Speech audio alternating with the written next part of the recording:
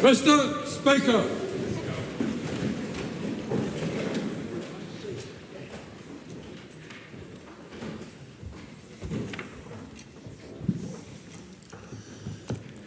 Almighty God, we give thanks for the blessings which have been bestowed on us. Laying aside all personal interests, we acknowledge the King and pray for guidance in our deliberations, that we may conduct the affairs of this House with wisdom, justice, mercy and humility for the welfare and peace of New Zealand. Amen.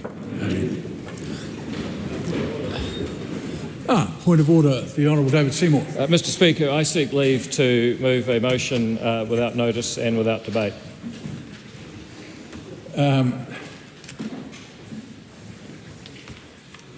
Okay, so but leave is sought.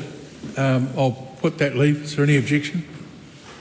Appears to be none. Thank you, Mr. Speaker. I move that this House condemn all incidents of anti-Semitism in New Zealand and affirm that anti-Semitism has no place here. Very good. Are there... Good. Is that a motion? Yeah, all those in favour say aye. The contrary, no. The ayes have it. Thank you. 2 petitions have been delivered to the clerk for presentation. Petition of Nate Brewer requesting that the House require the government to make dyslexia screening, testing and diagnostic assessment free for all New Zealanders. Petition of Aotearoa requesting that the House urge the government to create pathways for Iranian New Zealanders to sponsor family members to come to New Zealand, review the parent resident visa ballot and prioritise Iranian applicants, and implement blanket extensions for Iranians on temporary visas. Those petitions stand referred to the Petitions Committee. Ministers have delivered 3 papers. 2025 Annual Report of the Charter School Authorisation Board, Regulatory Standards, Excluded Legislation Notice 2026, Report of the Ministry for the Environment and Stats NZ on New Zealand's Environmental Reporting Series, Our Freshwater 2026. I present the 26-27 Draft Annual Plan for the Controller and Auditor General. Those papers are published under the authority of the House. 4 Select Committee reports have been delivered for presentation. Report of the Education and Workforce Committee on the petition of Dr Karen Palmer. Report of the Environment Committee on the Ministry for the Environment and Department of Prime Minister and Cabinet Long-Term Insights Briefing 2025. Report of the Justice Committee on the Notice of Declaration of Inconsistency Public Protection Orders under the Public Safety Public Protection Orders Act 2014 and Extended Supervision Orders under the Parole Act 2002. Report of the Petitions Committee on the petition of Alan Roy Peacock and the petition of Leah Hawkins. The long-term insight briefing and the notice of declarations and inconsistencies are set down for consideration. No bills have been introduced. The House comes to oral questions. The first, the name of Ryan Hamilton. Speaker, my question is to the Minister of Finance and asks, what recent reports has she seen on the economy? The Honourable Nicola Willis. Mr Speaker, today Stats NZ released the latest figures for the Consumer Price Index. These showed annual CPI inflation for the March quarter of 3.1%, the same as in the December quarter last year and just outside the Reserve Bank's target range. Supplementary. Why is annual CPI inflation still outside the band? Mr Speaker, tradable inflation, which is largely driven by supply and demand for global goods and services, together with movements in New Zealand's exchange rate, has remained high at 2.5% for the year. This is reflected, for example, in increased food prices, which I know is of concern to New Zealanders. Non-tradable inflation, which is driven by domestic factors and makes up around 2/3 of the CPI basket, has also had some sticky elements such as local authority rates and electricity. On the positive side, Stats NZ points out that rents rose only 1.2% in the year, the smallest annual increase in 16 years. Supplementary. What part has conflict in the Middle East played? Well, Mr Speaker, we know from a previous data release that petrol prices rose 18.6% in the month of March alone, following the start of the conflict. However, March is only 1 month in the quarter and petrol prices actually fell in January and February. So increased petrol prices are visible in today's CPI results. Stats NZ identified that they were the largest contributor to the quarterly inflation rate, adding 1 percentage point to the total. However, Their impact will be much more pronounced in the next quarter. And of course, that is partly just maths. Even if fuel prices don't increase any further, their impact will be counted over 3 months rather than 1 month. There are a range of views out there, but I note the Reserve Bank has recently predicted annual CPI inflation of 4.2% for the June quarter. I know this is of concern to New Zealanders, which is why the government continues to call for a cessation of conflict in the Middle East. How does New Zealand's inflation rate compare to other countries? Well, Mr. Speaker, annual CPI inflation in Australia is currently 3.7%. In the UK, it is 3.2%, and the OECD average is 3.4%. All countries are wrestling with the impacts of the Middle East conflict. But as the world goes into a period of higher fuel prices and therefore higher inflation, New Zealand is starting from a somewhat stronger position than many other countries. The Honourable David Seymour. How important is very careful spending of taxpayer money when it comes to restraining inflation and any associated interest rate rises? Or to put it another way, does monetary policy still need friends?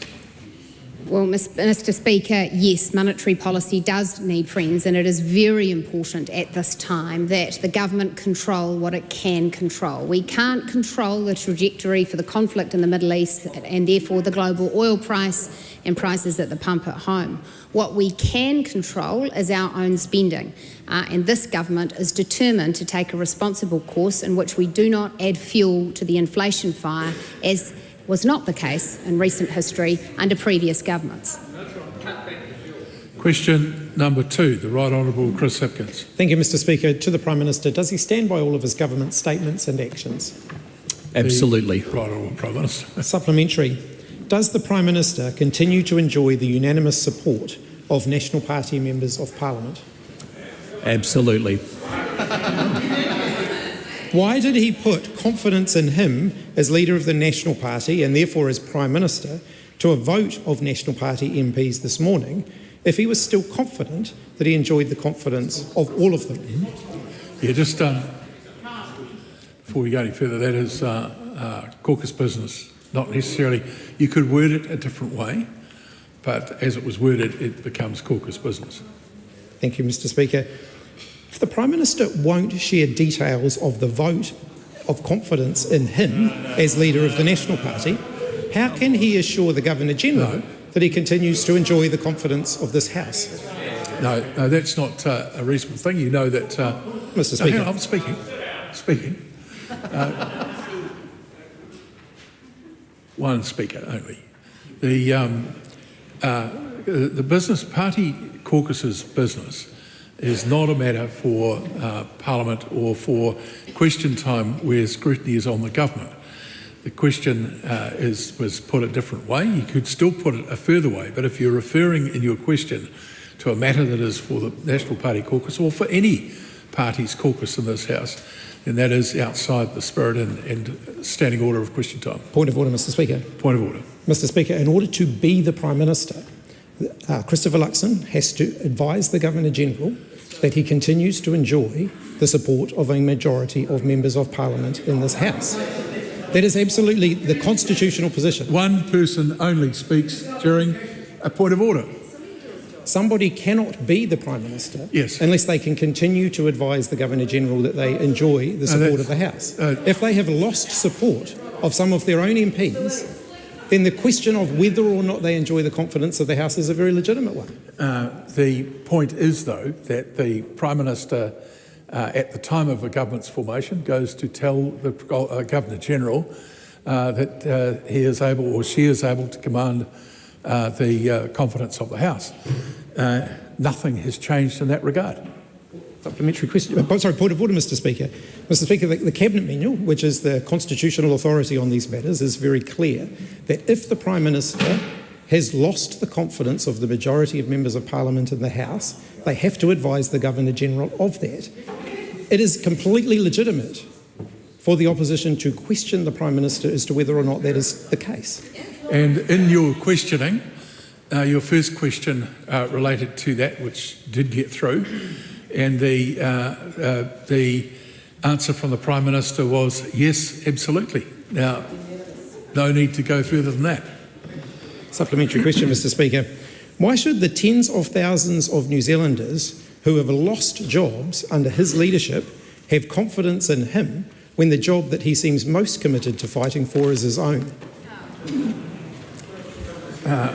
Well, in answer to the first part of the question, I just say to the member, this is a government that is doing everything it can to turn this economy around, to lift incomes, to create new jobs. And if the member wants to get on board, support the Indian FTA. Supplementary question, Mr Speaker. That noise is going to stop. We've already got people away from the House. A few dozen more probably make things go a bit smoother. The Right Honourable Chris Hipkins. Why should New Zealanders have confidence in him as the Prime Minister when on a day that business confidence has plummeted, the confidence he seems to be fighting for the most is the confidence of his own MPs? Well, because I'd put my economic management record up against his any day of the week. This is a former Prime Minister who drove up spending 84%, who actually drove inflation to 32-year highs, 12 or 13 interest rate rises, slowed an economy up and created unemployment. We are fixing his mess and we are taking this country forward. Supplementary question, Mr Speaker. Why can't the Prime Minister answer questions about when they are going to secure the additional fuel that he promised to New Zealanders he would have secured by yesterday, or has he been distracted by other matters? No, we're very focused on the fuel crisis, and that's what this government is doing an exceptionally good job of managing. And I think New Zealanders understand that. We're working through commercial options. When we have that resolved, we'll come and talk about it. Supplementary question, Mr Speaker. What's going to run out of fuel first, New Zealand or his leadership? Well, I've seen reports of Labor scaremongering about our fuel situation, and I just think that's really inappropriate for a leader of the opposition not to get in behind New Zealand and New Zealanders in a crisis.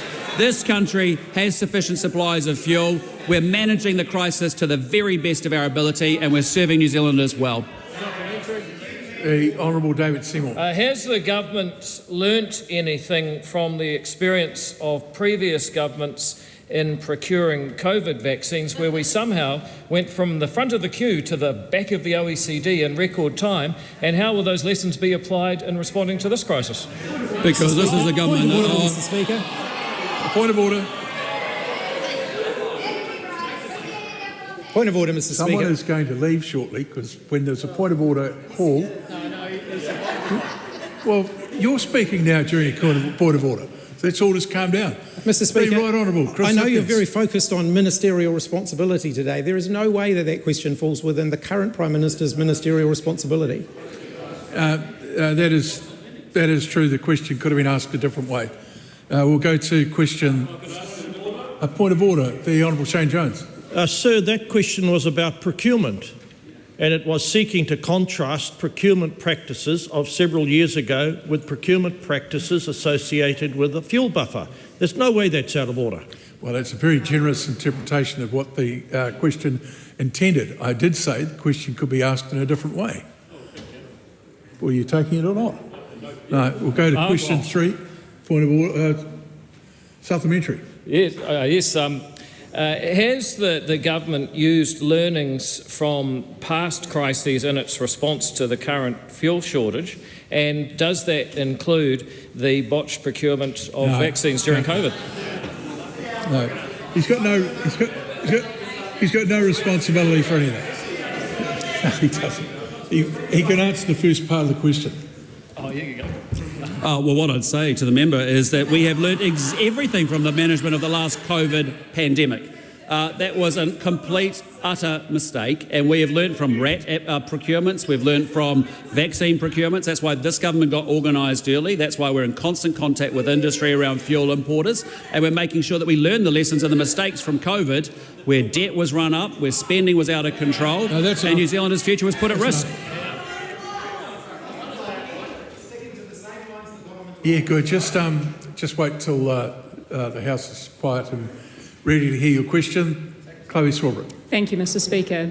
Ki te Premier, e tautoko ana ia I ngā kōrero me ngā mahi katoa a tōna kāwanatanga. The Right Honourable Prime Minister. Yes. Does the Prime Minister accept that the increasing frequency and severity of extreme weather this country is experiencing is driven by climate change? Yes, I do believe there are climate change effects on the extreme weather we experience all around the world. Why did his government cut funding for flood protection by 41% compared to the former government? We've invested $200 million in flood protection. We've invested $1 billion in our first budget on roads to build more resilience into what we're doing. Supplementary. Just the Honourable Chloe Swarbrick. Why did his government decide to cut flood protection funding at a time when extreme weather is becoming more frequent and severe by approximately half compared to the former government? Well, this government doesn't just talk words. We put action and investment to climate change. That's why this country in the last quarter has had less emissions produced than in any time since 2010. That's why we're investing in resilience in our roading network. That's why we're investing another $200 million into our flood protection. We're proud of that. The Honourable Chris Bishop. Can the Prime Minister confirm that this government is the first government in New Zealand history to develop a national flood map, which will map for the first time areas of high natural hazard risk around the country, which will be taken into account in planning decisions? I can. I'm very proud to say we have a national flood plan by the end of this year. We are the first government to do it so, and we are taking action and putting investment into climate change, not just words and bumper stickers and post-it notes. Supplementary. Does the Prime Minister agree with the Ministry for the Environment annual report that, quote, point of order, Mr Speaker. Point of order, the Chloe Swarbrick. I mean, I understood that questions were supposed to be heard in quiet, and we've got one of the co-deputy Prime Ministers going off at my side at the moment. That is true. So thank you, Mr Speaker. No one will be speaking while you're asking your question. Does the Prime Minister agree with the Ministry for the Environment's annual report that, quote, having a national flood map would enable council and homeowners to better prepare to protect areas and homes from climate risks? However, officials have also emphasised that data alone is not sufficient. Additional measures around infrastructure and community support are needed to reduce exposure and vulnerability, end quote. Or is that why he decided to disestablish the Ministry for the Environment? I haven't read that report, but I just say we are very comfortable with the actions that we have taken because we are the ones putting together a national flood plan. We are taking actions across this country to build resilience into everything we're doing. And I just say to you, the failed energy policy of the Labor Greens government caused an ungodly mess. We're not doing that. We're taking action, we're making investments, we're sorting it out. Why did his government decide last year in Cabinet to delay all decisions on cost sharing and investment in climate adaptation until after the next election? We are determined to make sure we deliver on our climate change commitments. That means net zero 2050. It means doing everything we can to deliver on our Paris agreements, but we are doing the practical things. We have reversed the oil and gas ban so we don't create an energy dry year risk and high power bills for New Zealanders. If the member cares about it, get him behind the initiatives that we've got. Does the Prime Minister understand that his government has made decisions to delay any meaningful work on climate adaptation until after the election? Or is hope now his plan?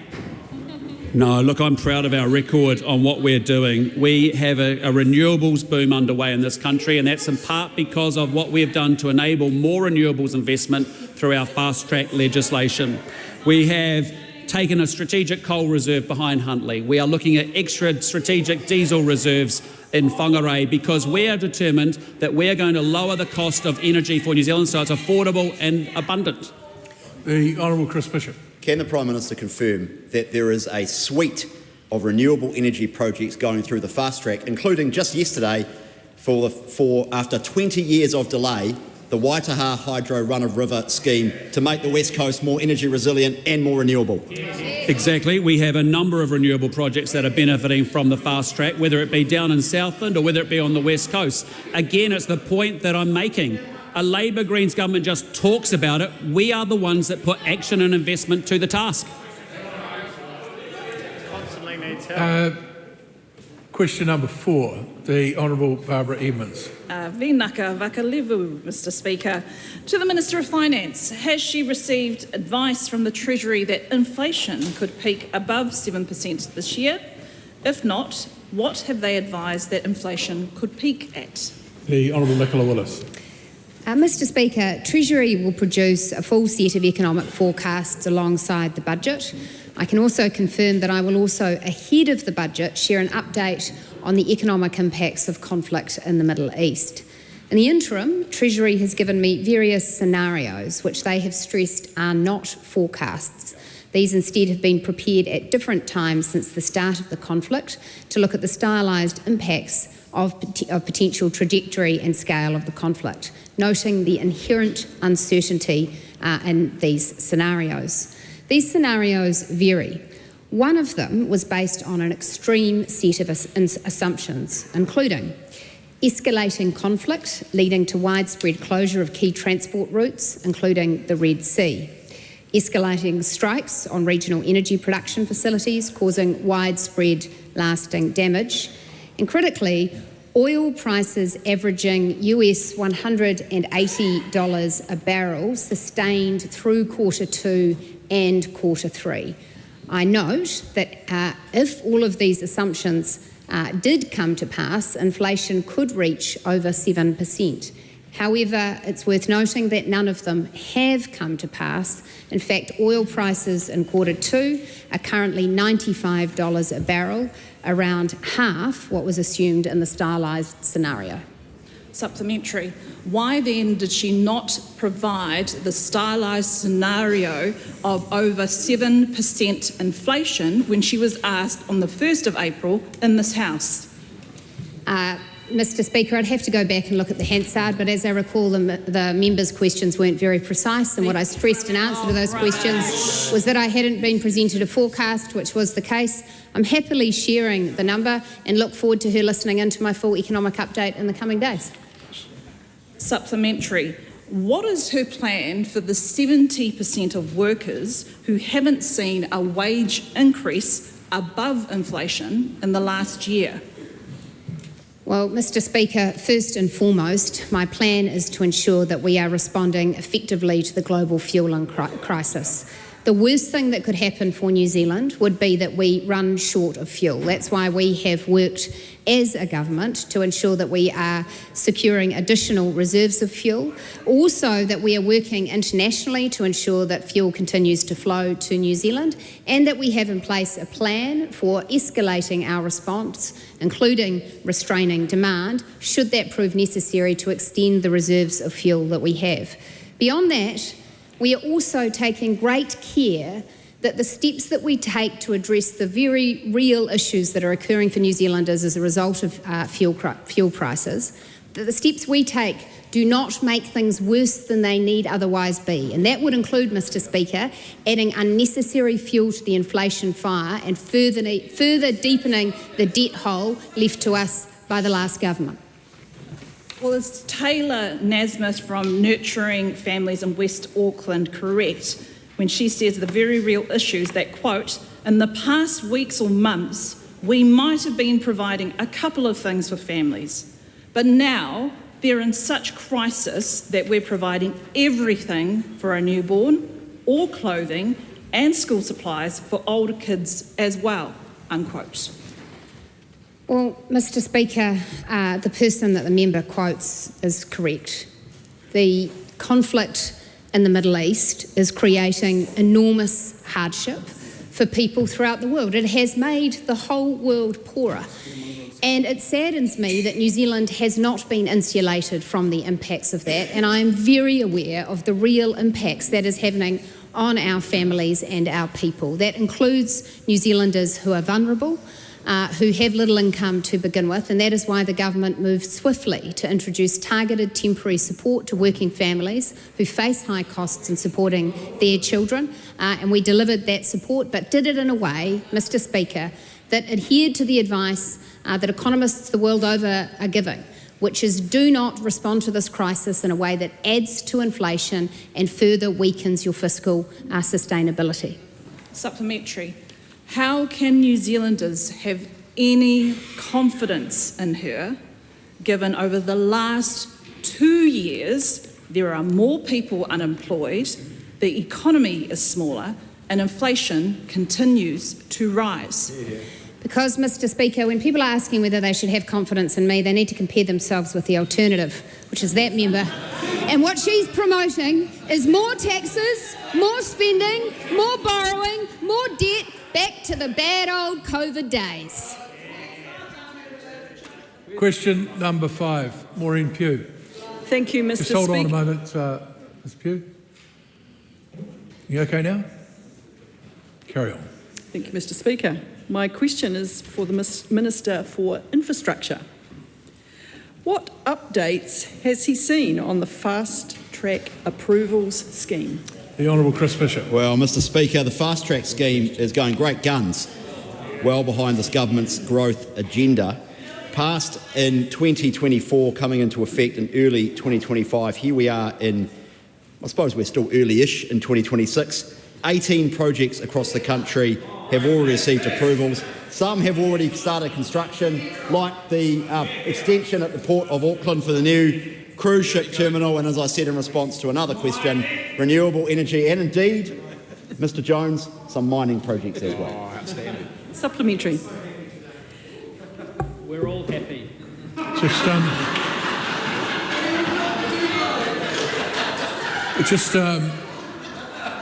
calm it. Thank you. Send them out. Just a minute. Maureen Pugh. Thank you, Mr. Speaker. Which project was the latest to receive an approval under fast track? Well, Mr. Speaker, I know the member asking the question, the member for West Coast Tasman, is very happy about the Waidaha Hydro project approved on Monday by an expert panel. 20 years in the making, fast track has received all its approvals in just 5 months. Westpower estimates the scheme will generate enough electricity for 12,000 homes, prevent, Chloe Swarbrick, 129,000 tonnes of CO2 emissions annually. I'm told this is equivalent to taking 69,000 cars off the road annually. This is what fast track delivers: jobs, growth, renewables, and energy resilience for the coast. Excellent. Thank you. Maureen Pugh. How many projects are currently utilising the benefits of the fast track scheme? Well, Mr. Speaker, there are 48 referral applications that have been lodged and found compliant. 47 substantive applications have been lodged and found complete. If they're all approved, these would authorise the construction of nearly 24,000 new houses, thousands of new retirement village units, and thousands of additional megawatts of new electricity generation. There are projects for housing and urban development, renewables, new infrastructure and mining, and quarrying, which this country needs if we are to build things again. Mr. Speaker, New Zealanders are sick and tired of waiting year after year for consents to come for projects that the majority of reasonable people agree are needed. Fast track is making sure we can get on with the job. Just remind people that objections are meant to be rare and reasonable and not sustained commentary. How fast is fast track really going? Well, listen up, Mr. Speaker. The average number of working days for a substantive decision is 126. Waidaha Hydro was not approved after 20 years. There are wind farms around the country that took 6 years to be approved. Auckland Port estimates their application to extend the wharf would have taken more than 3 years. It took 5 months and 9 days. The next stages of Milldale were consented in 5 months and 9 days too, 2 years faster than the RMA. And this is a classic: green steel, a steel manufacturing plant in the Waikato using recycled steel. Took 7 months and 18 days. They say it would have taken 6 years under the RMA. These projects have been delivered quickly with environmental conditions to make sure the environment is protected. Fast track is working and the opposition need to get on board. When everyone's ready, question number 6, the Honourable Dr Megan Woods. Thank you. My question is to the Minister for Energy. When will a decision be made on whether to proceed with an LNG import terminal? The Honourable Seymour Brown. Mr Speaker, as the member will be aware, the government made announcements in February and the LNG import terminal is progressing through a procurement process. Decisions will be made following that process. Supplementary question. What specific price, cost-benefit ratio or thresholds are being used to determine whether or not the LNG terminal stacks up? Well, Mr Speaker, the process we're going through is to make sure that we reduce power bills for New Zealanders, that we make sure we protect regional jobs and we keep the lights on, unlike the previous government's approach, which was to build a lake in the middle of the mountains. Thank you. Supplementary question.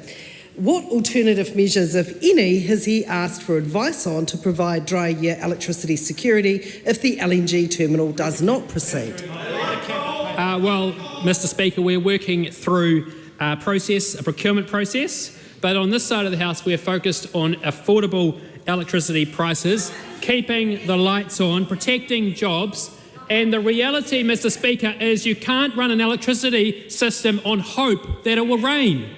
That's the opposition strategy. Ours is getting things done. No more of that. Otherwise, the government will lose all the balance of its questions today. Answer the question as a minister within the bounds of responsibility. No attack on the opposition. No, point of order. A point of order, the Honourable Megan Woods. Thank you, Mr Speaker. I asked a very straight question. It was what alternative... You can ask it again without losing one. Thank you. What alternative measures, if any, has he asked for advice on to provide dry year electricity security if the LNG terminal does not proceed? Well, Mr Speaker, as the member will be aware, this government is focused on security of electricity supply, and we're taking a number of actions in order to achieve that. Including making sure that we have the backup generation needed. That's why we supported the heads of agreement between the gentailers last year. That's why we're supporting Fast Track. Ultimately, we are focused on ensuring that we protect jobs, keep the lights on, and make electricity more affordable. Supplementary question. Yep. Thank you.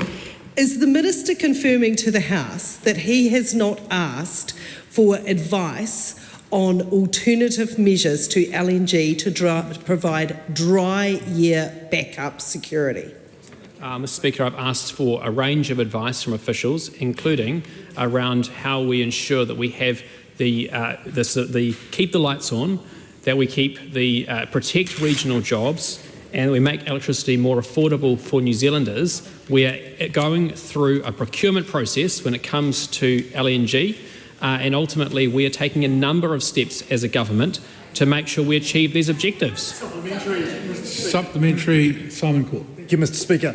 To the Minister, what confidence can the Minister give businesses that LNG will reduce the risk of closures, job losses, deindustrialisation, all of those things caused by energy insecurity and price volatility? Well, Mr Speaker, unfortunately, after the previous government made the decision to ban oil and gas exploration, we have seen a significant reduction in gas availability in New Zealand. It is reducing faster than was expected, and that is damaging jobs, it is damaging industries across our country, and what we are focused on is making sure we do what's needed to protect those jobs, and we need to make sure we protect those industries. Now, we can only do that if we have the energy this country needs to be able to make that happen. And I can tell the member, hope is not a strategy. Supplementary question. Does he agree with Simon Watts, who said, if we don't have an LNG terminal, we haven't got a plan B for a dry year? Mr Speaker, as I said, we are working through a process. Once that process is complete, decisions will be made and they'll be announced. Question number 7. Just a minute. Why do you have to keep on going? Take a supplementary if you need to, but it comes off your allocation. As much as you may enjoy your questions to the House, some of us don't after your allocation's over. Katie Newman, question 7. Thank you, Mr Speaker. My question is to the Minister of Education and asks, what recent announcement has she made in response to the fuel cost pressures in education? Mr Speaker. The Honourable Erica Stanford. Mr Speaker, it is a priority for this government to make sure that schools stay open and students are in school engaged in their learning. Effective from this week, the relief teacher transport allowance has been increased from 37 cents to 83 cents for cars and 15 to 31 cents for motorbikes. And to support schools with these costs, we're providing one-off cash grants of $2,500 to all schools with under 100 students. We've increased the conveyancing allowance by 30% to respond to fuel cost pressures, supporting around 5,000 eligible students, and we're replacing up to 70 diesel boilers in schools to reduce diesel dependency, boost resilience and save around 600,000 litres of diesel per year. This is targeted, temporary and timely, and a package that provides support where it's needed. Supplementary. How will her announcement support staffing in rural areas? Mr Speaker, looking to the medium term, we're also investing $2.35 million per year to grow our workforce and help ensure rural and isolated schools have a strong pipeline of teachers. This government's recently announced Go Rural program offers student teachers $4,000 to cover the cost of undertaking a placement in a rural and isolated school. This has been hugely successful and oversubscribed.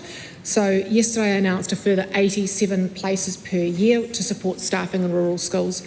We're also increasing the number of places available in the government's teacher bonding scheme by 50 places to 235 per year, supporting teachers with an additional $40,000 over 5 years working in hard-to-staff schools, the majority of which are rural and isolated. Supplementary. How did schools contribute to the development of this response? Mr Speaker, I directed the Ministry of Education to pick up the phone or personally visit every single school in New Zealand so that we can understand exactly what they're dealing with on the ground. Two issues that were consistently raised were access to relief teachers for our predominantly rural and isolated schools, because relief teachers can make choices about where they travel to work. The other was the conveyance allowance. This package directly responds to their concerns that were raised with the Ministry, and we will continue to be in direct contact with schools to monitor the situation and respond where necessary. Supplementary. What feedback has she had from schools? Mr Speaker, within minutes of the announcement, I was contacted by a principal who said thank you particularly for the funding for relief teacher petrol. Having that extra to be able to pay relievers travel will greatly help our situation. Another said for the way the allowance has been allocated to support smaller and rural schools who are finding relief teachers can be a significant burden. And Andrew King, the president of the Rural Schools Leadership Association, said on RNZ this morning it's a really positive step with supporting schools, particularly our most isolated and smaller schools with these rising costs. Question number 8, the Honourable Ginny Anderson. Thank you, Mr Speaker. My question is to the Minister of Economic Growth and reads, does she stand by her statement, quote, I absolutely stand on the side of anyone who wants to work hard and get ahead, end quote. Mr Speaker, yes, and that's what the government is doing. This month we've delivered additional support to hard-working New Zealand families in a way that is timely, targeted and temporary. From the 7th of April, around 143,000 working families began receiving an extra $50 a week through the in-work tax credit, with a further 14,000 families now eligible for an abated rate of that tax credit. We've also acted to support those delivering essential services with a temporary 30% increase in mileage rates for home and community support workers to help offset rising fuel costs and ensure continuity of care. Mr Speaker, this is what standing on the side of people who work hard and want to get ahead looks like, and we are doing it responsibly. We are doing it in a way that does not add fuel to the inflation fire or adds excessively to debt. How can she claim to be, quote, on the side of those in the construction sector who wish to see more employment, end quote, when we have seen this government reach 20,000 fewer construction jobs? Well, because, Mr Speaker, if you talk to those in the construction sector, they say one of the most important things for ensuring that there's high levels of construction activity is that interest rates lower. And on the watch of this government, there have been successive interest rate reductions, whereas on the watch of the previous government, they increased at such a rapid rate that it's meant that many construction projects fell over. If she truly is on the side of construction workers, then why are there 39,570 working age job seeker support clients as at the end of January 2026, who have declared construction, mining labourers or trades worker as their previous occupation? Because, Mr Speaker, the economy has been going through a challenging recovery following a period of excessively high inflation that was sustained outside of the target band for 33 months in a row, leading to a massive spike in interest rates and a very difficult economic recovery. This government has been steering New Zealand out of that. It is also the case that we have been, like every country in the world, buffeted by the events in the Middle East, and we are working very hard to ensure that we strengthen our economy and its resilience to those global impacts. How does her optimism help Jamie Lloyd, owner of a Wellington building company, who lost 3 months' worth of work due to soaring fuel prices and has described the construction industry here in Wellington as, quote, bleak? Well, Mr Speaker, my thoughts absolutely go out to Jamie and others like him in the economy who are doing everything right. In this case, it sounds as if he's someone who's had the gumption to start his own business, to put his own money and time on the line and to take risks. And that is why I think it is so deeply, deeply regrettable when events such as those in the Middle East come to our shores, because it is the case that higher fuel prices are having a real impact on many. For our part, the government is determined to ensure that we continue to have sufficient fuel supply in the country, that we mitigate the impacts of this conflict in ways that are responsible, temporary and targeted, and that we continue to support the construction sector through the government's ongoing investment in infrastructure projects. How can she claim her government is supporting the construction sector when there have already been record job losses and now her government has no clear plan in a fuel crisis, which is just causing increased uncertainty across the sector? Well, Mr Speaker, I utterly reject the assertion made in the latter part of that question. And it's an assertion that the Labor Party dishonourably continue to make on social media. We have a plan. We have a fuel response plan. We have published that plan. We are taking all of the measures necessary. And last week I had the opportunity to meet with leaders from across the world, many of whom affirmed that it looks like New Zealand is doing exactly the right things. And commented that, in fact, our response of ensuring that we are able to set out in advance the phases of a response plan, that we've thought about how to secure additional reserves, that we are taking temporary and timely economic steps, is the right way to be doing things. Question number 9, the Honourable Julianne Genter. Tēnā koe, Mr Speaker. My question is to the Minister of Social Development and Employment. Is the civil defence payment available for people in Wellington affected by the severe weather and flooding for which a state of emergency has been declared? And if not, why not? The Honourable Louise Upson. Mr Speaker, I acknowledge that many people have been affected by the recent weather events in Wellington and will still be feeling unsettled as the clean-up continues in communities. Local defence teams take the lead after an event and are primarily responsible for helping people with their immediate needs. The provision of civil defence payments is an MSD operational decision that is informed by assessments by Civil Defence, by MSD and by local communities. MSD continues to monitor the situation closely and is engaged with local civil defence groups to understand community needs. Existing MSD services and support have so far been able to meet the needs of those impacted. If and when the Wellington Civil Defence Emergency Management Group does make a formal request for the Civil Defence Emergency Payment for impacted Wellingtonians, will the government grant it? Mr Speaker, as I said in the answer to the primary question, there is an assessment by MSD, by local civil defence and by local communities, and it is based on those assessments that MSD makes a decision about whether or not civil defence payments are necessary. Support, if not the civil defence payment, is available to Wellingtonians from the government for those people who may have lost bedding, accommodation, food or other essentials in the severe weather and flooding.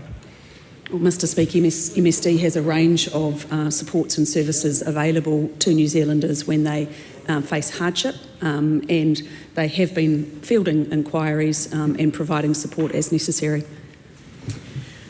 If people go to access that support that she just mentioned, will they essentially be receiving loans and therefore going into debt to access the support that they need to get essentials right now?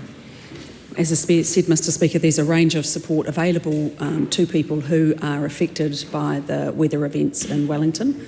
And I would state for the record of the House, if people are concerned about their ability, they should contact MSD in the first instance. Does she accept that the value of the civil defence payment for food or bedding hasn't changed since 2013? And if so, will she increase the payment so people can be properly supported when affected by these increasingly common extreme weather events? Mr Speaker, well, the first step is that there is an assessment by Civil Defence, by local communities and MSD as to whether or not the civil defence payments are required. That is the first step. Order. Point of order, Julianne Gender. Mr Speaker, the Minister made it very clear in all her answers that the civil defence payment may or may not be granted based on an assessment. My question was about the value of the civil defence payment and that not changing. So if, whether or not it is granted, the question of the value of it is separate to whether or not it will be granted. The Minister didn't address that aspect of my question. Yeah, I'm not sure that's entirely the Minister's responsibility, but you may wish to make a further comment. Well, Mr Speaker, as I said, the civil defence payments decision hasn't been made to grant them in this first instance. Where people are required to or need accommodation assistance, they are adjusted annually with the annual general adjustment. Question number 10, Catherine Wedd. Thank you, Mr Speaker. My question is to the Minister for Tourism and Hospitality. What recent reports has she seen on tourism in New Zealand? The Honourable Louise Upson. Mr Speaker, data released by Stats New Zealand last week shows New Zealand's international visitor numbers continue to rise. Annual figures show overseas visitor arrivals reached 3.58 million in the year to February 2026, which is an increase of 229,000 people on the previous year. This puts us at 92% of the pre-COVID levels. Over 408,000 overseas visitors chose to visit New Zealand in February 2026. That's over 53,000 more than the same time a year ago. Growing tourism is a key part of our government's plan to fix the basics and build the future. And our progress shows that our plan is working. Supplementary. What markets have seen the strongest growth? Mr Speaker, we are seeing continued growth from our largest visitor market, Australia, with 1.54 million arrivals in the year to February, up 123,000 on the year prior. Chinese visitor arrivals are also up 41,700, an increase of 214% in February 26 compared with the same month in 2025, as more Chinese visitors chose to take advantage of the visa waiver trial and experience New Zealand over Chinese New Year. As a country, we are seeing the flow-on of growth and confidence in our tourism and hospitality sector as more visitors are choosing New Zealand as their holiday destination. More international visitors means more customers for our businesses and ultimately more jobs being created across New Zealand. Supplementary. How are the government's visa changes impacting visitor numbers? Mr Speaker, a visa waiver trial that allows eligible visitors from China and the Pacific to travel to New Zealand from Australia with the New Zealand Electronic Travel Authority rather than a visa is making a difference. In December, we announced that 13,000 Chinese and Pacific travellers had already visited, with 24,000 total requests approved. That number is now at almost 67,000 visits. With an average visitor spend of $5,300 for Chinese visitors, that's an estimated economic injection of almost $350 million for Kiwi businesses from those who have visited, with Chinese visitors making up around 65,946 of the visits on this new pathway. This visitor spending is directly going into local businesses and, Mr Shane Jones, the regions. That includes shops, eateries, accommodation and transport. And this is spending that might otherwise not have happened without this trial. Supplementary. What commentary has she seen on these reports? Mr Speaker, Travel and Tour World says Australia has overtaken key markets to lead New Zealand's historic tourism surge, and New Zealand's strategic government policies have played a pivotal role in attracting these record numbers. Otago Peninsula Trust Ecotourism Manager Hoani Langsbury said, "We have had reasonably solid Chinese visitor numbers through December, January and February. It is exciting for us because Chinese visitors account for 6 to 8% of our business." ASB economist Wesley Tanuvasa has said, "Inbound tourism remains strong, having more of the tourism increase driven by the Chinese cohort, who are biggest spenders per day, should support growth, even if just for a seasonal boost." Mr Speaker, tourism is critical to our economy, and our investments will help deliver lasting benefits for communities and businesses from one end of New Zealand to the other. Question number 11, Reuben Davidson. Thank you, Mr Speaker. My question is to the Minister for Science, Innovation and Technology. Does she stand by her reported statement that science and innovation are a core part of the government's plan to lift productivity, support high-value jobs and expand the economy, when about 700 jobs in the science sector have been lost since 2024?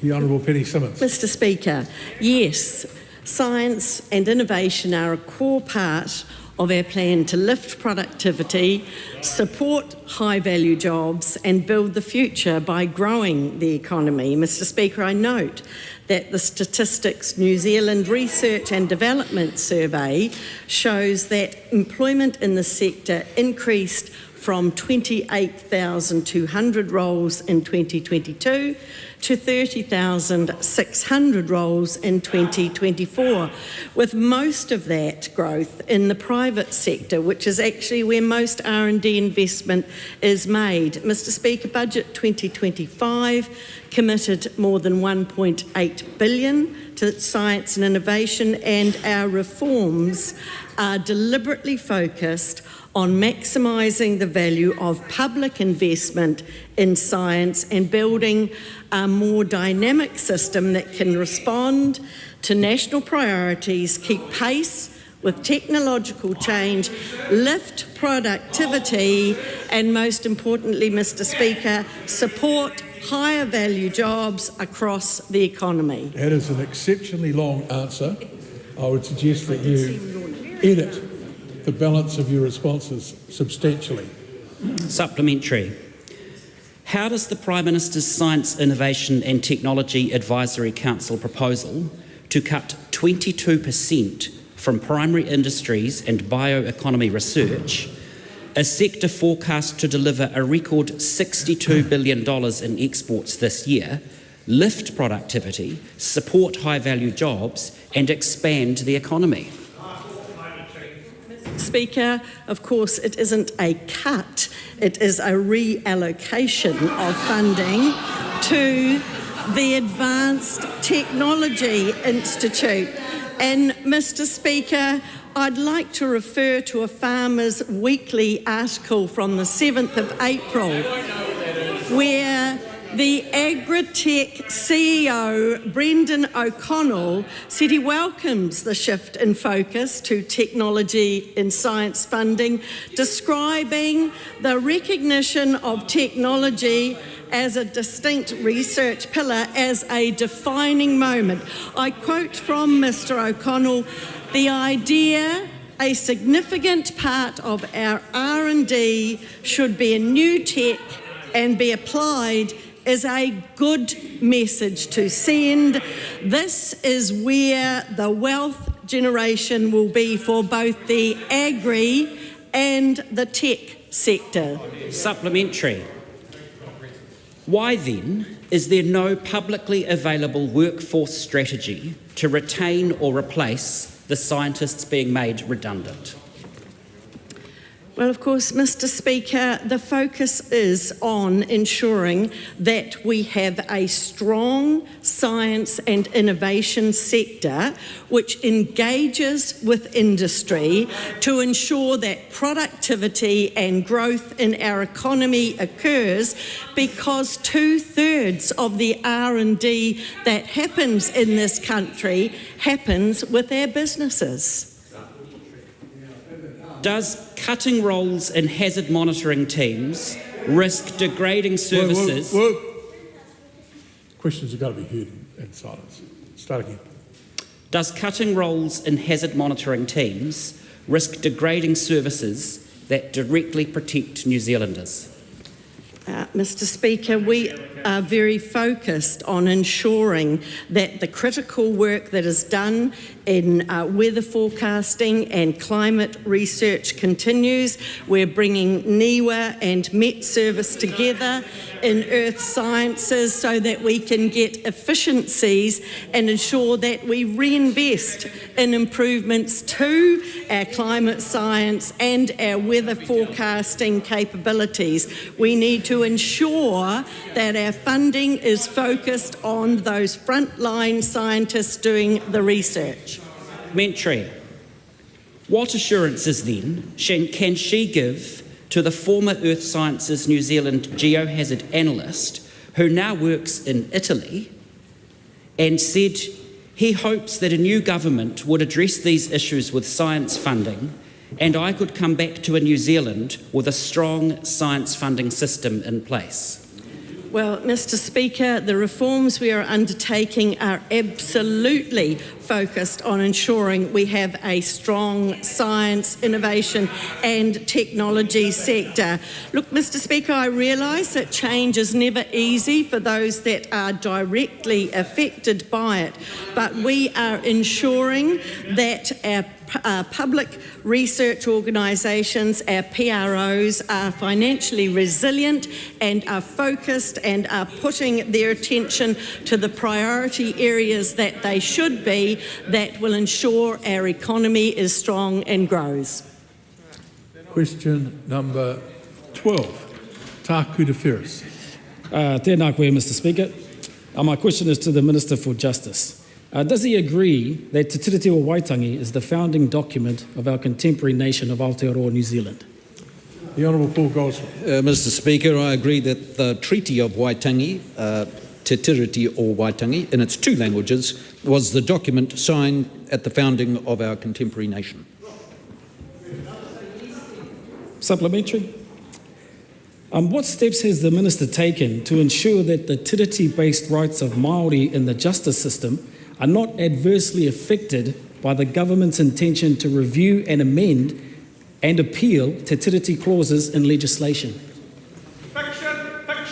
Mr. Speaker, as part of the coalition agreement with New Zealand First, we, as a government, sought to try and bring a bit of order to the 28 or so pieces of legislation that refer to the principles of the Treaty of Waitangi, and a host of arrangements, sometimes give effect to, sometimes have regard to, sometimes honour, sometimes take account, and sometimes referring to the treaty, sometimes Te Tiriti, a whole range of things. And so we set a group up to bring some coherency to that, and that's what we're doing. Supplementary. Will he champion a suspension of the review until meaningful consultation on the potential impacts on Māori tiriti-based rights and justice have been investigated and a review process that both tiriti partners are happy with can be implemented? If not, why not?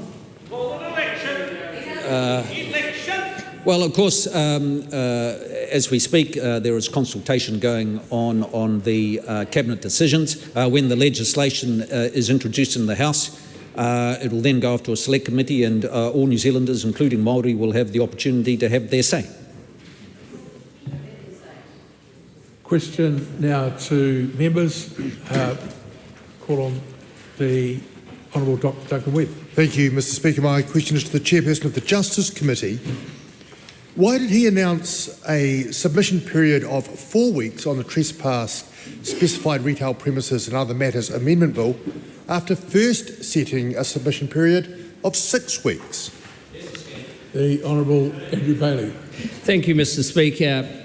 As Dr. Duncan Webb was briefed on 10th of April, I just reiterate that the bill was referred to the Justice Committee on Thursday the 2nd of April, just prior to the 2-week Easter recess. I instructed the clerk of the committee to call for submissions with a closing date proportional to the report back date.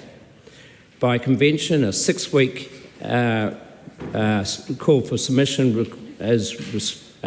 corresponds to a 6-month report back, or 4-week for a 4-month report back. The clerk of the committee originally understood it to be a 6-month report back, and so issued a submission for the 6-week period. However, shortly after the Easter break, it came to his attention that the report back was in fact only a 4-month report back, and he contacted me, and on that basis I instructed him to call for submissions proportional to the report back date, which in effect is the 4 weeks. We will of course be confirming this at Thursday's meeting of the Justice Committee, and I look forward to the Honourable Dr. Duncan Webb's contribution. Supplementary. Dr. Duncan Webb and nobody else. Why did he call for submissions for the shortened period of 4 weeks when Speaker's ruling 1171 states that a committee or chairperson should generally allow a minimum of 6 weeks, and there are no exceptional circumstances in this case given the 4-month referral by the House? Mr. Speaker, with some, I'd have to dispute what the Honourable Dr. Duncan Webb's just stated, because under the Speaker's rulings, the committee chair can call for a report back, submission period proportional to the report back, and I know that the committee's clerk actually spoke to the Speaker about this issue, and I'm fully, as the chair of the committee, entitled to do this under the power of the committee and under the Speaker's ruling. But as I said before, I'm looking forward to confirming this at this Thursday's meeting, and I look forward to the helpful comments from the Honourable Dr. Duncan Webb. That concludes oral questions. Just take a moment while people have to leave for other business.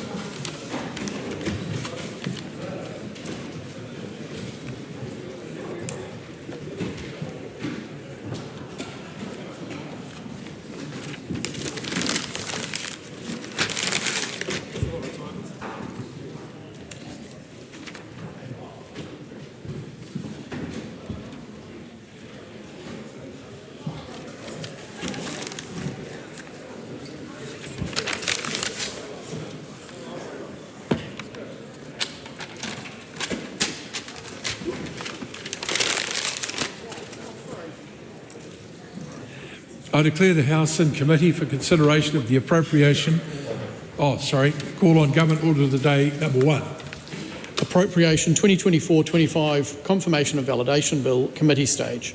I declare the House in committee for consideration of the Appropriation 2024-25 Confirmation and Validation Bill.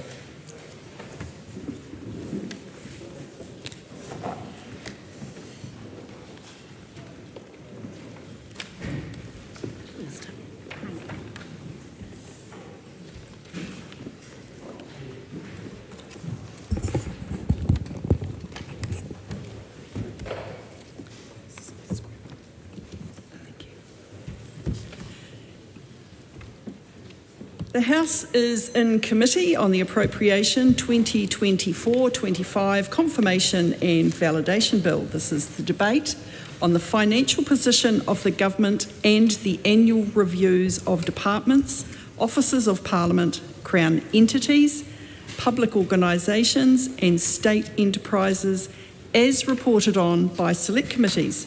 This is a 10-hour debate. The time for this debate has been allocated to parties on a proportional basis. New Zealand National has 3 hours 59 minutes. New Zealand Labour has 2 hours 46 minutes. Green Party of Aotearoa New Zealand has 1 hour 13 minutes. ACT New Zealand has 54 minutes, New Zealand First has 39 minutes, Te Pāti Māori has 24 minutes, Tāku Te Wheres has 5 minutes. Following a Business Committee determination, the annual review debate will be arranged by portfolio rather than sector. Specific ministers will be available each day to respond to specific portfolios. The government has indicated that the Minister of Finance, Minister of Transport, the Minister of Housing, the Minister of Health, the Minister of Education and the Minister for Workplace Relations and Safety will be available today to respond to members' questions. Each debate will be led off by the chairperson or another member of the committee that considered annual reviews most closely related to the minister's portfolios. The Minister of Finance is here first for 1 hour to respond to members' questions. The question is that the report of the Finance and Expenditure Committee on the annual financial statements of the government for the 24-25 financial year be noted. Ryan Hamilton. Thank you, Madam Speaker. I rise to this annual review on the financial statements of the government for the year ended 30 June 2025 as reported by the Finance and Expenditure Select Committee. These accounts matter because they tell New Zealanders plainly and transparently how the Crown is managing the public finances on their behalf. They show where revenue is coming from, where it is being spent, and the state of the government's balance sheet at a time of economic constraint and ongoing pressure on households and businesses. First, on the operating position, the operating balance before gains and losses excluding ACC or Obergall X was a deficit of 9.3 billion in 24-25 compared with 8.8 billion the year before. Including ACC, the deficit was 14 billion. These figures make clear that fiscal pressure remains real and persistent and that returning the books to balance will take time and discipline, not quick fixes. Total revenue increased modestly up to 169.8 billion, up 1.5%. Around half of that increase came from tax revenue, reflecting limited economic growth and policy decisions such as income tax threshold changes. Other gains came from higher sales of goods and services, particularly electricity generation, underscoring how volatile and sector-specific revenue growth can be. At the same time, expenses rose faster than revenue, reaching 183.5 billion. Much of this growth was driven by indexed benefits and rising superannuation costs as our population ages. These are not abstract numbers, they reflect long-term structural pressures that any responsible government must plan for. Net core Crown debt rose to 182.2 billion. Importantly, however, debt has stabilised at 41.8% of GDP. For the first time in several years, it has not increased relative to the size of the economy. That stabilisation matters because it signals a turning point from unchecked growth in debt towards a more sustainable trajectory. The committee heard clearly from the Minister of Finance about the government's overall fiscal strategy, reducing core Crown expenses as a share of GDP, targeting around 30% over time, and gradually reducing debt towards 40% of GDP. This is not about austerity for its own sake. It is about protecting the government's ability to fund essential services like health, education and superannuation while restoring resilience to future shocks. The audit results provide further confidence. The Auditor-General issued an unmodified opinion confirming that the financial statements fairly represent the government's financial position and comply with generally accepted accounting practice. While uncertainties remain around matters such as veterans' entitlements and ongoing litigation, the accounts have been prepared and scrutinised to a high standard. On infrastructure, the government has committed 61.8 billion over 4 years, with a further 13.2 billion signalled for future budgets. The focus is increasingly on value for money, better sequencing and actually getting projects delivered, Madam Speaker. Halving the average cost of building a classroom is a concrete example of what disciplined capital management can achieve. The report also touches on climate commitments, the emissions trading scheme and the Māori economy. The Māori economy continues to grow faster than the overall economy and targeted funding remains in place for Māori health and education. On climate policy, the government has reiterated its commitment to domestic emissions reductions while making clear that nationally determined contributions are not treated as legal financial liabilities. Taken together, these financial statements show a government operating in a constrained environment, making deliberate choices to stabilise the books, protect core services, and to lay the groundwork for stronger growth as economic conditions improve. Madam Speaker, the challenge is now to maintain fiscal discipline while delivering real outcomes for New Zealanders in the midst of really a challenging environment in the current fuel crisis. Thank you. Barbara Evans. Thank you, Madam Chair. And just want to acknowledge the Deputy Chair of the Finance and Expenditure Select Committee, Ryan Hamilton, for his summary of our report. Also want to acknowledge the previous Chair, now the Honourable Cameron Brewer, to congratulate him on his promotion. And just so for the other side of the House, because we know you're tired of voting, this side of the House will probably be putting forward two potential nominations. One is Nancy Liu. We believe, the first time, we believe Nancy is very capable of being the Chair of Finance Expenditure Select Committee, having come from PwC, an auditor and accountant. The second one, though, that might surprise some members, is Todd Stevenson. Todd's a very practical member on that select committee, so we're just trying to toss up, but we just thought we'd give you some heads up so you can prepare for your votes tomorrow to make sure you have your numbers lined up. So to the House, this is of course Budget 2024 and a previous review of the last sort of financial year. And for those who remember, Budget 2024 was when there was tax cuts for landlords, tobacco companies, there was some support supposedly for Kiwi families and businesses. And that's where my first question is to the Minister. How many families have actually received the full $250 that was promised in Budget 2024? Madam Chair, so another question is, how many actual individual families received the full $250? Because before the election, the Minister promised that 130,000 families would actually benefit from Family Boost. So my third question is, how many unique families have actually benefited from Family Boost? And will we ever know how many families actually received the full $250 that the Prime Minister promised that the average family would get? Madam Chair, happy to continue the questioning of the Minister so she can get some advice, because quite clearly she's still struggling to find the one family that received the full $250. So we go to the forecast that were received in Budget 2024, because in the 24 update, it was the first major update by this government. And since then, growth has continually been downgraded or revised down over this time. And the effects of the conflict in the Middle East have actually not yet been factored in. So when we look at the books for the 2024 period, we look at what's happened since the books have been released in Haifu, we can see that growth has been reducing.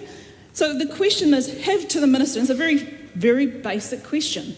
Have economic forecasts gotten better or worse since Budget 2024? Madam Chair. Madam Chair, I first want to correct a statement which the member, I think, made in error, and it would probably be an error that she wouldn't want to repeat. It has been something that's been repeated in this House many times, however. She has referred to tax cuts for tobacco companies. It is the case that in the budget, forecasters estimated a reduction in tax revenue from the sale of cigarettes, and that reflected the fact that their view was that increasing the sale of heated tobacco products would mean fewer people would be smoking. So what that number in the budget numbers reflects is the government progressing its strategy to see fewer people smoking. And to characterise that as a tax cut on cigarettes is, I think, misleading in a way that would be misleading, and is something that has been repeated by many people within that member's party. And so I want to emphasise again the policy decision was to work to reduce the number of people smoking, and therefore that is reflected in the estimates that is likely to occur, and therefore there would be a reduction in the revenue obtained by the government for cigarette sales. And I'd say there'd be many members of this House who would agree with me that a day in which we're receiving zero revenue from zero people smoking is a good thing. But actually the Labor Party's position seems to be that they want more revenue from smoking on the back of more people smoking. And I do not think that that is a responsible position. It's not our government's policy to drive more people into smoking in order to fill the government coffers. But it is obviously the corollary of the accusation that the member dishonourably just made. An answer to... A point of order, Honourable Barbara Edmonds. I get the Minister is a little bit tense today, given the issues that have happened during the week. Well, the Minister just likes to say that I'm dishonourable and made that comment. I take personal offence to that. A fair point of order. Yes. Minister. Hello. I withdraw and apologise and encourage the member to correct her statement. No, sit down. Madam Chair. Honourable Barbara Edmonds. Thank you, Madam Chair. It's really clear it's been a difficult day for the Minister of Finance. Just stick to the annual reviews. And, for example, the Minister of Finance saying tax cuts for cigarettes is again wrong. I said tax cuts for tobacco companies. Right. And to align the Minister with her comments that she just made, what about the smoke-free generation rules that your government revoked, repealed? What was the economic impact on the health system as a result of the repealing of that particular piece of legislation, given the Minister's last comments? Madam Chair. Madam Chair. Sorry, she called first, the Honourable Barbara Edmonds. That's right, Madam Chair. Going to another particular area in relation to Budget 2024 and to the statements by the Minister of Finance, which there is a long, long list of Hansard where she makes the quote, "There will be no cut to frontline services," unquote. A long, long list within Hansard where you've heard the Minister of Finance, both in the media and both in this House, talk about no cuts to frontline services. So my question is that in Budget 2024, the actual proof is we saw a lot of cuts to frontline services. So does the Minister stand by her statement that there will be no cuts to frontline services? Is she confident that she kept that promise to New Zealanders? And have there been any frontline service cuts since Budget 2024? Madam Chair. The Honourable Nicola Willis. As I've answered in this House probably as many times as the Hansard quotes she's referring to, definitions of frontline services tend to vary, with that member seeming to count absolutely everything the government funds as a frontline service. And it is the case that this government has delivered $43 billion in savings in public expenditure across two budgets. That has been a necessary step to help repair books left in tatters by the last government. I want to acknowledge that making those savings is challenging, and it has involved difficult trade-offs from every minister in our government. And what I would say to the member is, if she wants to avoid a situation in which debt escalates forever, in which New Zealanders need to be taxed more, then making those sorts of savings is necessary. In terms of our investment in frontline services, we have, across all of our budget policy statements, emphasised areas that we will focus additional expenditure in. And I think they reflect the priorities of New Zealanders. They are health, where we have committed increases in funding for frontline health services above and beyond population and inflation pressures. They are education, where we have made significant investments, including the biggest investment ever in additional resources for children with additional needs. They have included investments in law and order, where not only have we put investments in hiring more frontline officers, but we have ensured that there is more funding available to the police, and the justice system so that we can have sentences that reflect the gravity of some crimes. We've also ensured in each budget that we've invested more in the public infrastructure on which New Zealanders depend. So we have stood by the words I've used in this House, which is a focus on the frontline services that New Zealanders care about, while also delivering the prudent savings that are clearly necessary if we're not going to leave the books in the tatters the last lot did. Madam Chair. Chloe Swarbrick. Madam Speaker, I just want to take us back to the hearings that we had initially about these budget proposals with the Minister of Finance, where she may recall that in Finance and Expenditure Select Committee, I asked her questions about her intention, as laid out, to crunch the size of government spending substantially in record time. And I asked her at that point in time if the billions of dollars that she was intent on sucking out of the economy here in Aotearoa, New Zealand, if that gap would end up being filled by the private sector.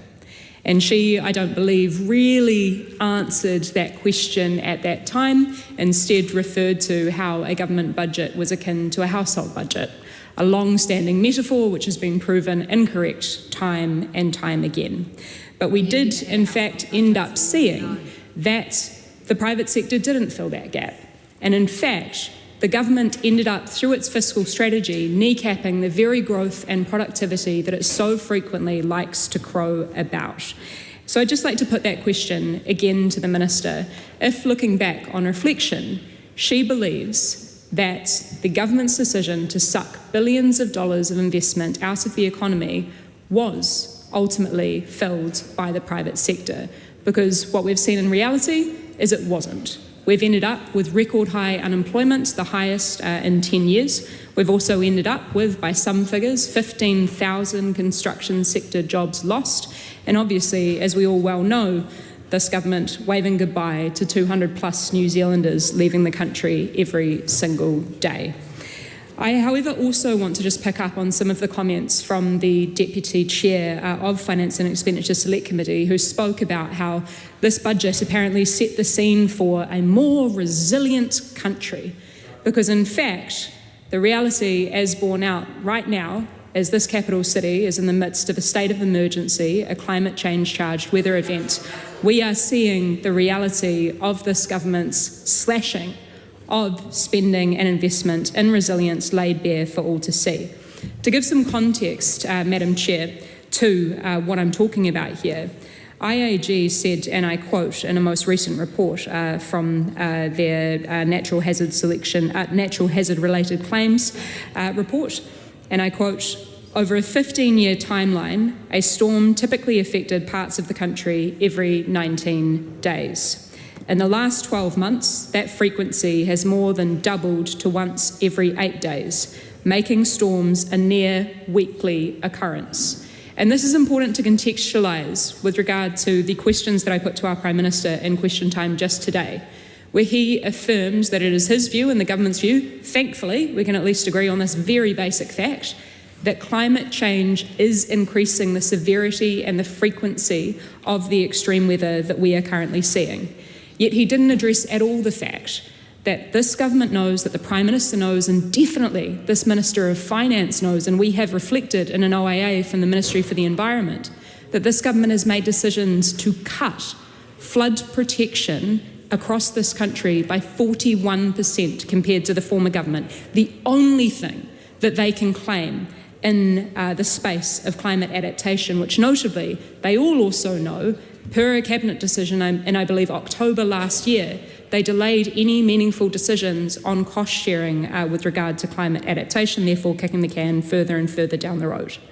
But the questions that I want to ask the Minister of Finance here, so the tongue makes sense in the context of today's political events, is about that resilience. So on top of that point of reflection on the sucking of all of that investment out of the economy and the flow-on effects with regard to business confidence and investment and otherwise, is that point of resilience. Because the government has decided to also cut, and did in its first initial budget, $6 billion from climate emergency response funding and from resilience, from the likes of that flood protection and otherwise, which not only has undermined our ability to mitigate climate changing emissions, but also to adapt to the impacts of climate change, which in turn has led to a statement from Fitch, one of the credit ratings agencies that the Minister often likes to cite, stating in its warning about a potential credit downgrade on its way that, and I quote, "The Iran war poses some risks to the New Zealand economy given its substantial dependence on energy imports."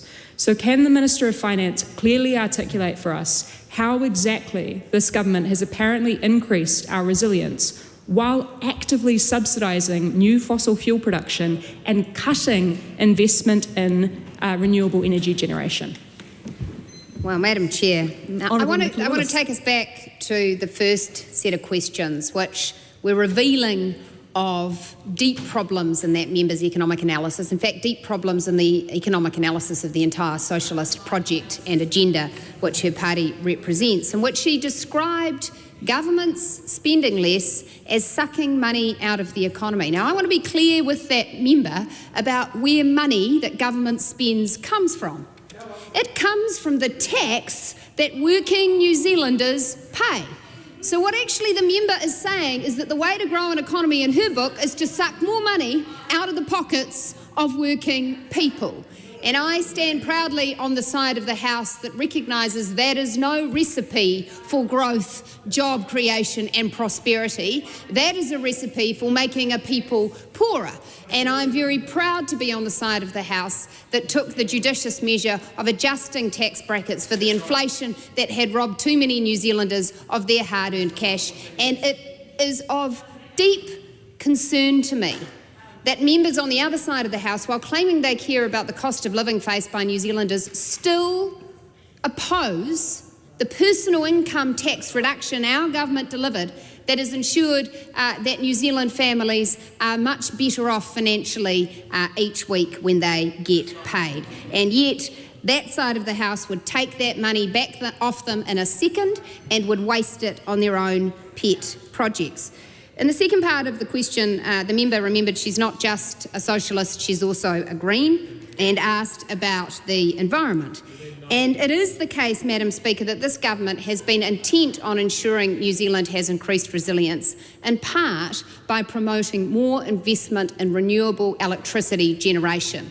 And in answer to the member's question, one of the most important things we have done is introduce the fast-track legislation which she opposes, which has seen multiple renewable energy projects, solar farms, wind farms, today a project in the West Coast, bring on more investment in renewable energy, projects that would have otherwise been caught up in court and the bureaucratic processes which that member's party prefers. And so we stand on the side of electrification of New Zealand, investing in a charging network for electrical vehicles, ensuring that we don't just talk about renewable energy, we make sure it can get through the red tape and it can get done, which is what Fast Track's been all about.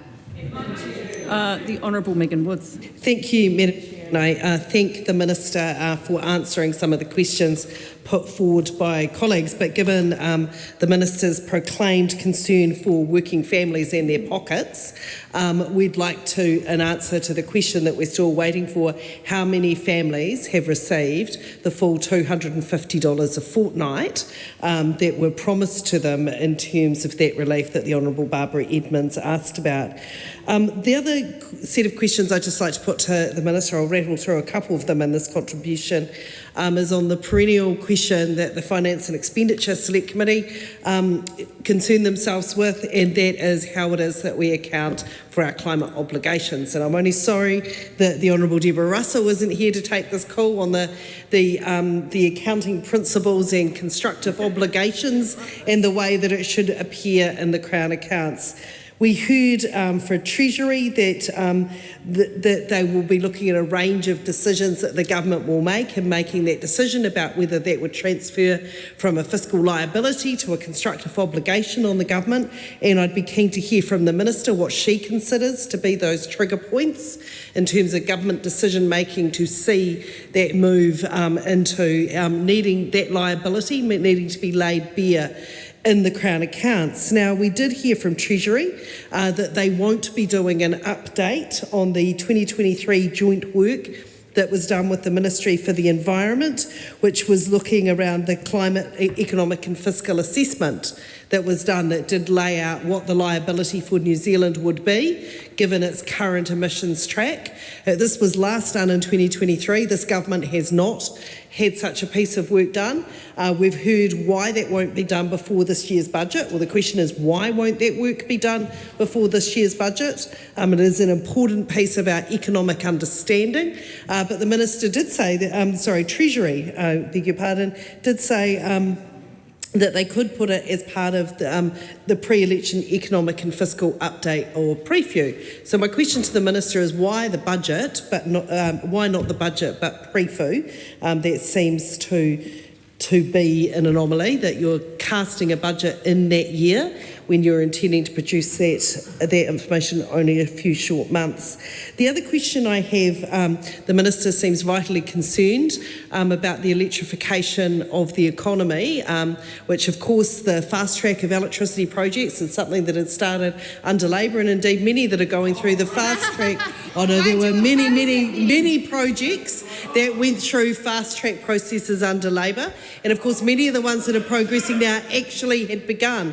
If the Minister realises how long it takes to put together a renewable energy process. But of course we're talking about budget 2024, and budget 2024 cut $178 million from the Energy Efficiency and Conservation Authority's budget, and this was money that largely was for the year to reduce household electricity bills in the form of doing things like the electrification of households, having hot water heat pumps so we could really take pressure off families. So in a year that the government had $790 million tax cuts for landlords, $178 million was sliced from initiatives that could have directly helped families with the cost of living. It could have helped them with their power bills, and it has the Minister since received any other advice from ministers across the government about what we might have to do to help families afford to heat their homes.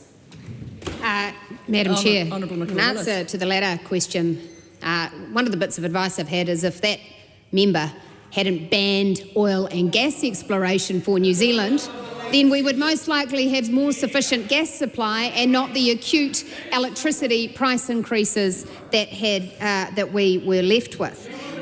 In terms of, she just said no one believes me when I said that. So what she believes is that banning oil and gas exploration was good for New Zealand's fuel resilience, cutting off the very source of domestically produced gas that right now would mean we were more resilient. In answer to the other part of the member's speech, I can confirm 87,444 unique families have received the Family Boost childcare tax credit so far. And I do want to thank the member and her party for supporting the most recent legislation which expanded that scheme and which has seen that in the December quarter at least 11,068 families received at least $150 a fortnight, in answer to the question that the member asked. And here they quibble. And I think what the message I take from it is that they would actually take that money away from those New Zealand families and the people who have been very, very appreciative that in a time in life that's very expensive, when you've got young kids, big early childcare costs, mum and dad are both trying to work, that actually that tax credit has been incredibly materially significant to many families. Finally, in answer to the question about the constructive obligation for potentially paying international countries for our Paris obligation, our government has taken the same advice from the Auditor-General and the Treasury that member took when she was the Associate Minister of Finance, which is recognised that there is no constructive obligation unless the government commits that it will sign a cheque. And I'm proud that I haven't committed that I will be signing a cheque to send billions of dollars offshore. And if the member wants to take that position to the campaign trail, I encourage her to do so. Madam Chair. Honourable David Seymour. Madam Chair, thank you. I note the Minister refers to some disdain from the opposition benches to the oil and gas exploration ban of 2018. And she was even challenged by a Labor member saying, "No one believes you," which is not really good form in Parliament. But here's the reason why they should believe the Minister. You see, there's people who say that a ban in 2018 can't possibly have led to a restriction in oil and gas availability today because it takes 15 years for a new well. And that is true. But sometimes you meet people who grab onto one fact and hold it so tightly they squeeze out any relevance it had. And that is what's happened in this case. As it relates to the... Absolutely, Madam Chair. This government is facing economic challenge in part because of that precise action. And it is not because that there are no new wells allowed, it's because of the old wells that don't produce. It's because people believe that somehow it just sort of pops out of the ground like a miracle. And the difference is that some of us on this side of the House go out and meet the people that run the engineering shops, that put in place the infrastructure, that actually drill the wells and employ the people to keep those wells pumping and producing. And when the government of the day comes along and says, "You're out of here, you have no future in this country," all those people leave. And that also affects other statistics and other economic measures, Madam Speaker, because I was in New Plymouth last week, and there's a lot of people there who still commute to Australia where they're welcome to work. But so long as that vote of no confidence, that banishment of a whole industry, a whole lot of people and their skills and their capital is casting a long shadow over this country, then it doesn't matter if there's any new wells, because they destroyed all the confidence required to keep producing in the old ones. And that's a simple fact relevant to this debate, Madam Speaker, that the other side can't quite grasp, but they hold on to it because it's one of the very few arguments they have. The Honourable Jenny Anderson. Thank you very much, Madam Chair. Now, the Minister's already mentioned regional development, and I had a question just in relation to whether she felt that she had her priorities right, because from many points of view, including this side of the House, there is a view that the budget failed to keep people in work, particularly in the regions, with unemployment now expected to be even higher than forecast.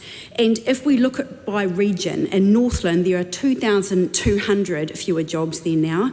In the Hawke's Bay, 9,400 fewer jobs, Taranaki 6,300 fewer jobs, and Tasman, Nelson, Marlborough 2,600 fewer jobs, Southland 4,200 jobs. And that's not taking into account, Madam Chair, the recent announcements from McCain and from Watties to shut down their factories that will be operating in the Hawke's Bay. So my question to the Minister is that did she get her priorities right in the budget, given the record levels of job losses that New Zealanders have sustained right across the region? Chloe Swarbrick. Just wanted to respond to a few of the points that the Minister of Finance there made amongst the ad hominem attacks against me, particularly the point that I made about how, as we were having the discussions in Finance and Expenditure Select Committee almost about 2 years ago, when I spoke about the government's intention to rapidly crunch the size of the economy, and I said that it was sucking money out of the economy. The Minister then went on to wax lyrical about how this money comes from New Zealand taxpayers. I think we all know that. All governments of all stripes tax and spend. The kind of fundamental question here is how we want to use our collective resources.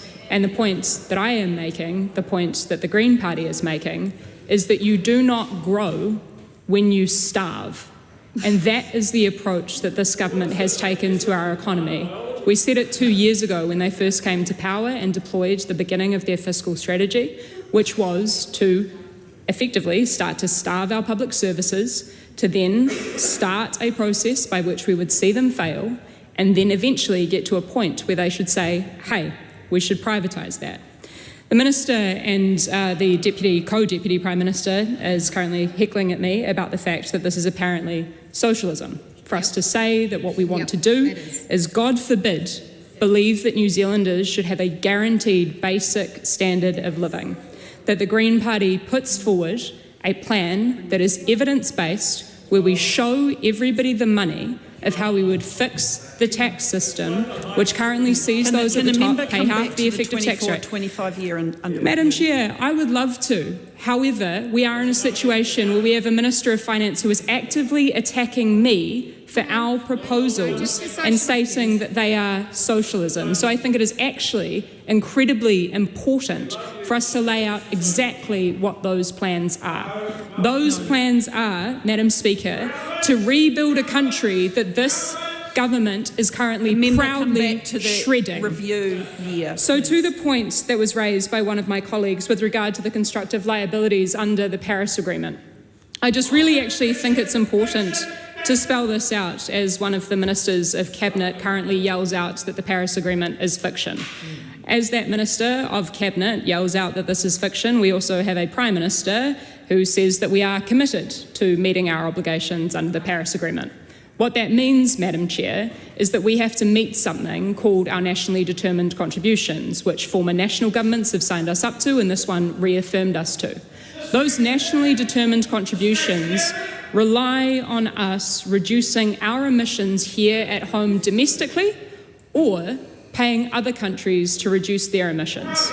And the point that we are making here is that you cannot have two things be true in the instance of, on the one hand, saying that we are going to meet our nationally determined contributions under the Paris Agreement, when the Ministry for the Environment and Treasury are making it abundantly clear as of 2 years ago that we cannot do that domestically, and then also say that we're not going to do offshore mitigation. Those two things do not logically marry. The Minister of Finance knows this. I know that she is an incredibly intelligent person, despite all of the things that she'd like to say about me. I know that she knows that you cannot, on the one hand, say that you are going to meet our nationally determined contribution while also knowing that we cannot do that through domestic mitigation, which this government has also slashed, and then not say that we are going to do that offshore mitigation. So my basic fundamental question to the Minister, which I have not been able to get an answer out of her or any government minister from in the last 2 years, is this government going to meet our entire nationally determined contribution under the Paris Agreement domestically or not?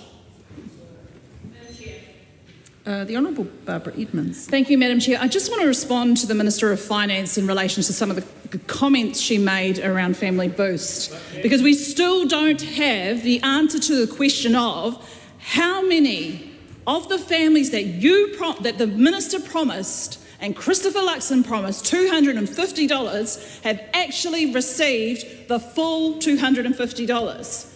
Now, the Minister of Finance likes to say, well, the opposition and this side of the House are just quibbling. We're not quibbling about an ice cream, being able to afford an ice cream at a movie theatre. What we are fighting for is the fact so many New Zealanders are scraping by today, which is why our food banks have huge demand, more than they have ever seen. That's why our financial capability budget service providers are struggling to help the families in need, and they have huge wait lists. So it comes back to the promise that the Minister of Finance, that Nicola Willis and Christopher Luxon made to everyday New Zealanders at Budget 2024, at almost every election debate before that families were going to get on average $250. How many families have actually received that $250? And then at Budget 2024, the Minister of Finance said that 21,000 families would get the full $250. Well, today, how does that math up? How does that math up with what the Minister said today, that 11,000 have got $150? We are fighting for every single one of those families to get what that minister promised them. $250. So how many families? Just looking for one, at least. How many families have received the full $250 that that minister promised them? The Honourable Nicola Willis. So first of all, in answer to Chloe Swarbrick and implicitly the Labor Party's position, which is essentially a view that says if only we had taxed people more in the past 2 years, if only we had borrowed more, then everything would be better. And what I would say to that is actually I think it would be the very reverse. If we had introduced the program of capital gains taxes, wealth taxes, universal beneficiary increases, then the economy would be a lot worse off, not least because some of the most productive investors in the country would have simply left and taken the jobs they create with them, but also because that would be an economy which actually punishes the work effort and entrepreneurialism which we need in order to prosper. And to argue that we should be borrowing more in the same set of remarks in which Chloe Swarbrick notes the Fitch report which puts New Zealand on watch, saying actually fiscal sustainability matters, is obviously inherently contradictory. In terms of Barbara Edmonds' rant, once again, she's been a bit loose because actually the $150 I referred to in terms of the family boost payment is of course not the only tax reduction hardworking families have received from our government, is it? No, because what they also received was adjustments to the tax thresholds through which they pay personal income tax and a range of adjustments in the Working for Families scheme to target more support at working families, which means that there are many families who will have received through those reductions $100 a week, which they could add on to the $150 they've received through Family Boost. It is also wrong for the member to claim that I promised a certain number of people would get $250. I did not. What I said was that was the maximum amount that a family could receive as a result of our tax package. That remains true, because guess what we did? We delivered on every single one of those commitments that supported that $250 figure, which I am proud of and which I think that member should hang her head in shame about, because she opposed every single one of those measures to ensure working families could have more cash in their bank accounts to meet the needs of them and their kids. Dr. David Wilson. What indicators were there prior to the war in Iran that the economy was in recovery mode? The Honourable Nicola Willis. Well, Madam Chair, it is one of those memories that I will have forever of Treasury coming in to give me their preliminary forecasts for this year's budget in exactly the same week that we watched the conflict in the Middle East take off, because what they were able to share with me at that time was that the signs of an economic recovery had taken such hold in terms of business confidence, consumer confidence, investment intentions, employment intentions, that they were forecasting 3% growth for the coming year, which is an extremely healthy level of growth. They were forecasting lower unemployment, they were forecasting a return to balanced books, they were forecasting a lower debt track. That is yesterday. We're now on today. It is the case that the conflict in the Middle East will mean that those forecasts aren't as good as they could have been, but it does endorse the position of this government, which is taking measures to address the underlying productivity challenge that we face as the right approach to strengthening and growing this economy while keeping discipline on the public finances. Ruben Davidson. Thank you, Madam Chair. Recently, I've had the privilege of sitting on the Select Committee inquiry into online harm for young New Zealanders, and I won't go into great detail other than to say that there is a lot of it and that it is very real. And so my question to the Minister is pretty straightforward. It's really the changes that she made to the DIA's Digital Safety Program funding, were those cuts or were those savings? The Honourable Barbara Edmonds. Madam Chair, I just want to, while the Minister's getting some advice around the DIA, was it cuts or reprioritisations or some other terminology to the digital saving program, I actually want to ask about the state-owned enterprises. Now, state-owned enterprises was traversed a lot during the annual review with Treasury. We actually, a lot of members in the committee were quite concerned around, and were trying to understand the parameters of that work.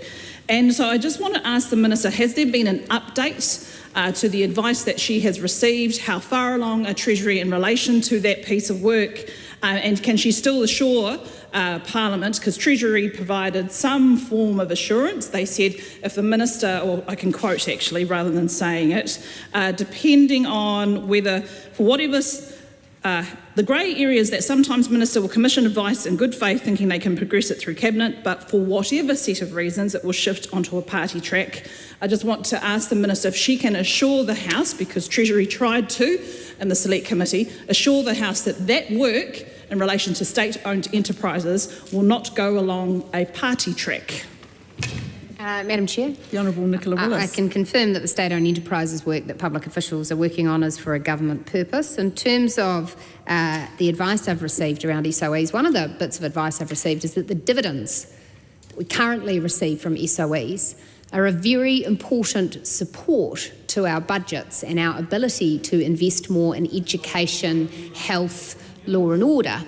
And so I have been advised that parties who propose that they would take those dividends and instead invest them in other ways, as that member has promoted, would in fact be creating a significant hole in the government finances. They would be taking hundreds of millions of dollars away from health, education, other essential frontline services, in the absence of, to be fair, if parties promised that they were going to use the dividends for one purpose and then they were going to fill that hole, they could fill that hole with more tax and more borrowing. So just front up on that.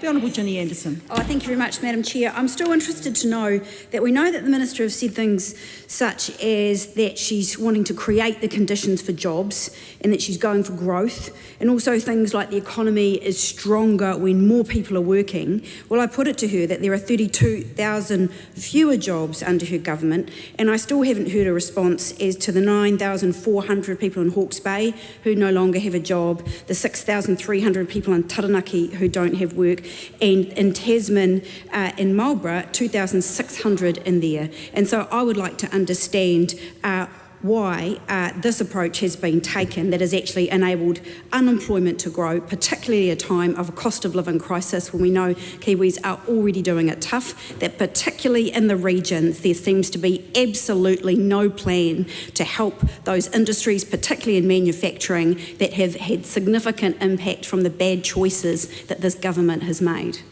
Well, Madam Chair, Honourable Nicola Willis. It's like that member has simultaneously discovered that jobs matter and that numbers matter. I'm glad that she's got to focus on numbers because it's certainly not a normal theme from her party.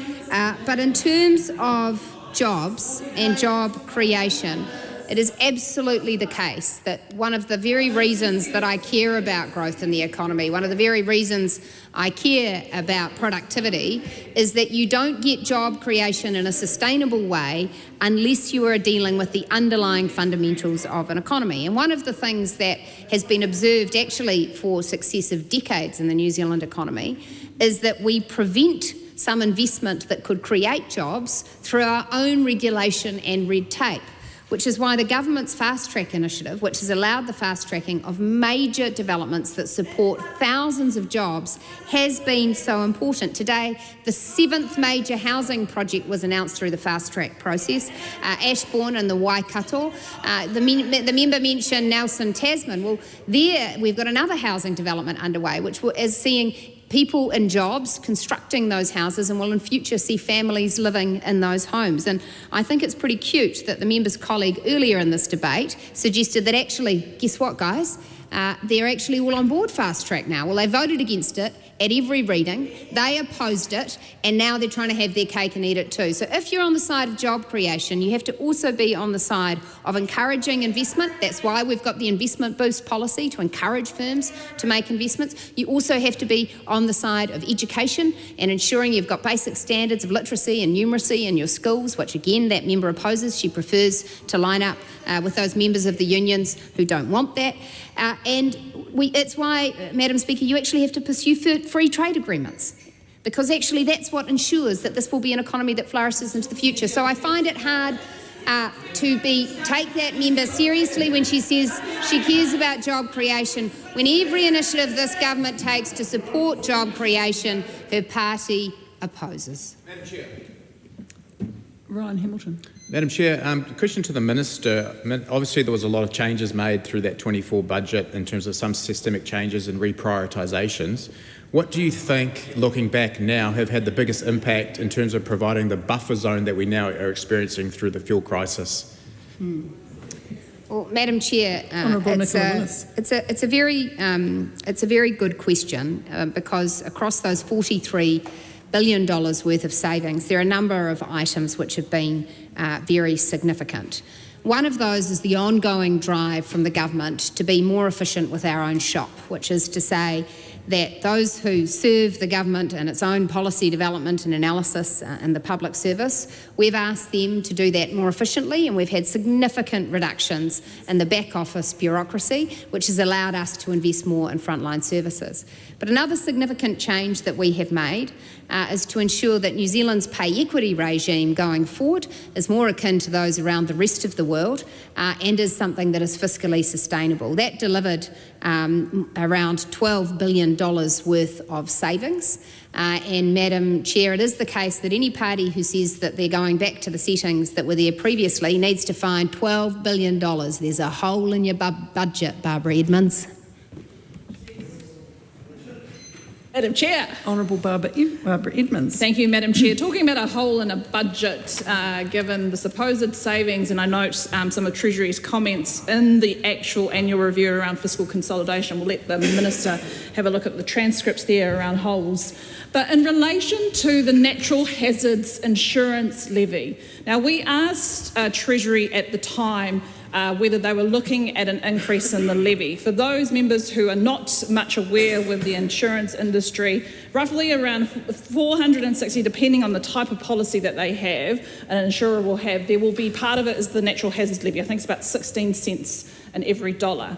Now that goes towards the fund where if in the case of a huge natural hazards and it meets certain criteria that the EQC or the Natural Hazards Commission will actually pay out the first amount of that particular loss for that insured person. Now the reason why I'm raising this today is given the state of emergency here in Wellington, the weather events that we've seen over the last fortnight, including the cyclone that had hit parts of the North Island a couple of weekends ago, the events and the downpours that we've seen, including in my area of current electorate of Mana and parts of Porirua. Has the Minister, at the time Treasury, as part of the annual review in late December last year, they had said that they were seeking, ministers were getting advice in relation to whether the natural insurance levy is going to increase. A very genuine question to the Minister.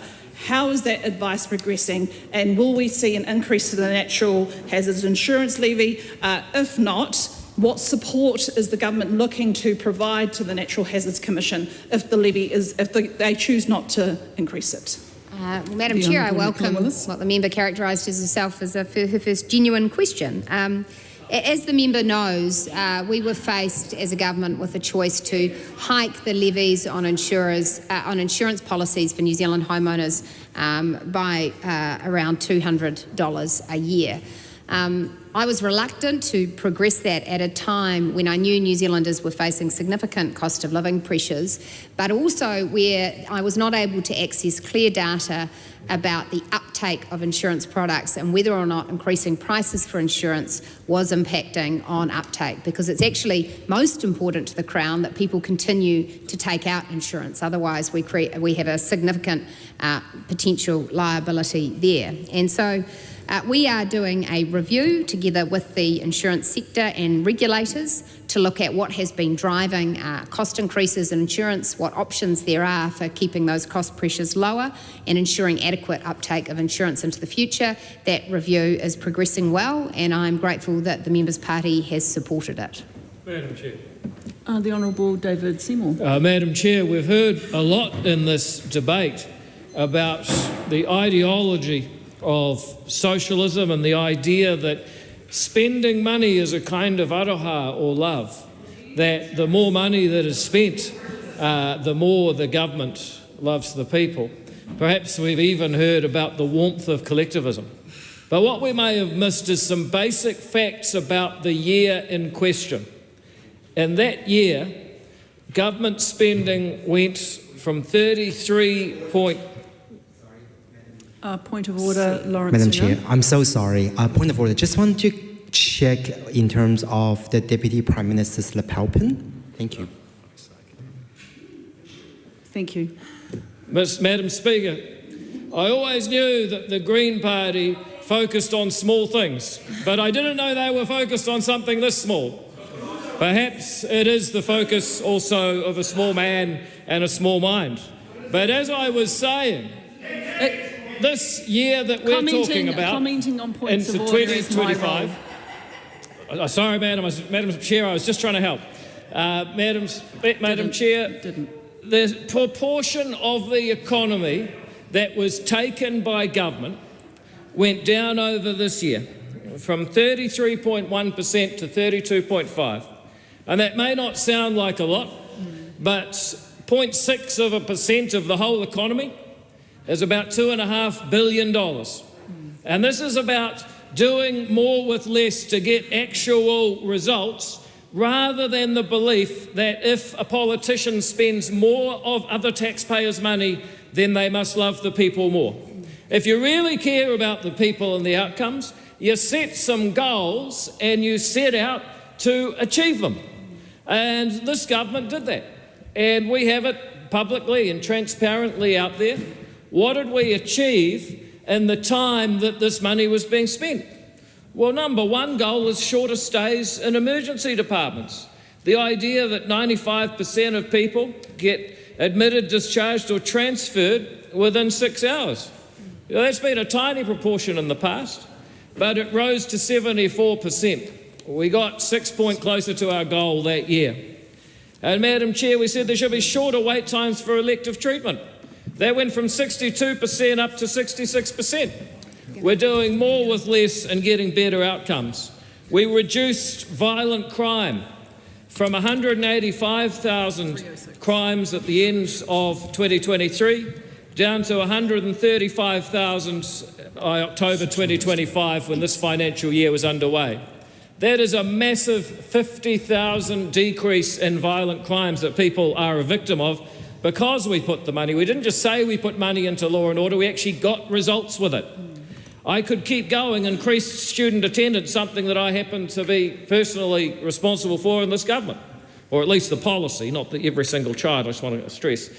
The fact is that we had only 47% of children attending in Term 3, 2023, but we got that to 58.4% in Term 2, 2025, over the period that this particular budget was spent. Every single area we can point to improvements in health, in crime, in education, all the while spending less money. And why does that matter? Because when the government takes less, people eat more. It takes pressure off inflation. And hasn't that been valuable as we've had to absorb this shock from the conflict in the Middle East pushing up the price of energy? It means with lower inflation, we don't have the high interest rates that people suffered for many years after the last spending blowout. And with lower interest rates, you actually get jobs created and possibility for people in their lives so that they can feel like their efforts make a difference and they can feel good about themselves. That's what it's all about. And this government actually fronts up with the facts that we are spending less money and we are getting better results for the hard-earned taxpayer money that we spend, and we publish the data right across the board so people know that they can trust us. And that's a question people are going to have to ask themselves as this year goes on. Who do you trust? The people who can give you the numbers and show they've delivered, or that lot over there that raise petty points of order about something as small as a pin?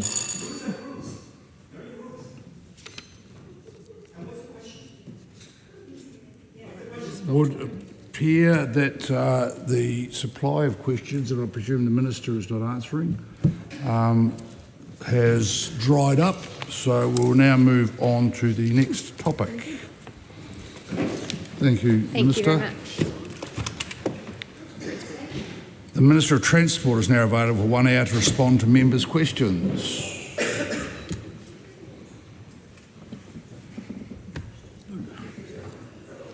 Andy Foster.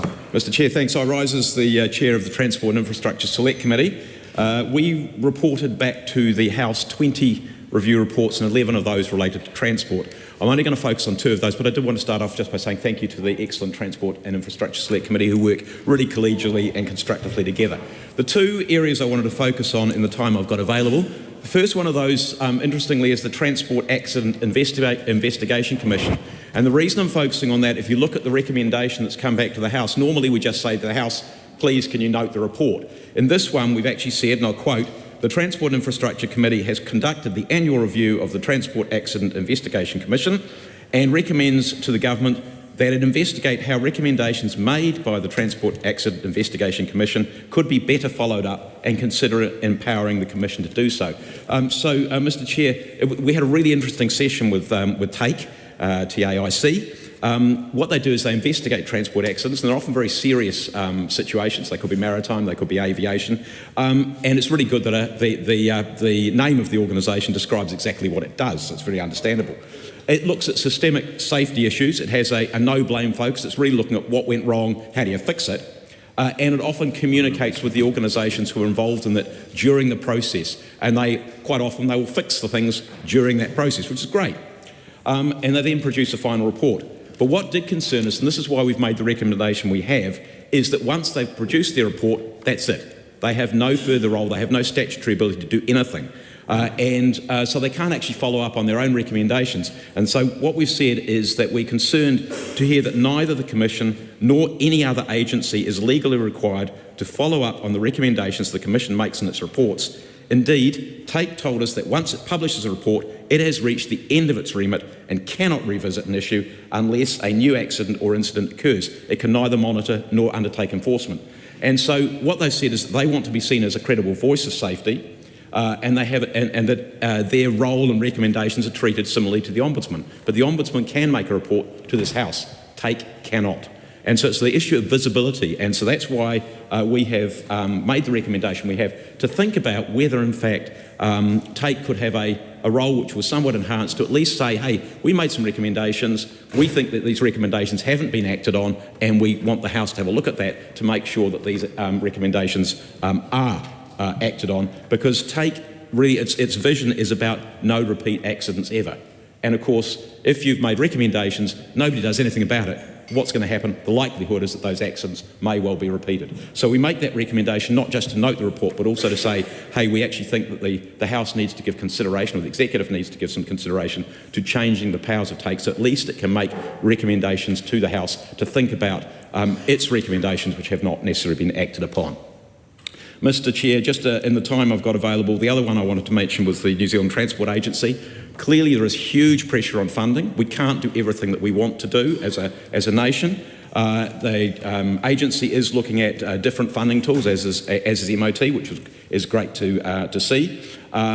But one of the things we particularly looked at was the maintenance of transport assets. And of course, we had a really good debate in this House not that long ago following the Infrastructure Commission's excellent report on the National Infrastructure Plan. The key message, one of the key messages there, was that we need to look after the existing assets before we build lots of nice, shiny, bright new things. Now, more investment is being made in the maintenance of the roading network, but it's quite clear that more needs to be done. So we've got the Pothole Prevention Fund, probably misnamed. It's about rehabilitation and fixing of roads, which is a good thing. But the other bit which we did note, and there was quite a lot of discussion about this, was bridges. And right across, and I look at the Minister for the South Island over there who's smiling, right across the country, not only on state highways but also on local roads, there is not enough money to maintain and fix what is the NZTA described as a bow wave of need for investment in bridges which are getting to the end of their lives. And so it's really important that we consider those and where we put the money, the limited amount of money that there is to maintain the roading assets. The other point I'd like to make in the last few seconds that I've got there, we did have quite a discussion about special purpose roads, and pleasing to see that NZTA were thinking about whether in fact they did need to hand back the last handful of those to the poor cash-strapped councils which have got to look after those if NZTA doesn't do that. So, Mr Speaker, Mr Chair, the key focus there for the NZTA and in the transport area is the amount of money we've got to do what is an impossibly large task, how we prioritise and how we make sure we get the best possible value for money. So appreciate any comments that the Minister might like to make in response. Tangi Utakiri. Kia ora, Mr Chair, and I just want to acknowledge the Chair of the committee, Mr Foster, for his fair summation on some of the issues that were covered. I have a number of questions that I want to put to the Minister, but before I do that I want to just provide a few comments, which is the prerogative of any member, but also because these were issues that were covered as part of the annual review hearing. This is a government that came into office with one message on transport: roads, roads, roads. They cancelled the new ferries, they halved the cycling budget, and they gutted public transport subsidies. All so they could announce a $56 billion motorway program they have no credible plan to fund and no realistic time frame to build within. Meanwhile, of course, the bills kept coming, the $671 million in sunk costs on cancelled ferries, billions of dollars in cost blowouts on highways that haven't even broken ground, a pothole prevention fund, the Pothole Patrol, where 4 in 10 repairs have to be repeatedly fixed again.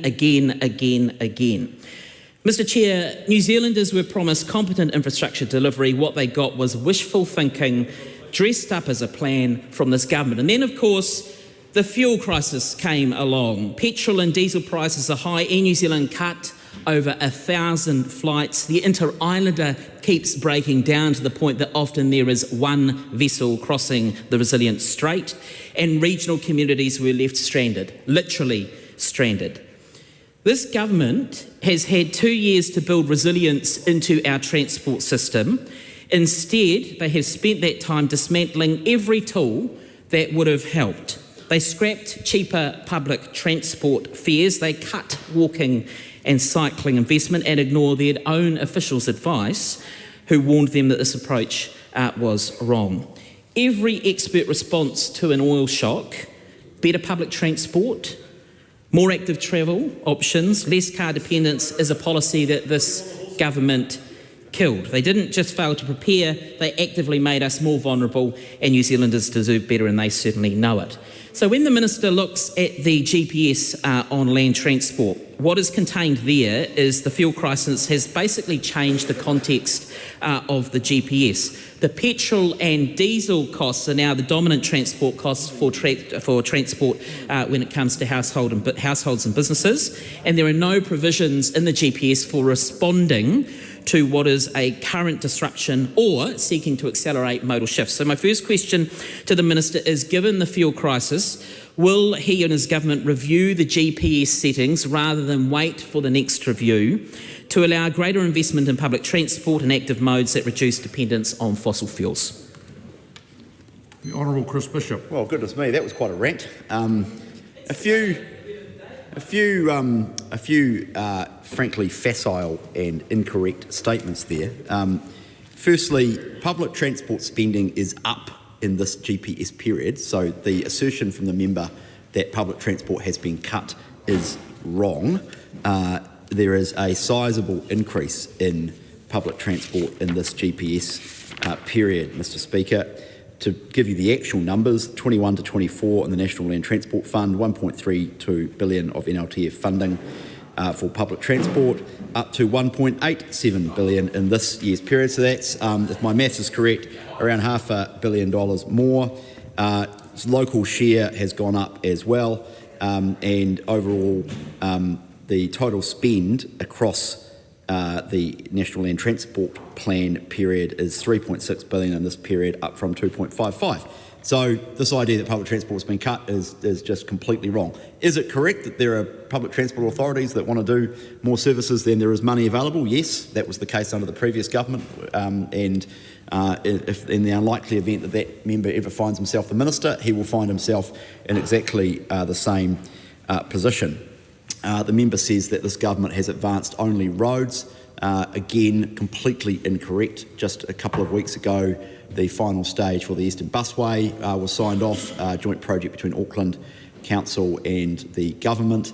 The government is advancing the North West Rapid Transit project, which is the next step on the Auckland Rapid Transit project. This government is advancing the level crossings removal program in Auckland to take advantage of the City Rail Link, which I note is something the last government did nothing about, even after 6 years, when it was obvious to all and sundry back in 2017 that it was fine to build a $5.5 billion underground rail link, but the real way to optimise the use of that was to sort out the level crossings on the eastern and western and southern lines. Nothing has happened, and nothing happened until this government came in and worked with Auckland Council, and that work is now progressing, which is really good. There's any number of other things I could point to. This government is fixing the shambles of the national ticketing system that the previous government oversaw in a hopeless way. It's coming along really well. I just put out a press release about it. 1 million tags on in Christchurch. Down in Aotearoa, Christchurch, 200,000 individual users, soon to roll out into other parts of the country. So I'm not going to accept the program's perfect. We inherited a dog. I have taken action as Minister to fix the program, and we are now making good progress on it. And when it's eventually done by 2027, or the end of 2027, New Zealand will have a world-leading national ticketing system. Should you need to fly from Auckland to Wellington and take the bus to Auckland Airport and then take the bus from Wellington, and if you really want to if you've got enough hours in every day and you want to fly to Christchurch and do the same thing and use the same credit card or the same Motu Move card, which is what it's going to be called, you can. A lot of emphasis placed on the fact that you can use the same card everywhere in the country. That's sort of interesting, but not that many people are going to do that. Maybe some MPs will. I'm sure Julianne Genter will get the card out and use it. But the actual exciting thing is that, unlike most other places in the world, in fact, I think I'm right in saying nowhere else in the world you will be able to use your credit card and get the concessions. Everyone goes on about the fact that you should just be able to use your credit card on the buses. Well, you that's great, and you can do that. In fact, you can do that now. But the real point is getting the concessions on the credit card, so that if you're a student or you're a community services card holder or any of the other different concessions, you'll be able to use it. And part of the challenge has been synthesising the concessions down, because the IT project is so complicated. No, I didn't say it was a mistake. I said it was a mistake to roll it out the way you useless guys rolled it out. And what we are now doing is fixing it. The member claims there have been billions of dollars. This is a direct quote: billions of dollars of blowout on roads. Well, I'd like the member to actually provide some evidence for that. Actually, what we are doing is getting on with the job of delivering good value for money projects. Yes, there are some overruns, but not to the extent of billions of dollars. And one of the overruns within the Penlink project, for example, is because of that government's focus on building world-leading sort of eco-friendly bridges and all this sort of stuff. That, of course, drives up cost. In relation to the member's actual question, as opposed to the assertions not based on fact, Mr Chair, I'll just finish this off. In relation to the member's actual question, there is an enormous amount of resilience being built into the system now. Some of that money was appropriated by the previous government. It should be acknowledged. Some of it has come under this government as well. I direct the member to the work the Transport Agency is doing on the Brindurwins and the Mangamukas, for example, where we have seen real progress, and on the East Coast post-Cyclone Gabrielle. Clearly there is more work to do there, and not all of those projects have finished yet, but many of them have indeed finished and are being built right now. I'm looking forward to the Waikiri Gorge replacement. It's a very large project. Acknowledge hard-working MP for Napier, Kari Niman. I'm looking forward to turning the sod on that later in the year. So the member paints, as always, a very negative picture about life, but actually I'd encourage him to look on the bright side of life. There's an group of amazing things happening out there in the country. The Honourable Julianne Genter. Thank you, Mr. Chair. Thank the Minister for his contribution. I did want to ask a couple of questions of clarification about the numbers he just gave us. I believe he said 1.8 billion. Was that annual or over the 3-year period? Is that for public transport services and infrastructure or just services? And I did want to know whether the relative increase in public transport service funding kept up with the pace of inflation from the previous 3-year period. As we all understand, there was quite a significant period of increased costs, and therefore providing a greater sum of money may not result in a greater provision of service. We recently received answers from the Minister stating that about 200 million of funding was declined for towns right around the country, like New Plymouth and Dunedin, Wellington, other places. Hawke's Bay, Nelson, had funding declined for improved or expanded public transport services, which would probably really come in handy right now.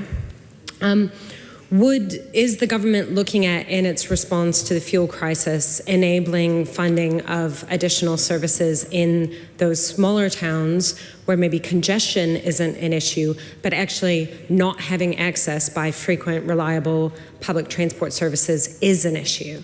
And the councils have done a lot of work. We've seen it be successful in places like Queenstown, where fares were lowered, service frequency increased, and then patronage went up, and it gave people more options to get around the Queenstown Lakes area without having to rely on their own cars. That's something that could happen in Dunedin and New Plymouth and Nelson and other places.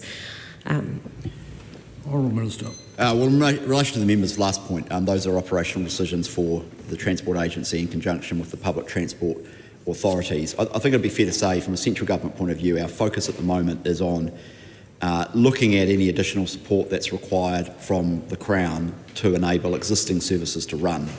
There's just no doubt, and I've talked publicly about this, the member will be aware of it, that the diesel price spike has placed real pressure on services.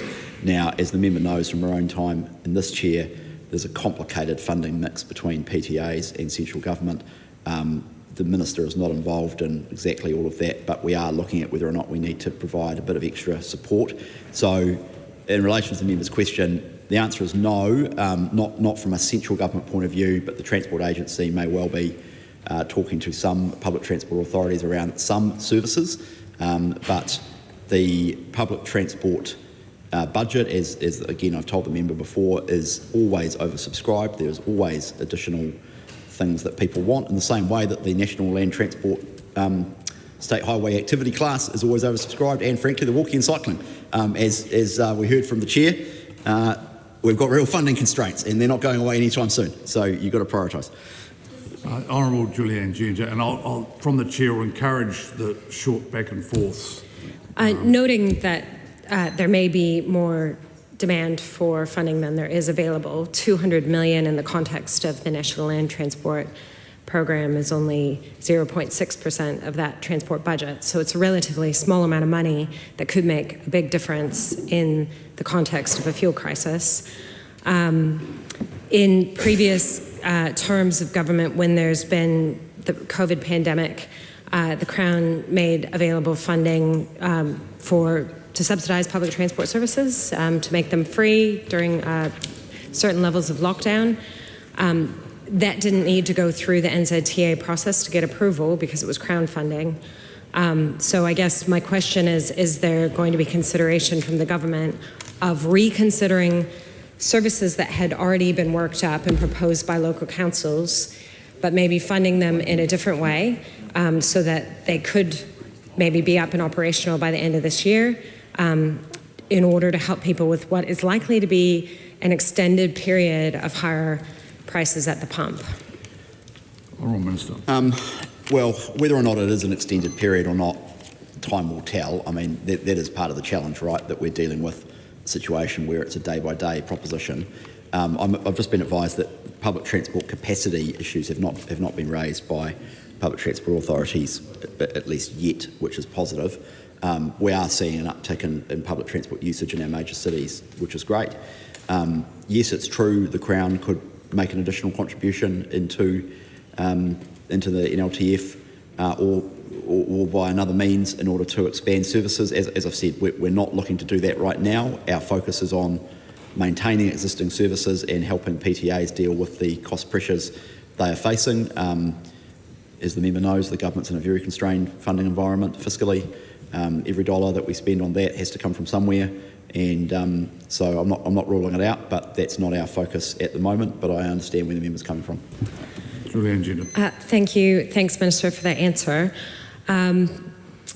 While capacity may not be an issue in places where there is already a well-established use of public transport, I guess just to make clear, my question was getting more at those regional towns in New Zealand that haven't had a viable public transport network, and therefore there's no capacity issue because there aren't really significant services in the first place, but putting those services out there might make a big difference to people's ability to get around using less fuel. My other question now comes to the amount of money that we're spending in the financial year under review and maybe in the coming year on preparing for roads of national significance. Can the Minister give us an approximate figure on how much is being spent just on planning and land acquisition for highways that may be phased quite late in the piece? Well, I mean, the number I announced from memory in October last year is about 1.3 billion over the next few years. The breakdown of that will vary by project. If the member puts a written question to me in writing, I can get back to her with the full breakdown. But every project's a bit different between consenting, designations, land acquisition, geotech work, things like that. The Transport Agency will have spent some of that money already, probably a reasonable amount. But if the member puts it in writing, I can get back to her on the exact breakdown. The Honourable Priyanka Radhakrishnan. Thank you, Mr. Chair. Demand, we know, for total mobility as a scheme increased quite significantly after Labor made the scheme more accessible to disabled users. Now, with the changes that the Minister is making, that will mean that total mobility users will have to pay more for the trips that they make. Is the Minister saying that was wrong, increasing or making the scheme more accessible to disabled people was wrong, that disabled people should have fewer transport options and be forced to prioritise which parts of their life that they can afford to participate in, particularly when we're in the midst of a cost of living crisis? Thank the member for her question around total mobility, which is a very important scheme, and I know the member has some knowledge of it, and the government supports total mobility, and there would be many MPs who are familiar with the scheme. What we've been grappling with, as I hope the member will appreciate, is quite big increases in costs, but that weren't funded, and I'm not deliberately having a go at the member, but the previous government's decision to increase the subsidy from 50% to 75%, unsurprisingly, had an impact on demand because you've made things cheaper, which is logical, but the baseline funding for total mobility from the Crown stayed flat, even as demand went up like that. So another as we say, fiscal cliff. So the numbers I've got here, in 24-25, there were 3 million trips, up from 1.8 million in 2018. So that is an unsustainable increase in costs. So what we have consulted on, we have not yet made decisions, but what we have proposed is reducing the fare subsidy from 75 to 65, so still more generous than what it was pre-22. I think it's important to note that prior to 2022, the subsidy was 50%, and it's now going to be 65%. So still generous. We can argue about whether or not it should be 75 or 65, but that does save some money.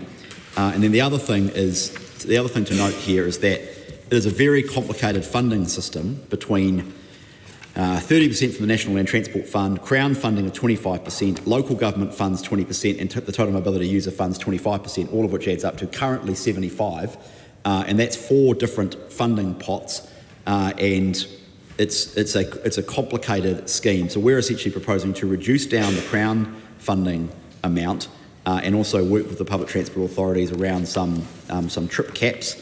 And I won't bore the member with the details, but the short point is we think we can make the scheme fiscally sustainable, both for the Crown but also for the public transport authorities, because the real danger is that unless they are helped, they will just withdraw from total mobility, which means we end up in a situation where there is a very generous Crown subsidy for a limited number of people in only some regions who can access total mobility. So what we've essentially decided to do is reduce down the Crown subsidy a bit from 75 to 65, still more generous than what it was in 2022, and work with the PTAs to make sure we still have countrywide application of total mobility so that someone in Invercargill and someone in Kaikohe can access total mobility, but the scheme is at least sustainable. And these are the trade-offs that you have to make in government, and respectfully, they're trade-offs that sometimes some members of the other side of the House don't ever want to actually acknowledge, but governing is actually sometimes about making some quite tough decisions. Mr. Chair. Priyanka Radhakrishnan. I absolutely acknowledge that being in government is about making decisions and that there are trade-offs, that there is a cost to the total mobility scheme and someone needs to bear that cost ultimately.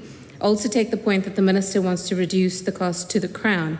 However, has there been any modelling done, including social impact modelling, on total mobility users who will be forced to reduce the trips that they make or to cancel trips that they take as a result of these choices that this government is making?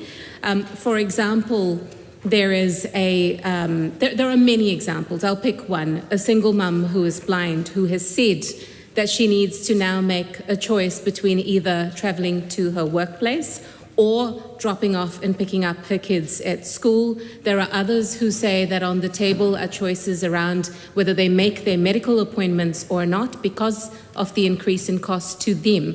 So my question to the Minister is around modelling. Has any modelling, including social impact modelling, been done so that we can understand what the flow-on effects and cost burdens are to disabled people and flow-on costs to the Crown, as an example of people missing their medical appointments and so on?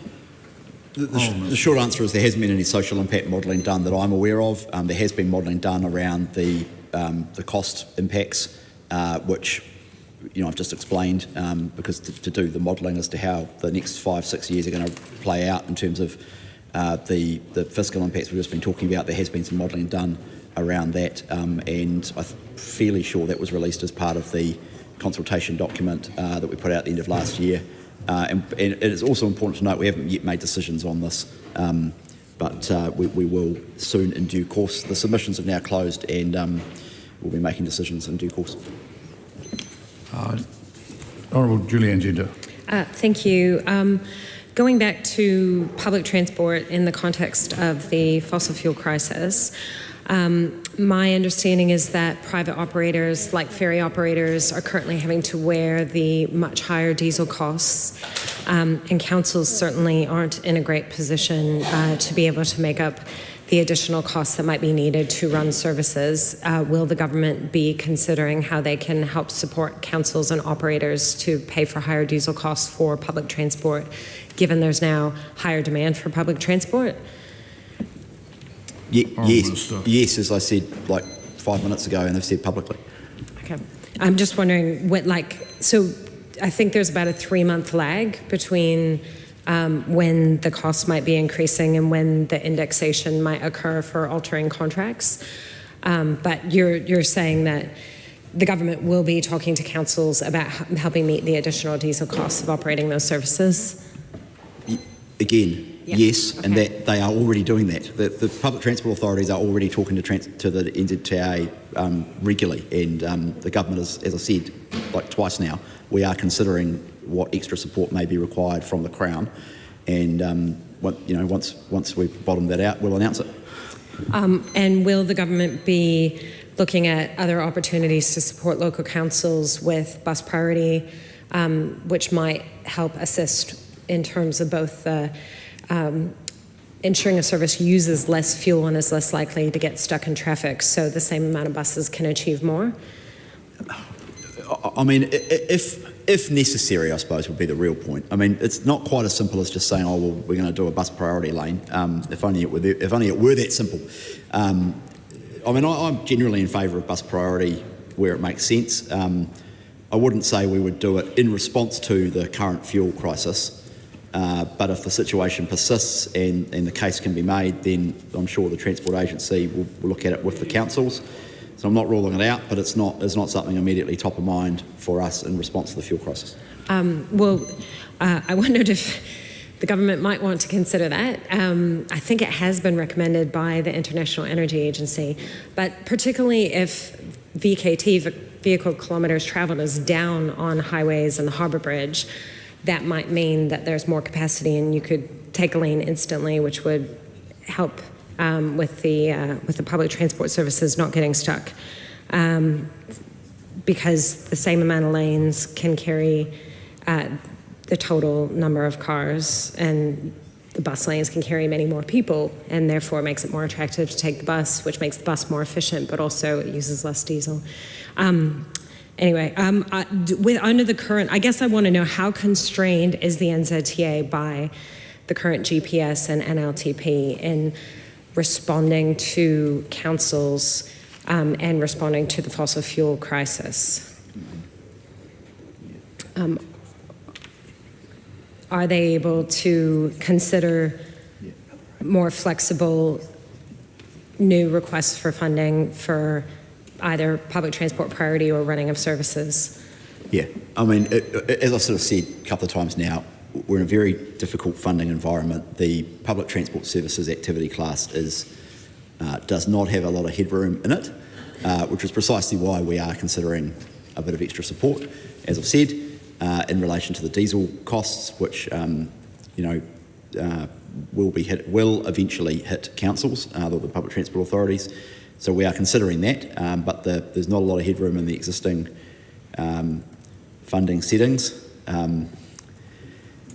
Successive government's decisions to delay fuel tax increases since 2020, Who campaigned for that?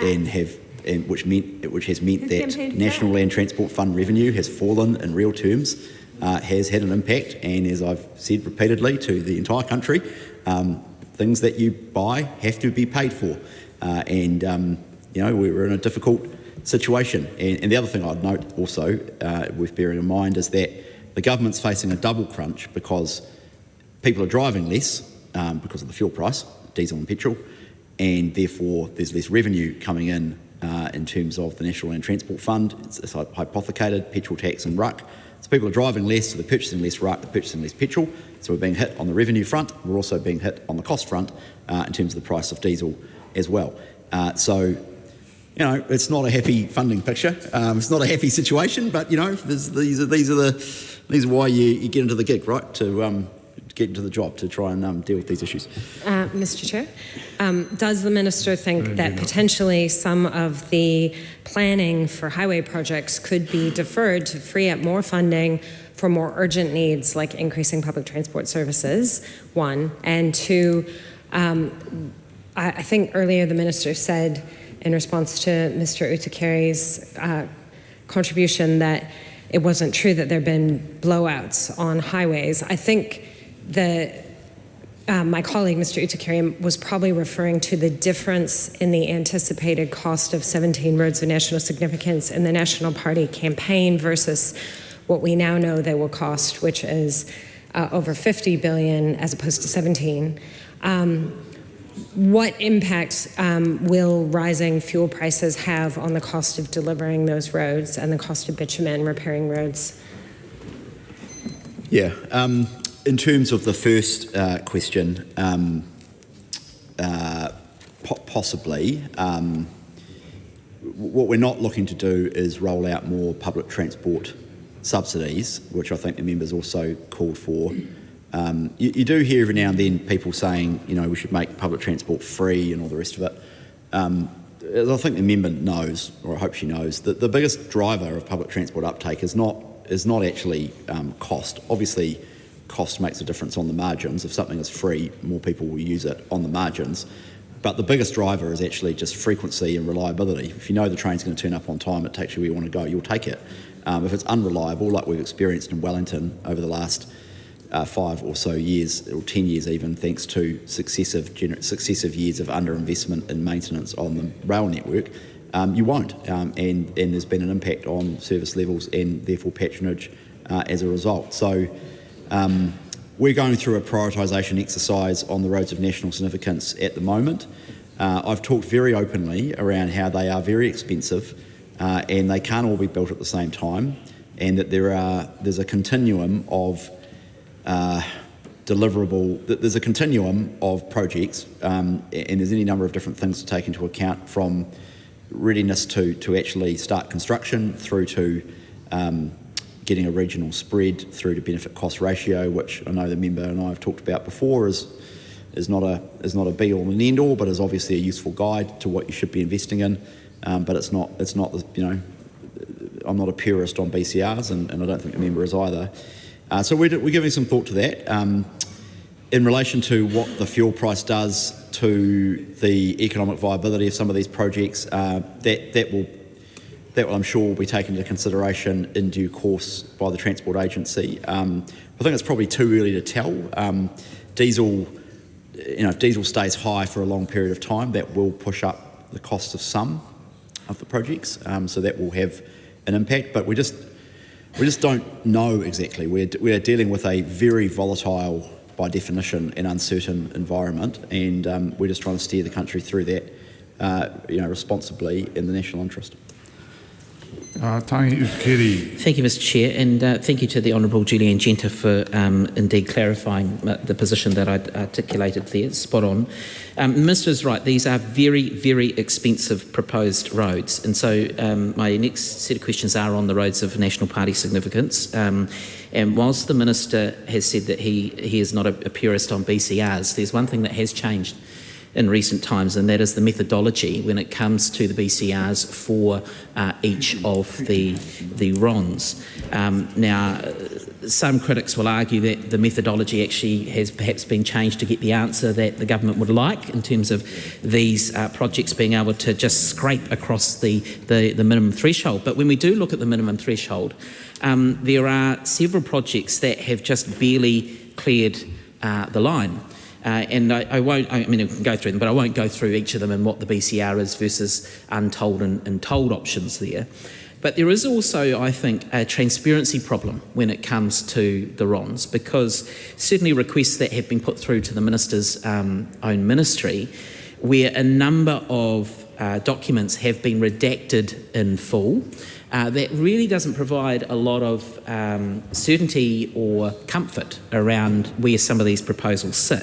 So I guess my question to the Minister is that, given that some of those key documents from his own ministry around the funding and the financing of some of those RONs projects have been withheld, why is it that the basic level of information is being withheld from the public, and can we expect that information to be shared more broadly? The Minister has talked about a prioritisation process that he is going through, but in terms of making that information transparently available to the public, what are his sort of immediate actions in that space? Honourable Minister. Well, there's a vast swathe of information available online. I don't know if the member hasn't seen it, but there's investment cases, there's detailed appendices, there's all sorts of stuff available, including BCRs, by the way. You can find out the reason the member knows about all the BCRs is they're publicly available. If the member has got an issue with some stuff that he claims should be available that isn't, then I'm happy to have a look at it. Flick me an email. Okay. There will be reasons why things are withheld. The Transport Agency, when it builds roads, is obviously dealing with the private sector and engaging in contracts, often very expensive contracts. So there'll often be commercial reasons for it. Those will be decisions for the agency, not for me. But I'm always happy to make things available. I generally follow a pretty open process on these things, as I hope the member appreciates. On the BCRs, Yes, the methodology changed. I didn't change it. In fact, ministers didn't change it. The Transport Agency didn't change it either. The Treasury did. And so your questions are best directed to them, and I'm sure they'll address them if you ask them. But essentially what they did was look at, it's not just about roads, by the way, this is for many projects, look at them over a longer time period, and they lower the discount rate. So the effect of that is to, I think, is to make projects have higher BCRs, and that would be the criticism against them. But also, and again, I can't speak for the Treasury here because I'm not a BCR expert, but they would say to you it's justifiable, and you should talk to them about it. The reason why you shouldn't be pure about BCRs is, but by definition, they find it hard to capture the dynamic effects of investment, and in particular, they tend to underdo some of the benefits that I think intuitively we all kind of know happens. So the two classic examples I point to are the original Harbour Bridge, which had a BCR of like 1.2 or 1.3 when it was built in the 50s and 60s. Well, it's sort of hard to imagine Auckland without the Harbour Bridge. And then the other one, and this is the better example, is the Northern Busway, which is the single most successful transport project built in New Zealand history, which was quite controversial at the time because everyone said, no one will ever get a bus over to the North Shore. Why would we? Yeah, well, I know you supported it. Well done. I mean, you get at least something right. Those calls that will all run out of oil by 2015, which you used to put out in press releases in 2008, they haven't quite worked out. But anyway, can't always be right. I'll accept you were right about that one.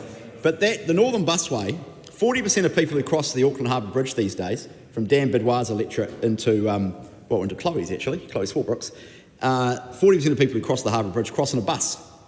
And it's pretty fantastic when you think about it. Well, the Northern Busway, I forget the exact amount, I think it was about $80 or $90 million back in the day. Well, they had a BCR of like 1.3. Well, that has given the bridge years and years and years of life and has massively reduced congestion. So I suspect the actual BCR of that project is like 10 to 1, possibly higher. Well,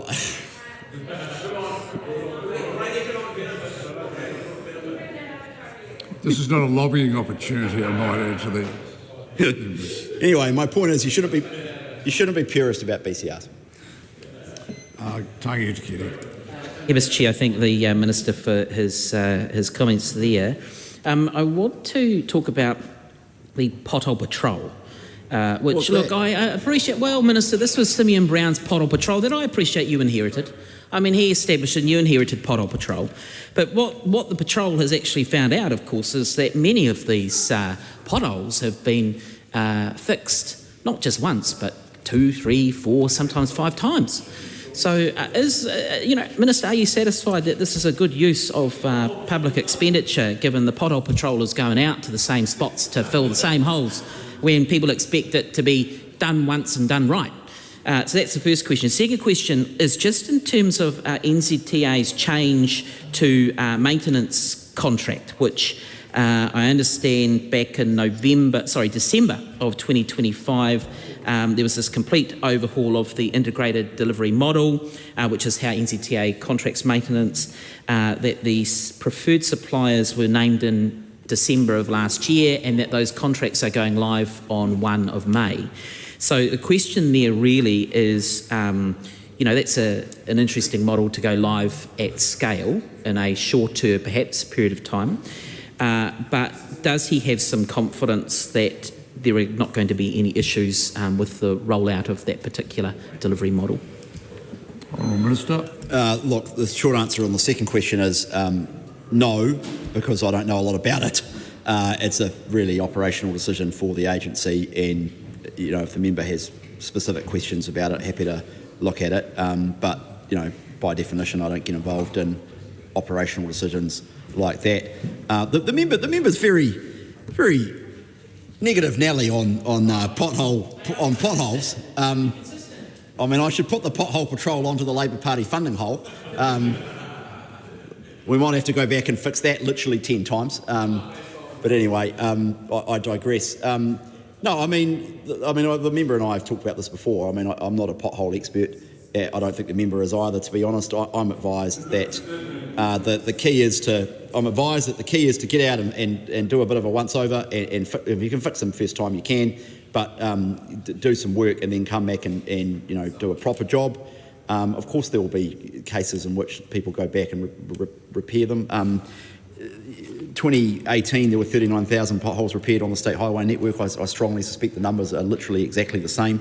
The key is getting them done in a timely way. We set a target, and 98% of potholes in 24-25 were fixed within 24 hours, which is fantastic, and it's proven to be very popular with the public.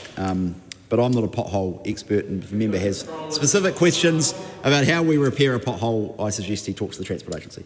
Mr. Chair. Thank you, Thank you, Mr. Chair. I just have one other area of questioning, which is it is around transport, but it's really around the future of school buses. Oh, yes. Yes, the Minister says yes, because he knows that this is a really important issue to communities, rural communities all around the country. And whilst it's good for communities like the East Coast, where the school review has been put on hold, it is not good news for communities in the wider Manawatu, Rangitikei, Tararua and beyond area. And so does the Minister think that it's fair for communities like that to effectively suffer the results of the government putting things on hold, but actually not wanting to go back and address what are real concerns from communities about getting them to school? We heard from Minister Seymour earlier about school barriers, or to attendance. This is another one. Does the Minister of Transport see this as an issue for those existing communities, and what does he intend to do about it? The member is aware that that's in the education. I am, but the Minister seems happy to take. Well, I was just going to make that point, because I think the member's embarrassed himself. I have no ministerial responsibility for school buses. Neither does the Transport Agency. I'm responsible for the appropriations. The Transport Agency does not have responsibility for it. Neither, by the way, does the Ministry of Transport. And when the Minister of Education appears, if you can be bothered, turn up and ask some questions of her. Yeah. Honourable Julianne Gento. Final area of questioning. Was interested to hear the Minister's views on benefit cost ratios. I think the Minister would probably agree that the usefulness in that is comparing different types of projects or different potential transport solutions. However, the way the current GPS is set up, it sets aside the largest share of funding that's going on new infrastructure or new projects just to be on state highways. And the vast majority of the public transport services and infrastructure budget is to maintain existing services, not to increase services. So it makes it very difficult. It doesn't really matter what your discount rate is in your evaluation period if we're not able to evaluate the relative benefit of spending billions on new state highways compared to other things like investing in better public transport services, in maintaining and improving safety across the entire road network, and using our existing road assets better through things like congestion pricing or time of use charging. Then we can't really make those trade-offs. So I'm interested in what the Minister is going to do to enable us to have an approach that enables a more rational assessment of the use of money rather than dictating it through the GPS as the current government has done. Honourable Minister. The member raises an interesting series of issues around transport funding and assurance and the system. What can I say here? I think it would be fair to say that no one is wildly satisfied with the status quo, but changing the system is a big call and is something that requires quite a bit of consideration. I know the National Infrastructure Commission has made some suggestions around changing the settings. We will be having a look at that as part of the response to the plan. One thing I think it would be useful to do is move to 10-year windows for transport funding. The 3-year thing works for no one. It doesn't really work for central government. It certainly doesn't work for local councils who spend their life, as far as I can see, chasing their tail, developing regional land transport plans, arguing amongst themselves as mayors, and because we've got so many councils and so many mayors. That takes a while. And then they make all their submissions and then they argue again with the Transport Agency. And, sometimes these are arguments over like $1 billion, not $1 billion, sometimes they are, but it's more often than not, it's like $1 million here, $2 million here, this bridge upgrade. I mean, it's like, just get on with it. And if you had a sort of steady state pathway over 10 years, that would be easier. Now, it is actually difficult to do that because of the way it intersects with the Treasury 4-year forecasting rules and the capital allowances and things like that. So I suppose that's kind of a long way of saying the member raises an interesting issue. We don't have any active policy work underway on it, but it is definitely true that we need to make some improvements over time, and I'm very aware of the problems the member raises. Thank you, Mr. Chair. I've got another question which is in aviation. So I know that Minister Meager is here. So I'll ask the question in anticipation of a response there. This is around regional routes and regional connectivity. And obviously regional routes in the aviation sector are the most vulnerable when it comes to times of crisis. Now, we know that the government had announced a concessionary loans package, and what we're hearing from sort of aviation providers, airports and mayors from around the place is that is no longer satisfactory. In terms of meeting the demand and need that's there. So my question to the Minister is two questions. Firstly, obviously Air New Zealand is majority owned by the Crown. So whether there has been any briefing provided around the possibility of that airline requiring any further Crown support, and if so, on what sort of terms that would look like. The other is just in terms of government plans to secure current permanent routes that exist out in the regions to ensure that they are not compromised. The Honourable James Meager. Thank you, Mr. Chair. Thank you for the opportunity. I'm going to start by disappointing the member in regards to Air New Zealand. That's questions that would need to go to the shareholding minister, so I don't receive the briefings in regards to Air New Zealand's needs. I acknowledge and sympathise with the wider points, which is that the regional connectivity funding that is being available through Minister Jones's Regional Infrastructure Fund is to stabilise what was already vulnerable regional airline sector prior to the current fuel crisis, and we continue with that funding allocation, but we're under no illusions as to the fact that it was to provide stability, and we need to look further at what we can do to continue to provide confidence in the airline sector. In terms of the routes and providing confidence there, I engage with both Air New Zealand and all regional airlines really on a regular basis. In terms of Air New Zealand, they have provided me with reassurances consistently that the changes they are making to their routes right now are temporary to address the current fuel crisis. And in terms of the regional airlines similarly. However, the regionals are in a difficult spot because of course they run much fewer routes, so therefore they've got less room to move. So we're keeping in constant communication with them. We're really hoping that this will be an industry-led but partnership response between government, and maintaining regional connectivity is our #1 priority.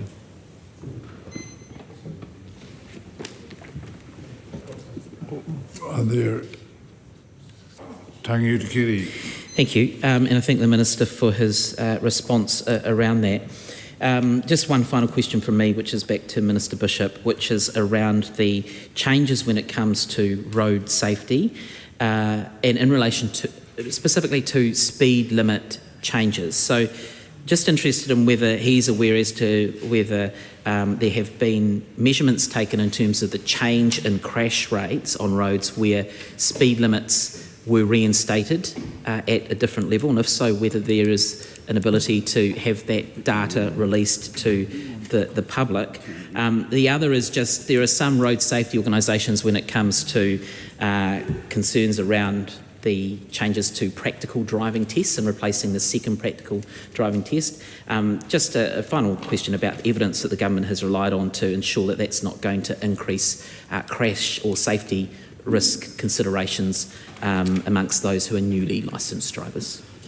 On the first question, I'm advised too early to say in relation to the speed limit changes. NZTA is monitoring it, obviously, but too early to draw any conclusions. On the second, in relation to changes to the graduated driver licensing, we worked quite hard as part of the package to, I think, come up with a balanced package where the abolition of the second practical test to go from your restricted to your full licence is balanced out by a longer period earlier on in the process, and the addition of a couple of, I forget exactly what we added in at the practical restricted test. Yeah, no, I'm just trying to remember. We added something to the actual test. I think it might be hazard monitoring. Anyway, I forget which, but it's all publicly available. We did come up with a relatively balanced package, I think, and that responded to some of the feedback that came through from groups like the AA and others at the time. It's been pretty widely welcomed. Hasn't come into effect yet, obviously, but from memory, it's early 2027. We pushed the date out as well because there's a range of logistics to get right over the balance of the year, but so that will come into effect early next year. Just for information, this session with the Transport Minister is at 5:03. This is scheduled to finish, but in the absence of any activity from any participants, we'll say the time with the Minister of Transport is now ended. And the Minister of Housing is now available for 1 hour to respond to members' questions. I'll give the call to the Chairman, Joseph Mooney. Thank you very much. Mr Chair, I rise to speak as the Chairperson of the Social Services and Community Committee, and the annual reviews of the Housing and Urban Development and Kāinga Order for 2024 and 2025. These two entities sit at the heart of our housing system, and our committee has conducted thorough examinations of both. Starting with the Ministry of Housing and Urban Development, the Ministry has undergone significant change this year. Its revenue fell nearly 14%. Staff numbers dropped from 390 to 292. Despite that, the Auditor General rated its management controls as very good, a very credible result during a period of restructuring. On the Government's housing commitments, Budget 2024 funded 1,500 new social homes to be delivered by June 2028, and Budget 2025 funded a further 550 to 600 in Auckland to be completed by June 2026. As of December 2025, 266 houses across both commitments had been completed. In homelessness, the picture was mixed, and the committee took a careful look at it. The latest homelessness insights data shows the number of people that were living without shelter increased in Auckland, Thames, Hamilton and Christchurch between March and December 2025. However, in Wellington and Aotearoa, numbers decreased. In several other centres, Whakatane, Gisborne, New Plymouth, Marsden and Palmerston North, they remain the same. On Housing First, a program supporting the most chronically homeless, the Minister announced 300 additional homes. By December, 90 had been leased and 44 households housed. The program is working better in Auckland, we heard, than Wellington, largely because there are more community housing providers to partner with there. The Ministry encouraged private landlords to consider working with Housing First providers, and the committee endorsed that. The Ministry also manages around 6,000 transitional housing units nationally at over 90% occupancy, with a priority one fast track helping move families with children into more permanent housing. We're also encouraged by the Ministry's improved approach to data and forecasting long-term need, noting that it had not always accurately predicted future growth in places like my region in Queenstown Lakes, and we're encouraged that they are looking at a broader range of metrics rather than just Statistics New Zealand to inform their future data projections. Turning to Kāinga Order, this is an organisation in the middle of a major reset, and I want to acknowledge the scale of that work. It has reduced staff by a third, from nearly 3,400 to around 2,285. It exceeded cost-saving targets by $170 million, and its peak debt is now predicted to be over $1.5 billion lower than its reset plan forecast, while delivering the same build outcomes. That's a significant achievement. In 2024-25, it delivered 4,300 new and upgraded homes, exceeding the Minister's revised target. Its average build cost has trended down from $3,473 per square metre in 2023-24 to $3,290 in the first quarter of 2025. It is doing this through standardised, repeatable designs, practical homes that are warm, well insulated and better than emergency hotel rooms. There are areas to watch. Debt remains at nearly $18 billion and forecast to rise further. The IT systems were described as tied together with string and need modernisation urgently, and we want to see audit rating on financial systems and controls improve from these improvement, where it is sat for 2 years. Together, we saw a program of major reset happening across the housing sector, which is crucial for this country. Thank you, Mr. Chair.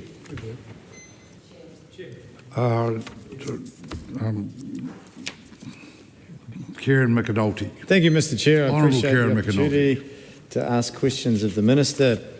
I start with reference to what was in the report and what the Chair of the committee just referred to, and that was the financial commitment in Budget 24 of 1,500 social housing places and an additional 550 for Auckland in Budget 25. The figures that were included in the report were up to date as of December. Could the Minister please give us an update as to how many of those places that were funded in those budgets have been completed? Timothy Paul. Thank you, Mr. Chair. So I'm going to start with local housing related questions in relation to this appropriation. So the first question I have is on Arlington. So the Minister will remember that when he came to the Select Committee to answer questions on this budget, that he was asked what is happening with the 300 homes that have been promised in the Arlington complex here in Mount Cook in Wellington. And he said at the time, I believe this was last year, that a decision would come in due course. Now, I've had feedback that there has indeed been movement on the site, and of course there are whispers going around that there has been a decision that has arrived at. So can the Minister please share with us what those plans are, because Arlington was a large omission in this particular budget and our community is still waiting for answers. Now, the other thing that was in the 24-25 budget is a lack of certainty or clarity about the destiny or the future going forward for single site supported housing in terms of Te O and Mount Cook. So that is housing for complex high needs tenants who rely on both housing and having wraparound support for them. And according to the City Mission, they are not sure about their future going forward and have not got funding. So I would like to ask the Minister and his officials through the Chair, what is the plan going forward for single site supported housing, given that there is no budget commitments to it in the 24-25 budget, and how are these models meant to proceed?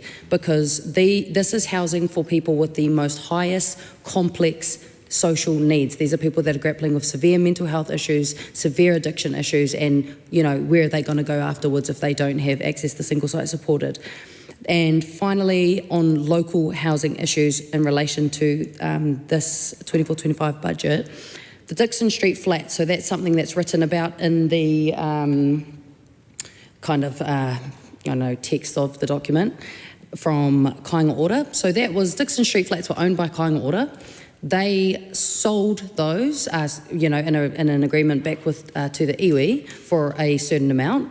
And then the iwi went on, I think it was a mere days or weeks later, and sold it for like double, triple the price that Kāinga Ora sold it for. So that's a pretty poor financial decision for the Crown. So, and I don't know whether you were involved in that decision, Minister, but I'd like to know how did such a poor financial decision get made in the first place, where you had, who the Crown on sold it to, selling it on again within days at a, did you have a word with your officials who officiated that sale? Because that was clearly a really poor commercial decision, which resulted in a reduction in public housing available in Wellington, and you just lost millions of dollars for the Crown. It's the RFR, baby.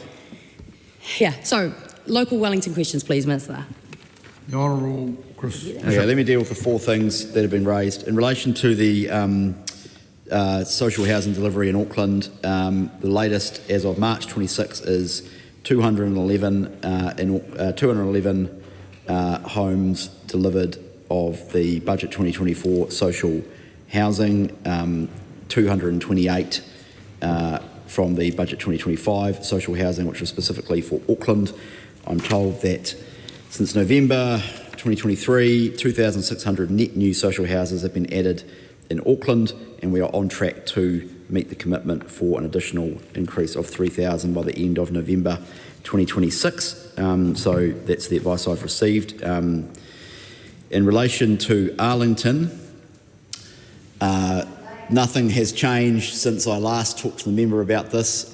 We are working away on it. Just to give the member, or just remind the House of the brief background here, This is a piece of land that Kāinga Ora has leased from the council, and the plan back in the day was to put 300 social homes or apartments on there at around $296 million, which is $1 million per apartment.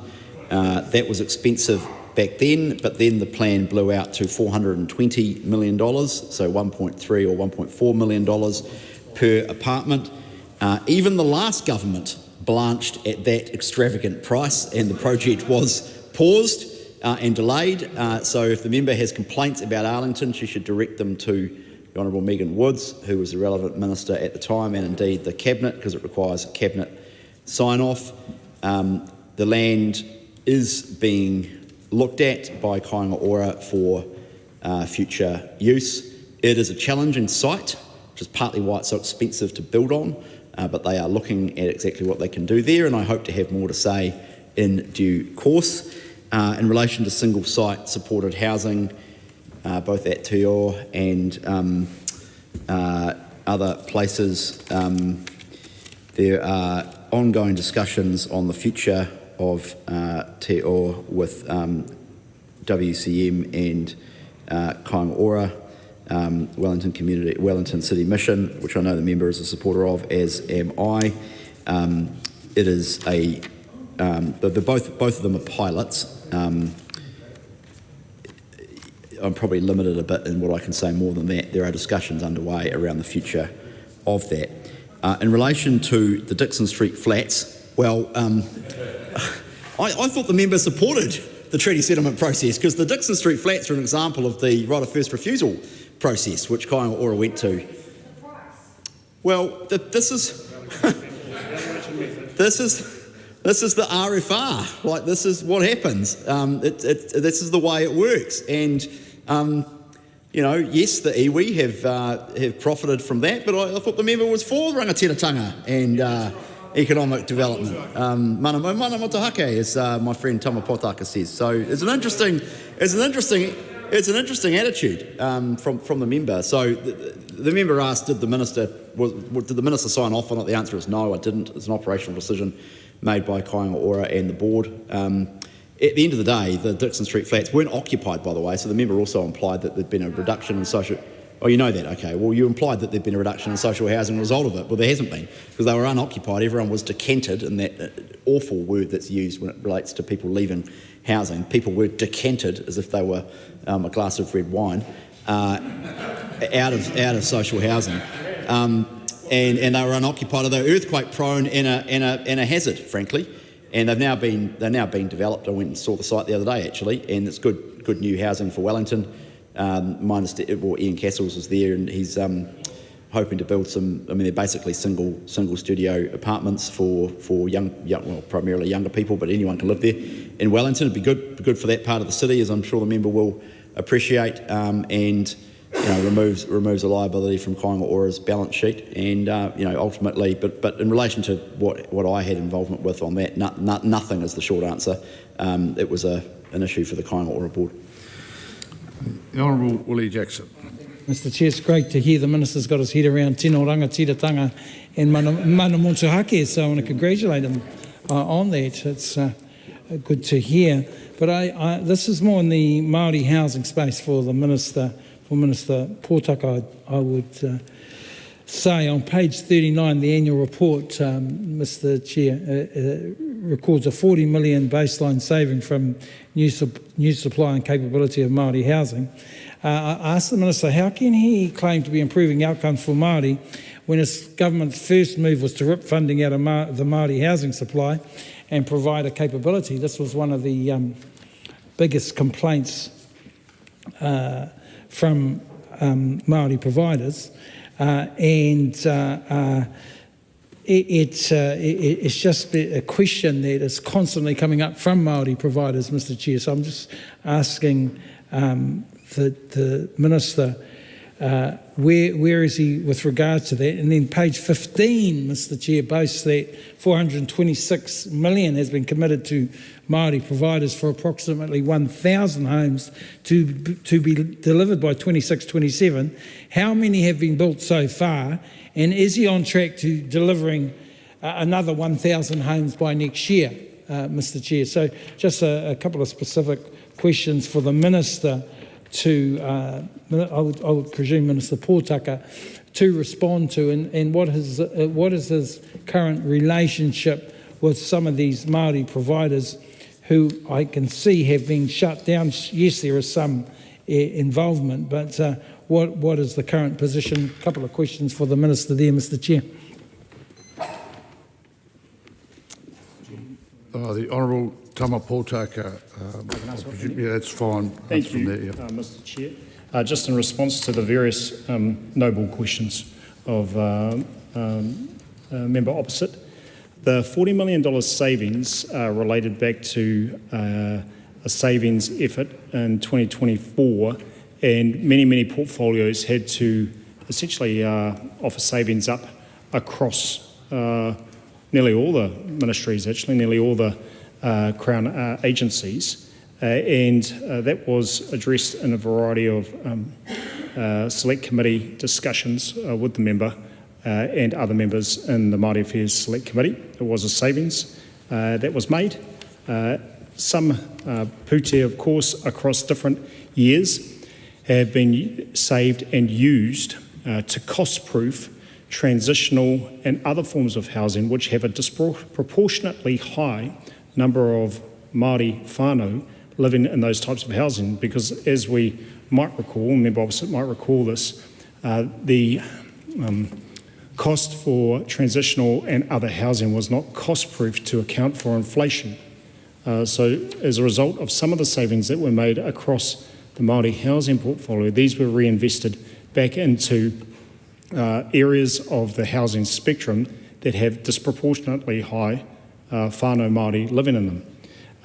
There have been a variety of announcements. In fact, I just went to Ohakune 2 days ago to open 10 houses in the Korokeo development just off Shannon Street in Ohakune, up by the Powder Keg. Some of you might recall that place, and the hot lava. There have been around about 1,000 houses approved under the current government to be delivered through Māori housing.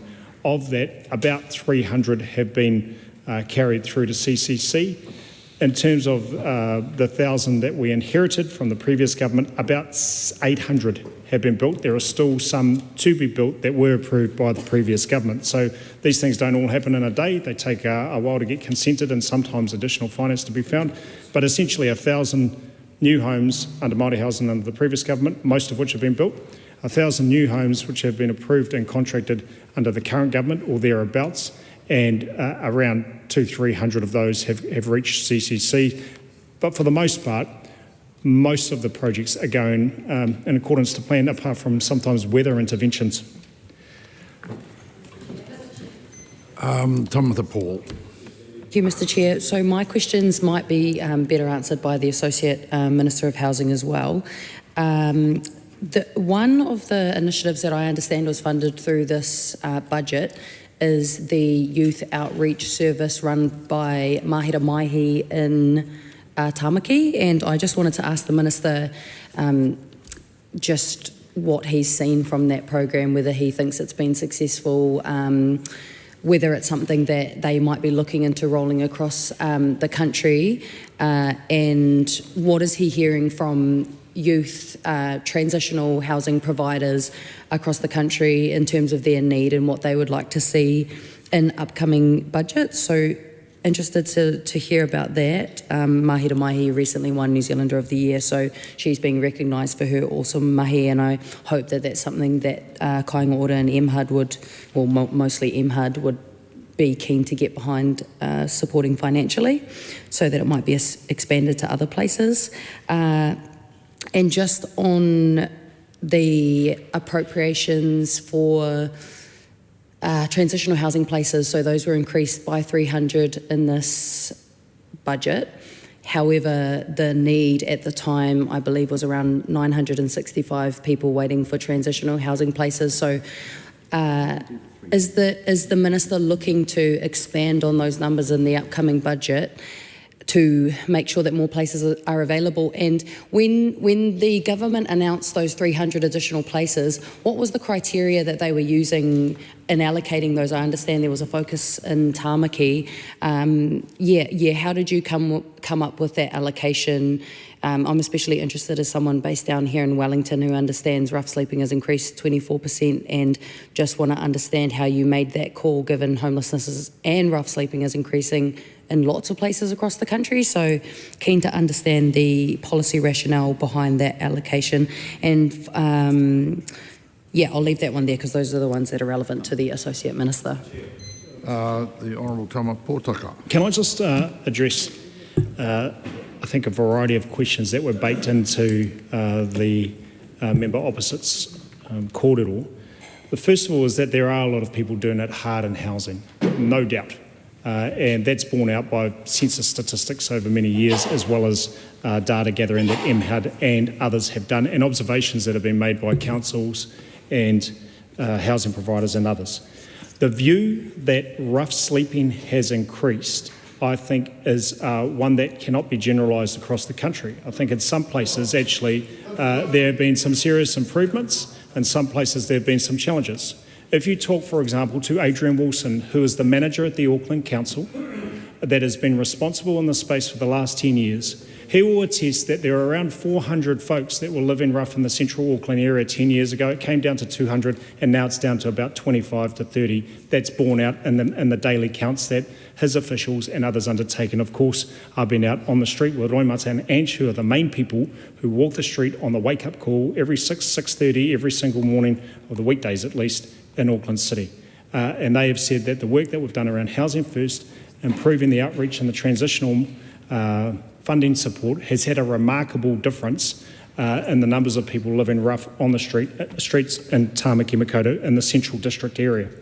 In terms of the allocation for the Housing First 300, and might I add that nearly, I think it's today actually, 600 people have been through those 300 and additional existing places that existed in Housing First. Minister Bishop and I made that announcement in September, an extra 300 funded places of Housing First baselined into the future. And as a result of that, not only did existing places that weren't filled get filled as a result of the accountability measures that the agencies have undertaken with providers, but we also started seeing a number of people coming off rough sleeping off the street and into those Housing First places. As I said, so far, circa 600 have come off that rough sleeping space. In addition to that, around 200 plus have come off a very difficult place, rough sleeping, into transitional housing as a result of the MSD tactical plan to up the ante to tautoko those that are doing it rough on the street. The allocations, Tāmaki 207, Hamilton 31, Wellington 35 and Christchurch 26 were done on the basis of engagement with housing providers and others who operate in the Housing First space. And of course, Christchurch filled very quickly, and I acknowledge Duncan Webb, member opposite Mr Webb's comments about concerns of rough sleeping in Christchurch, filled up very quickly. Tāmaki, we've got 200 plus of the 207 places that are now leased and tenanted. Hamilton and Wellington have been a lot slower, which is a bit surprising considering there are a lot of people that we've been told are sleeping on the street, but the Housing First providers haven't necessarily activated their lease places into tenanted and leased places. So my expectation of those that have the Housing First contracts for those 35 places in Wellington and 31 in Hamilton will accelerate that as soon as possible. Acknowledge Mahira Mahi and her work at Mata Huruhuru. Mata Huruhuru received some funding out of the outreach monies, around 10 million, that were provided in the current financial year. And the call from many of those in the youth space is that there needs to be more funding. What I'd like to see is the housing providers working closely with outreach and other providers like the Hamilton Christian Night Shelter, like Mata Huruhuru, to make sure the funds that are there already are used as efficiently and effectively as possible. Ingrid Leary. Just a quick question to the Associate Minister. Given fast trackers, and we know that some of the fast track projects are retirement villages which have occupational rights agreements, there are 55,000 residents currently in retirement villages, so there's going to be a burgeoning retirement village market for those occupational rights agreements. There will also be, under his proposals, as he said in the media, an incentive for operators to sell. There'll be a requirement under his law to sell the agreements when the law comes into effect for new residents. That is going to leave existing residents currently worse off than they currently are. So currently existing residents, there is no mandated repayment time for their capital repayment. Under his law, it's going to be 12 months, but these existing residents will now be last cab off the rank. So my questions are, how is that fair to existing residents when they're going to be worse off? How can he say that this is retrospective and can't be applied when actually other parts of his legislation will be applied, such as repairs and maintenance, and also repairs and maintenance? And finally, if a vast number of New Zealanders see 3 months as a fairer repayment time, which is in my member's bill, would he consider reducing the repayment time, given that he seems to have arbitrarily chosen 1 year, which is what the operators want, and may not reflect what is fair to residents, but also what most New Zealanders may want? Would he reconsider if there was evidence that most New Zealanders want that time frame to be shorter?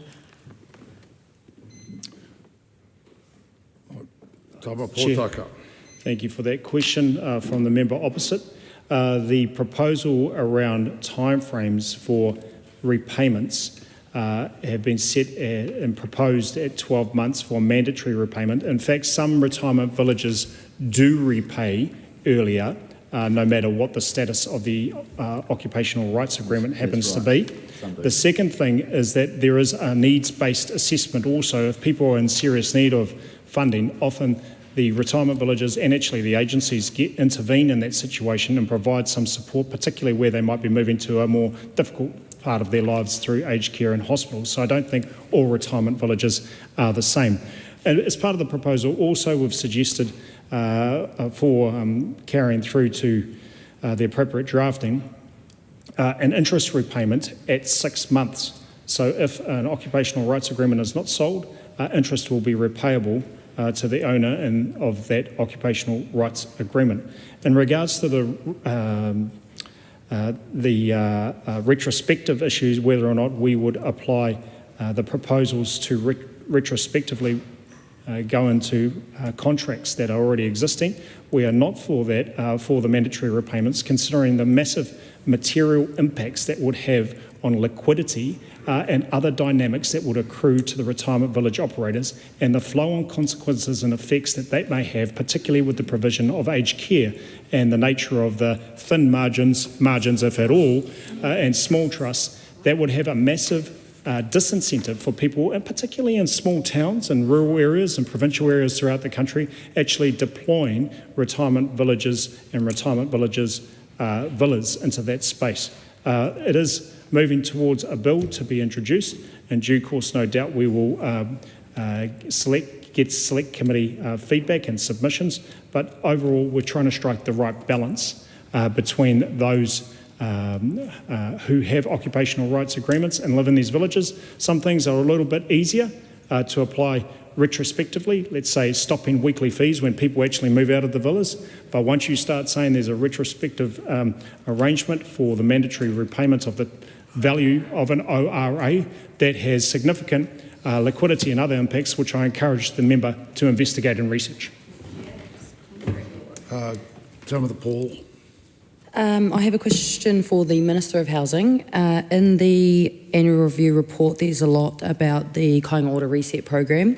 There's a lot about financial sustainability, divestment, sales, etc., reduction in staff, redeployment of money, all of the different efforts that have been directed by the Minister in order for Kāinga Ora to save costs. And I imagine that the cancellation or pausing of various Kāinga Ora projects before this annual review was also a reflection of looking for cost savings within Kāinga Ora. And I wanted to ask the Minister, based on this kind of rationale, since this annual review, has the Minister considered, or his officials or Cabinet considered any reviews of accommodation supplement amounts or the income-related rent subsidy rate as an attempt to save costs? The Honourable Chris Bishop. In relation to Kāinga Ora, we are proud of the work that has happened there. That agency, well, there's a variety of views across the House around it, but certainly the view of the government was that it was underperforming and not delivering good value for money, and also not delivering for its tenants either, frankly. In fact, tenancy satisfaction is up since the changes, and build costs are coming down and savings have been made. And the reality is, Kāinga Ora's debt track is now $10 billion less than what it was 3 years ago. So that's $10 billion less that the taxpayer has to fund or borrow. So that is, by any stretch, quite a significant achievement. And I take my hat off to the Chair and the former CE who's now left, but the team at Kāinga Ora. I think it would be fair to say one of the things we are doing some thinking about is how the new investment plan that the government is, in fact we've published the first one, how the investment plan framework fits in with Kāinga Ora. So the Crown has around 78,000 houses, roughly 190,000, 200,000 people live in those houses. Big, aged stock, very old, much of it. There's now quite an emphasis going on retrofitting and upgrading the existing stock, which, if you look at what the National Infrastructure Plan from the Commission has said, is something that should be a real focus. So we're doing quite a bit of work around that. But the intention for new housing investment from the Crown is to get much more granular around where we build and what we build, and I think we're making progress on the where and the what. So we've taken a real focus on housing need, and the officials have done quite a good granular analysis of looking at the precise regions where there is real need on the wait list, but also where rents are quite out of whack with the market. And so we've announced that take the East Coast, for example, is one of the priority areas. Not a lot of social housing there, and so and also Northland. And I see the member for Northland in the House, where there is real deprivation in Northland when it comes to social housing. So that obviously means that not, there's limited sums of money. Not everyone can get new social housing. But we have tried to focus on building in the right places. And in terms of the what, we are also trying to build the right typology. So 50% of people on the register need a one bedroom unit or 1 or 2 bedroom unit, but we haven't up until now been building those. And of the Budget 24 and Budget 25 funding, from memory, I think it's like 88% of the homes being delivered are 1 and 2 bedrooms. So that's good. Where I'd like to take the system to is getting much more granular about the who. Because I think we all know that there are some people who, I think reasonable people would say, social housing is for you. You've got a disability, you might have mental health challenges, you might have a range of life circumstances that mean you deserve extra support, and the government should give you some extra support. And the system is, at the moment, far too non-responsive to individual circumstances. Everyone gets a number. It's largely based around affordability, not actually based on individual circumstances. Everyone gets a number from A20 through B8. It's the most dehumanising system on the planet. And that's why you end up with situations like the poor guy in New Plymouth who was living in a motel with his kid and in a wheelchair, and all he needed was a social house, and he waited 3 years to get out of the motel into a social house while the social house was developed, and then ACC farted around for 9 months trying to put a ramp on the house, and he had to deal with the council for 6 months to get a resource consent for a ramp for a social house so he could get out of a motel. Like, it's just a microcosm of everything wrong with New Zealand when you've got a guy living in a motel for 3 years with his kid in a wheelchair, and all he needs is a social house, and he needs the system to not treat him as some just problem to be left in a motel. He needs the system to be responsive to him, to get him into a house and sort out his ramp so he can live with dignity. That's what I get up in the morning to try and fix.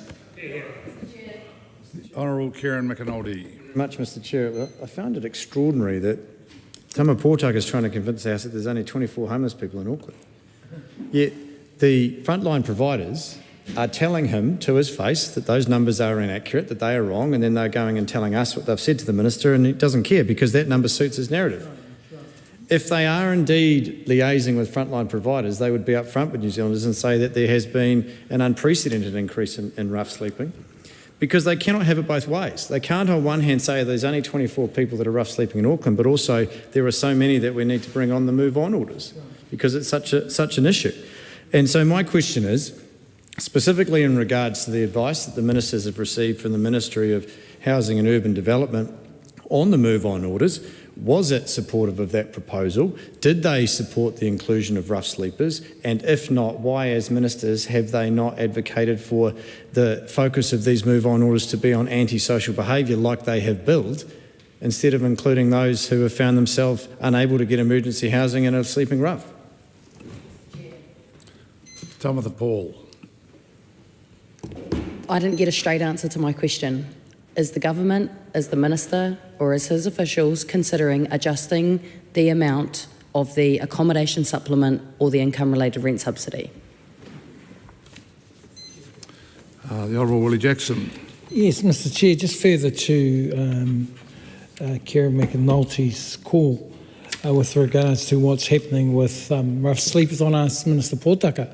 What's the response he's had from iwi leaders? Because iwi leaders have been quite adamant in terms of what's happening with our people being moved out onto the street. And we've not only had community organisations, Mr Chair, but we've had iwi leaders being quite adamant that the housing policies are not working for our people who are being thrown out and being set up as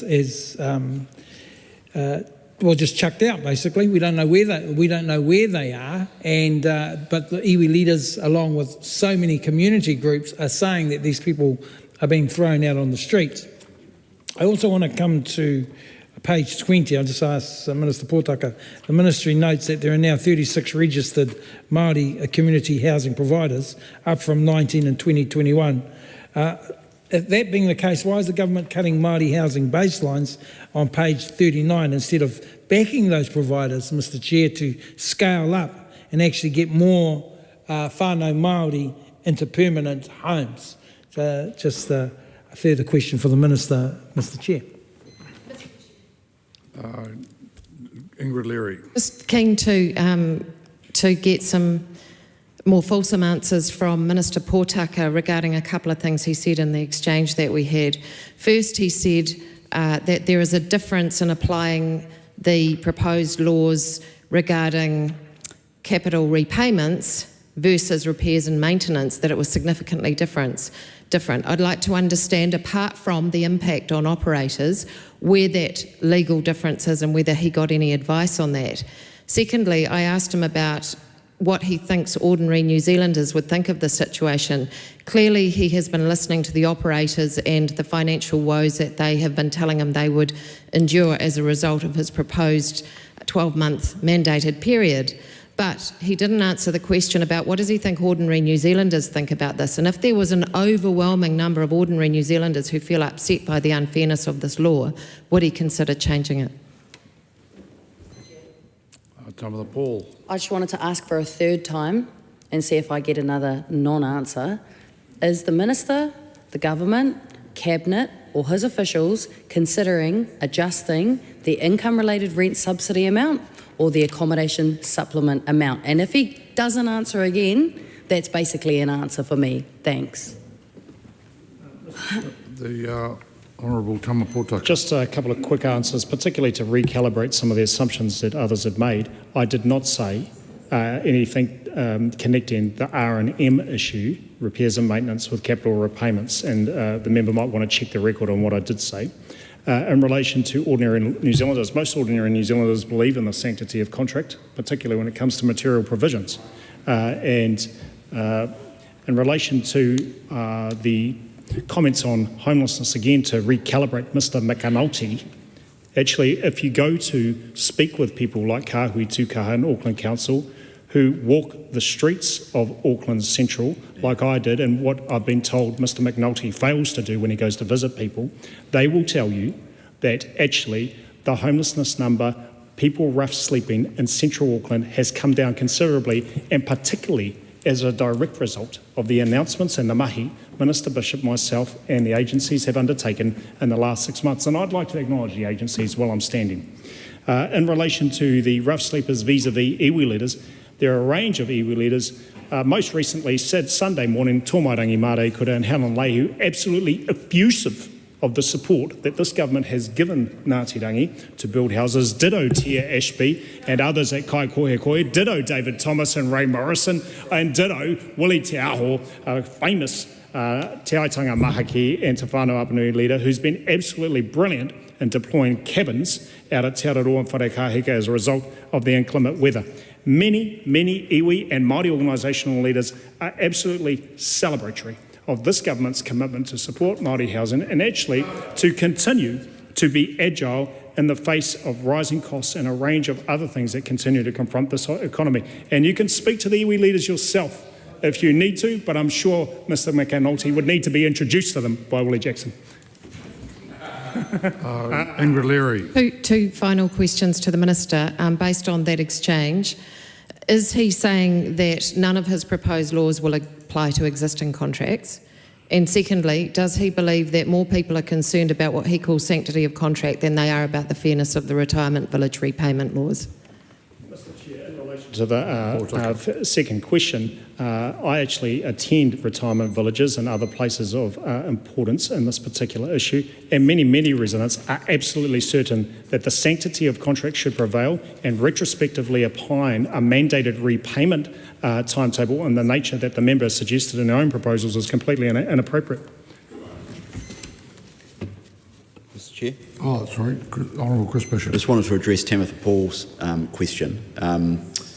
We are always interested in looking at funding settings in relation to social housing, as I think that what I was trying to indicate to the member through my answers in relation to Kāinga Ora and the wider housing picture through the investment plan is that over the last 2 or 3 years we have, or 2 and a bit years since we came into government, we have conducted quite a thorough scale review of almost every aspect of housing policy, particularly our funding settings. In relation to the accommodation supplement, it is true to say that the most recent changes to the accommodation supplement are from memory in 2018, based on 2016 relative rents around the country. There's 4, it's complicated like everything in housing, there's 4 different areas and they haven't been updated for a large number of years. Just before our next call, this part of the debate is scheduled to finish at 5:58. The Honourable Kieran McAnulty. Thank you, sir. That was a fascinating response from Minister Portaka there. Didn't address any of the questions. Didn't want to talk about move-on orders, didn't want to talk about the advice that the Ministry has given him, and I think we know why. Because the Ministry has advised these ministers that targeting rough sleeping by simply moving them on and potentially fining them does not have the support of the Ministry. In fact, the only people it has the support of is Viv Beck and Sonny Cushel. And so I asked the Minister again, why have they included rough sleeping into a provision that has been billed as addressing antisocial behaviour when his own ministry has advised against this?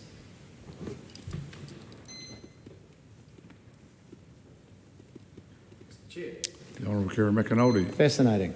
So he's quite happy to stand up and have a crack at me personally, but he's not happy to answer a very simple question. And I think I know why. If I was to look at the list of ministries and agencies that have opposed this, it actually tells the story. This government is proposing move-on orders as a solution to antisocial behaviour, but is deliberately including the provision of rough sleeping and the ability for those that are sleeping rough to be fined as a way of sweeping the issue under the carpet so that they can make false claims inaccurate claims, claims that frontline providers have told me and him that are wrong, that there are only 24 people sleeping rough in Auckland. I mean, who on this earth is going to believe that? When you've got the Ministry of Social and Urban Development, Ministry of Justice, Police, Treasury, the Police Association, the Criminal Bar Association, New Zealand Council for Civil Liberties, crucially, the Auckland City Mission, Wellington's Downtown Community Mission, LifeWise, Kickback, Community Housing, Aotearoa, all of whom are saying that homelessness has increased under this government. That's right. Except the Minister, he just claims different. The list actually goes on, Mr. Chair. Why has the housing ministers stood by and allowed the provision of rough sleeping to be included in the move-on orders? And why won't they consider removing rough sleeping and focusing move-on orders solely on antisocial behaviour, like they're telling New Zealanders they're actually about?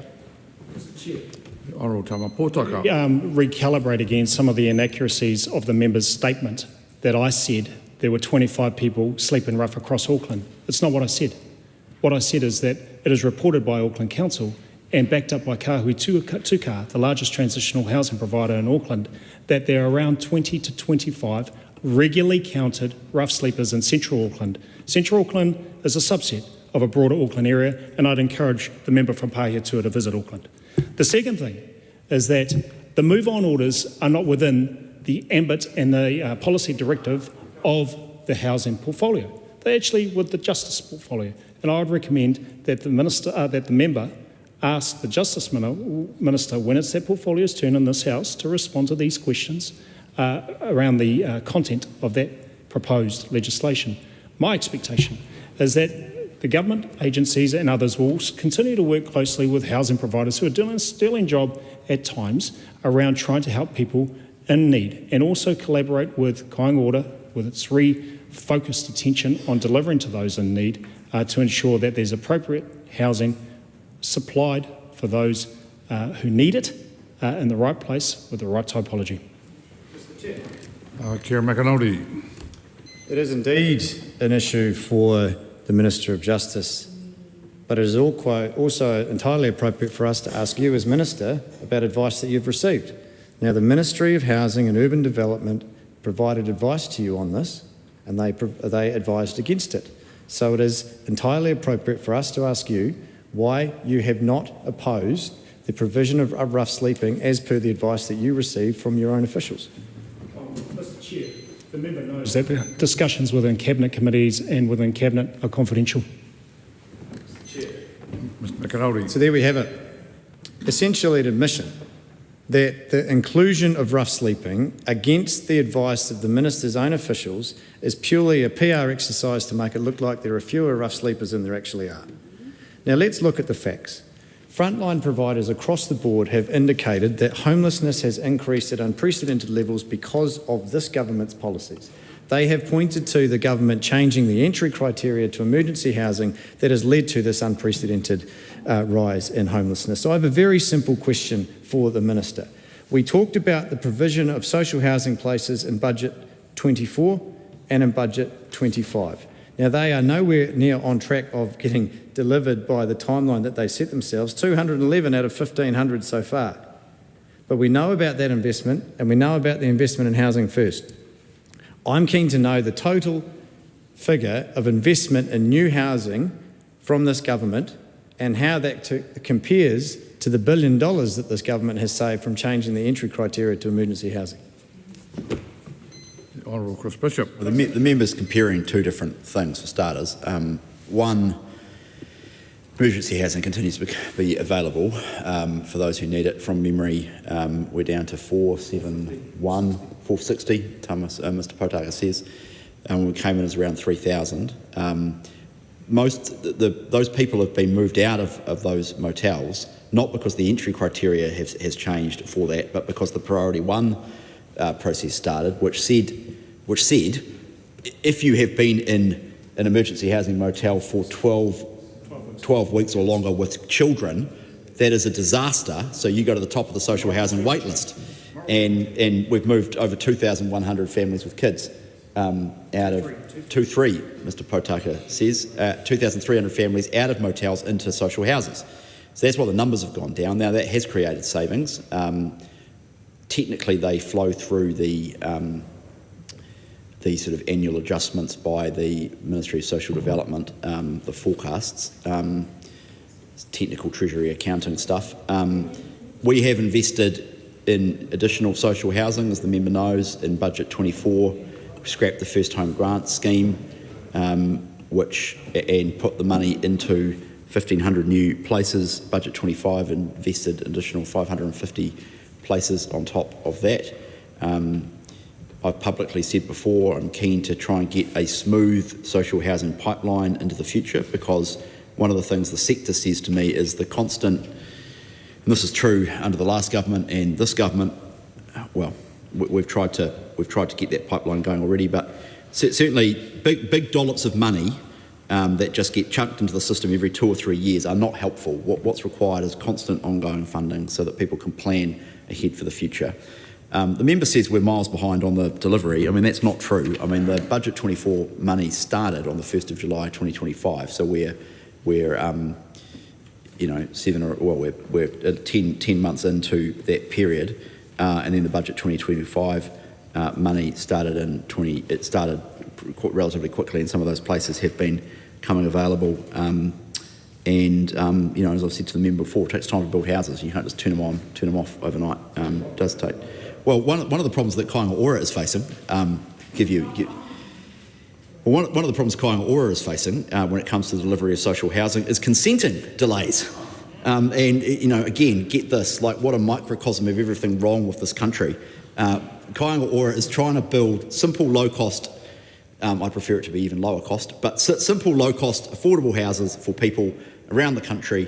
And do you know what they spend their life doing? Arguing with councils about whether or not having the concrete is the same colour as the grass is acceptable. Kid you not.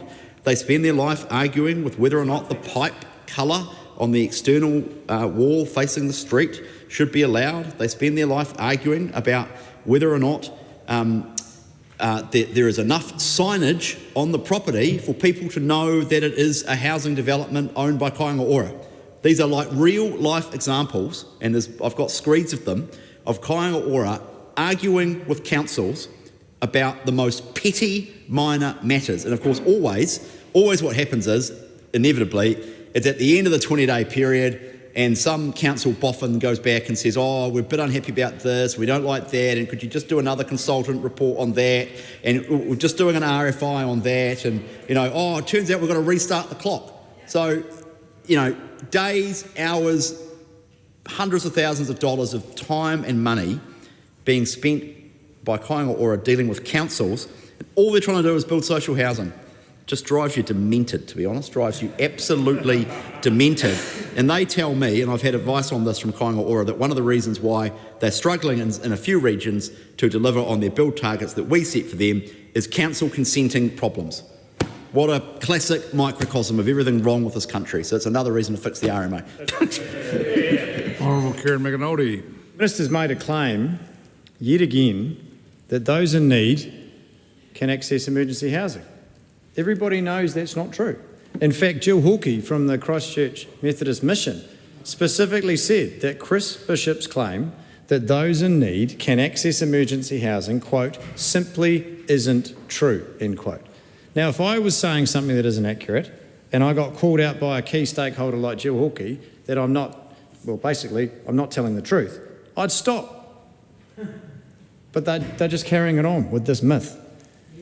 Every frontline provider that I've spoken to, and unlike the Minister Portaka, I don't dismiss this feedback, I take it as fact, because why would they lie, have told me that the changes to entry of emergency housing have been the largest driver of the numbers going down because they simply cannot get in.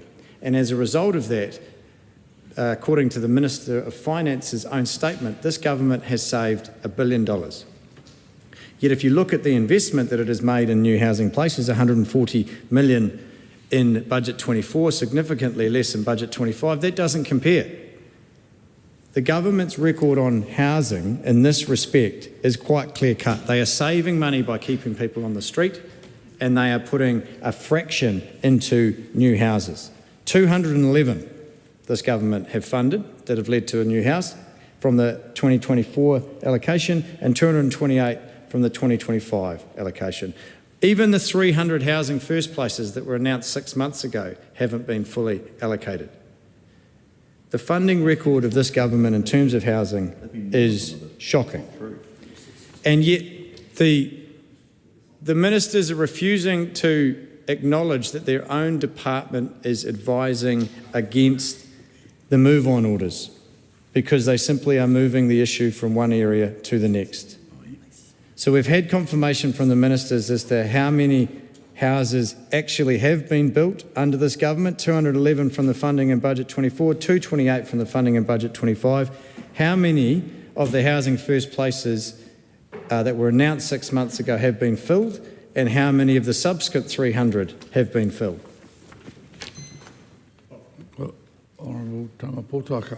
Oh, We sorry, wouldn't mind. Sorry, Willie Mr. Chair. Jackson. Yeah, just as we're coming to a close, I just want to chuck a couple more questions to Minister Potaka. Given the real shortage in terms of Māori home ownership at the moment, I was looking at on page 31, Māori home ownership still lagging very much behind the general population, Mr. Chair. Where in the report is there a single policy that points to an upliftment in terms of Māori home ownership? It's certainly, and I want to ask the Minister, is there any strategy in terms of Māori home ownership at the moment? I also want to repeat my earlier question on page 20. The Ministry notes there are now 36 registered Māori community housing providers, up from 19 and 21. Why is his government cutting Māori housing baselines instead of backing those providers to scale up and actually get more Māori whānau into permanent homes? Page 130 shows Māori households reporting damp and mould at far higher rates than the general population, Mr. Chair. Yet on page 27, 28, his priority is weakening renter protections and reviewing property managers. Isn't that proof, Mr. Speaker, that the government is, again, as we've been saying all along, more interested in pleasing landlords than fixing the basic conditions that Māori and the general population are forced to live in? And on page 22, 23, the report, and I'd like the Minister's response on this, highlights kaupapa Māori responses like e ara hiki mauri, but the baseline savings table on page 39 claws back funding from the homelessness action plan. Why is he cutting the very supports Māori claimants to Y2750 say are urgently needed? Mr. Chair. Honourable Potaka.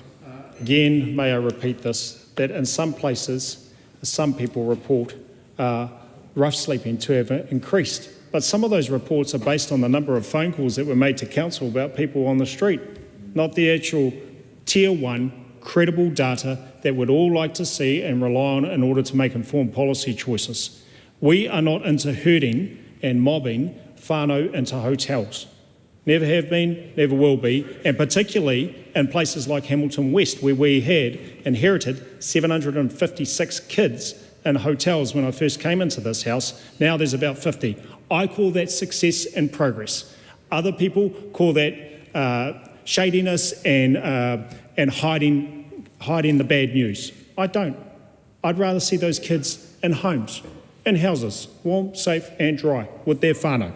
And we've seen over 3,000 kids come out of emergency hotels, primarily as a result of the support that we've given through Priority 1 and a range of other initiatives, come out of emergency housing and contracted emergency housing.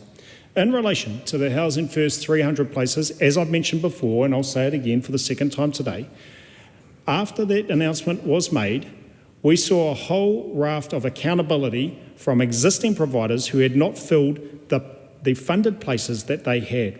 We also saw a range of initiatives done by Housing First providers throughout the country to ensure that those additional 300 places were filled with people that are in a very dire and difficult situation in rough sleeping. We have seen around 600, circa, I think it was 590 two days ago, circa 600 people come out of rough sleeping and go into the Housing First 300 places and an additional around 110 places that were already existing before we made that announcement. Again, I call that success and progress. That is hard and fast data supplied by our agencies. Most of the Auckland places, 210, now leased and tenanted. About half of the places in Wellington and half of the places in Hamilton, and all 26 places in Christchurch that were allocated in the Housing First 300 have been filled. They've been filled for several months. Just on Christchurch, yes, Jill Hawkey and Annette Sutherland and others do have some strong views, but they're also very supportive of the initiatives that we have undertaken around Housing First, around the additional outreach monies and transitional monies, and a range of initiatives to support through the Community Housing Funding Agency, James Palmer and others up at Community Finance, through the bank guarantee kaupapa that we had through the Minister of Finance and the Minister of Housing, to actually reduce the cost of community housing provision over time, because ultimately that's one of the biggest challenges to not only building houses but also renting and owning houses. So I go on to Minister Jackson's observations and questions. Yes, we would like to see more home ownership. We think a property owning democracy is the way New Zealand should be. We absolutely agree with that. That's why you've seen the sterling and absolutely aspirational work of Minister Bishop around land rezoning and land consenting. The fast track announcements, just note the Ashbourne matter that was announced today, another fast track, 19th fast track. 7,000. Down on the mighty Waikato, home of the famous Chiefs rugby team. A whole range of affordable rental initiatives that might not necessarily address the home ownership issue, but actually the affordable rentals are now adopted from the Māori housing kaupapa and included in the Flexi Fund, which Minister Bishop announced last year. The Flexi Fund, again, another pathway that gives more flexibility for housing providers to build homes for RRS, for affordable rentals or for other types of housing.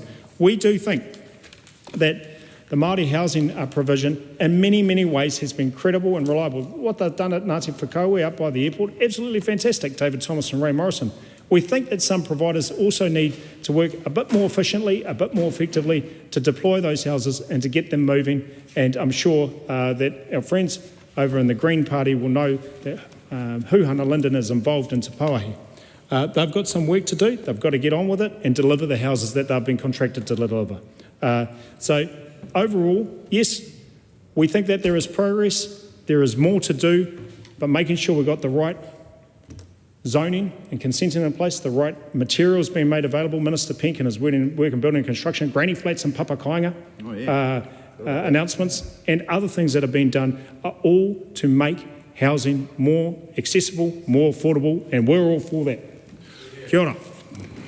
Members, the time with the Minister of Housing has ended. The Minister of Health will be available at 7:30. The House will resume at 7:30.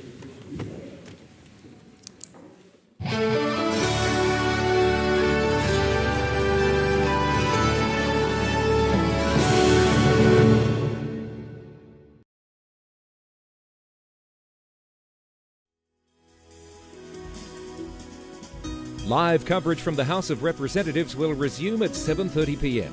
Until then, some of today's earlier proceedings will be repeated.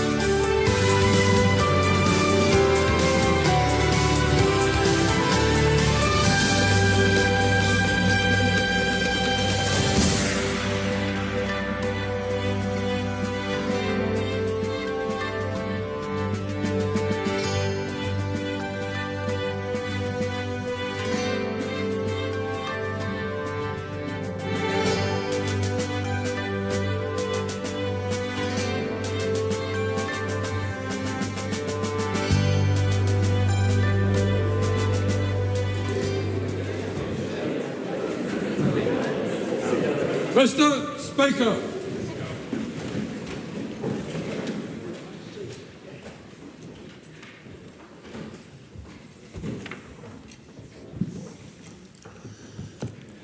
Almighty God, we give thanks for the blessings which have been bestowed on us. Laying aside all personal interests, we acknowledge the King and pray for guidance in our deliberations, that we may conduct the affairs of this House with wisdom, justice, mercy and humility for the welfare and peace of New Zealand. Amen.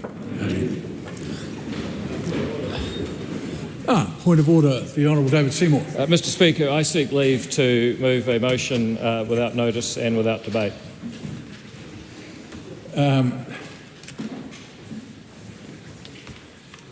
Okay, so but leave is sought. I'll put that leave. Is there any objection? Appears to be none. Thank you, Mr Speaker. I move that this House condemn all incidents of anti-Semitism in New Zealand and affirm that anti-Semitism has no place here. Very good.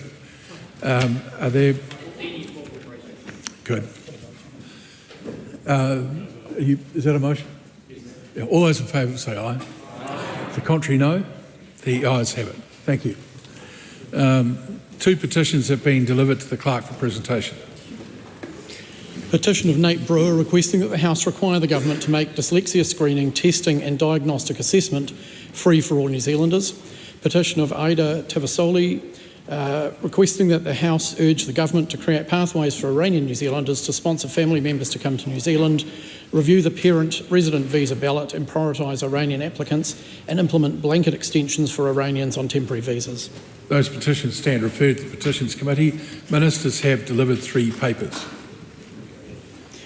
2025 Annual Report of the Charter School Authorisation Board, Regulatory Standards, Excluded Legislation Notice 2026, Report of the Ministry for the Environment and Stats NZ on New Zealand's Environmental Reporting Series, Our Freshwater 2026.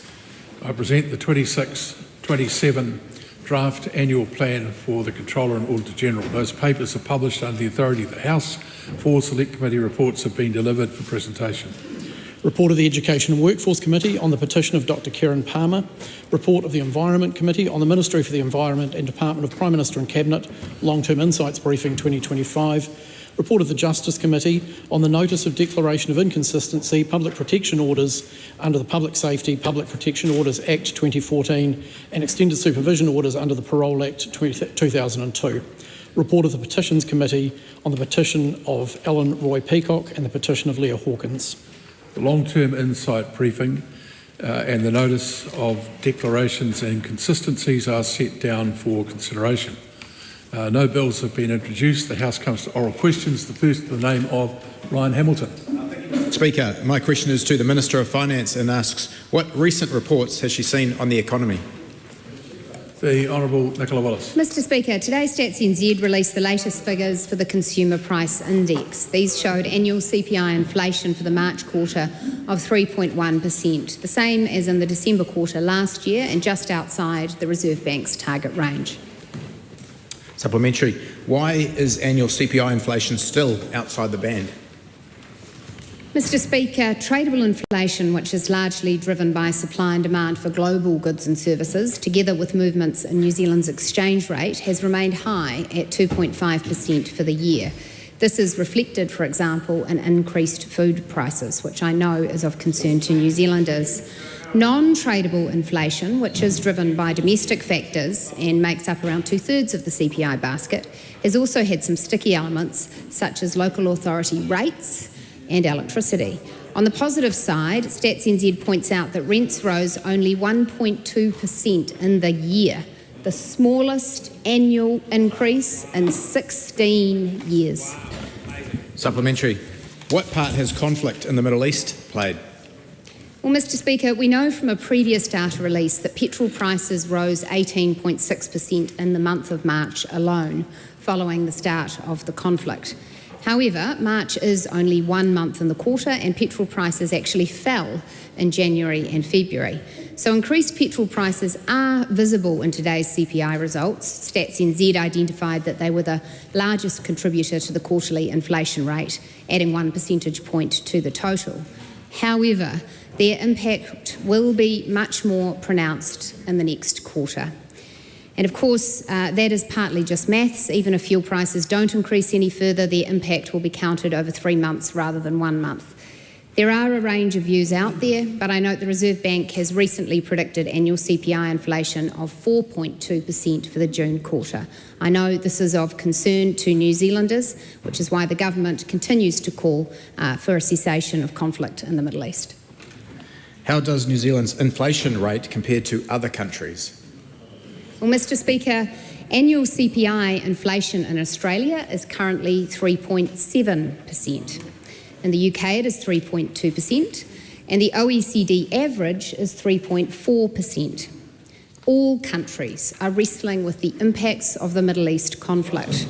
But as the world goes into a period of higher fuel prices and therefore higher inflation, New Zealand is starting from a somewhat stronger position than many other countries. The Honourable David Seymour. How important is very careful spending of taxpayer money when it comes to restraining inflation and any associated interest rate rises? Or to put it another way, does monetary policy still need friends? Well, Mr Speaker, yes, monetary policy does need friends, and it is very important at this time that the government control what it can control. We can't control the trajectory for the conflict in the Middle East and therefore the global oil price and prices at the pump at home. What we can control is our own spending, and this government is determined to take a responsible course in which we do not add fuel to the inflation fire, as was not the case in recent history under previous governments. Question number 2, the Right Honourable Chris Hipkins. Thank you, Mr Speaker. To the Prime Minister, does he stand by all of his government statements and actions? Absolutely. The Right Honourable Prime Minister. Supplementary. Does the Prime Minister continue to enjoy the unanimous support of National Party members of Parliament? Absolutely. Why did he put confidence in him as leader of the National Party and therefore as Prime Minister to a vote of National Party MPs this morning if he was still confident that he enjoyed the confidence of all of them? Yeah, just before we go any further, that is caucus business. Not necessarily, you could word it a different way, but as it was worded, it becomes caucus business. Thank you, Mr Speaker.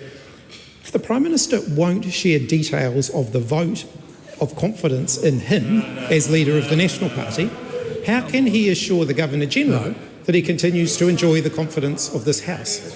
No, that's not a reasonable thing. You know that... Mr Speaker. No, I'm speaking.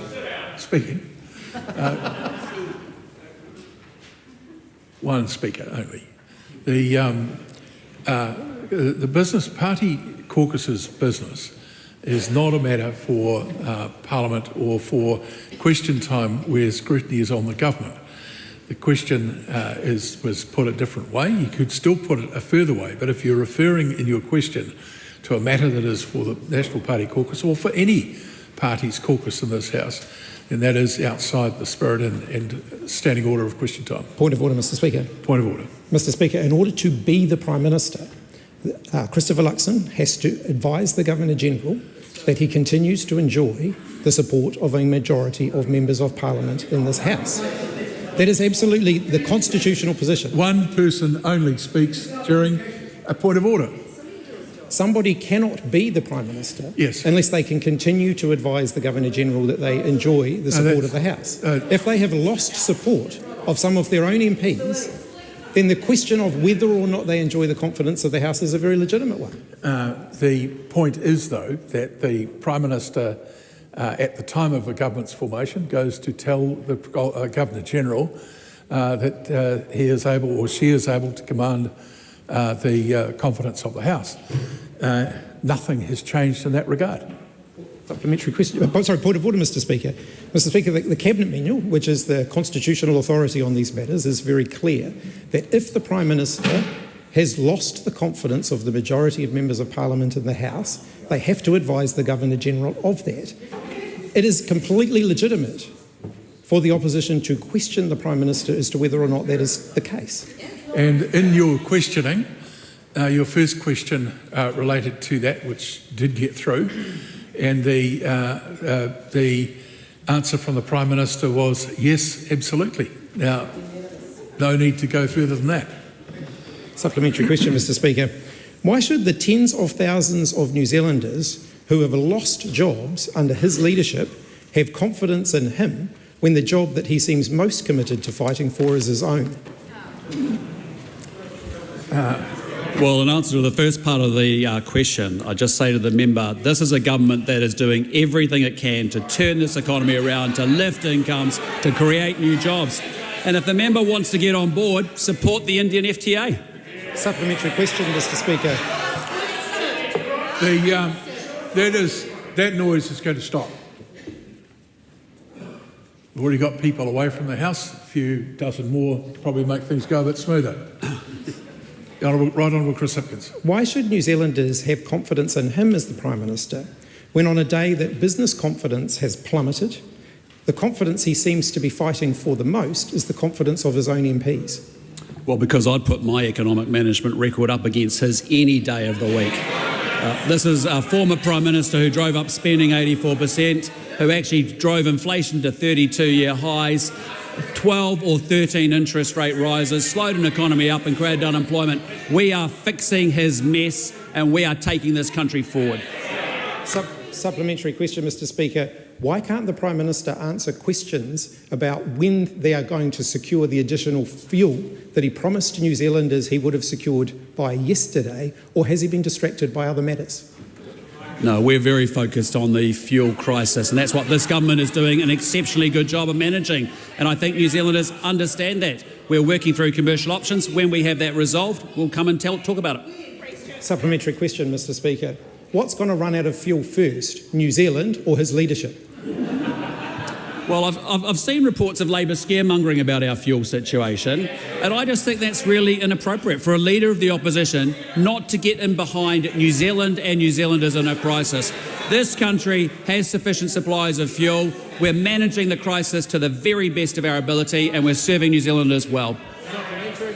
The Honourable David Seymour. Has the government learnt anything from the experience of previous governments in procuring COVID vaccines, where we somehow went from the front of the queue to the back of the OECD in record time, and how will those lessons be applied in responding to this crisis?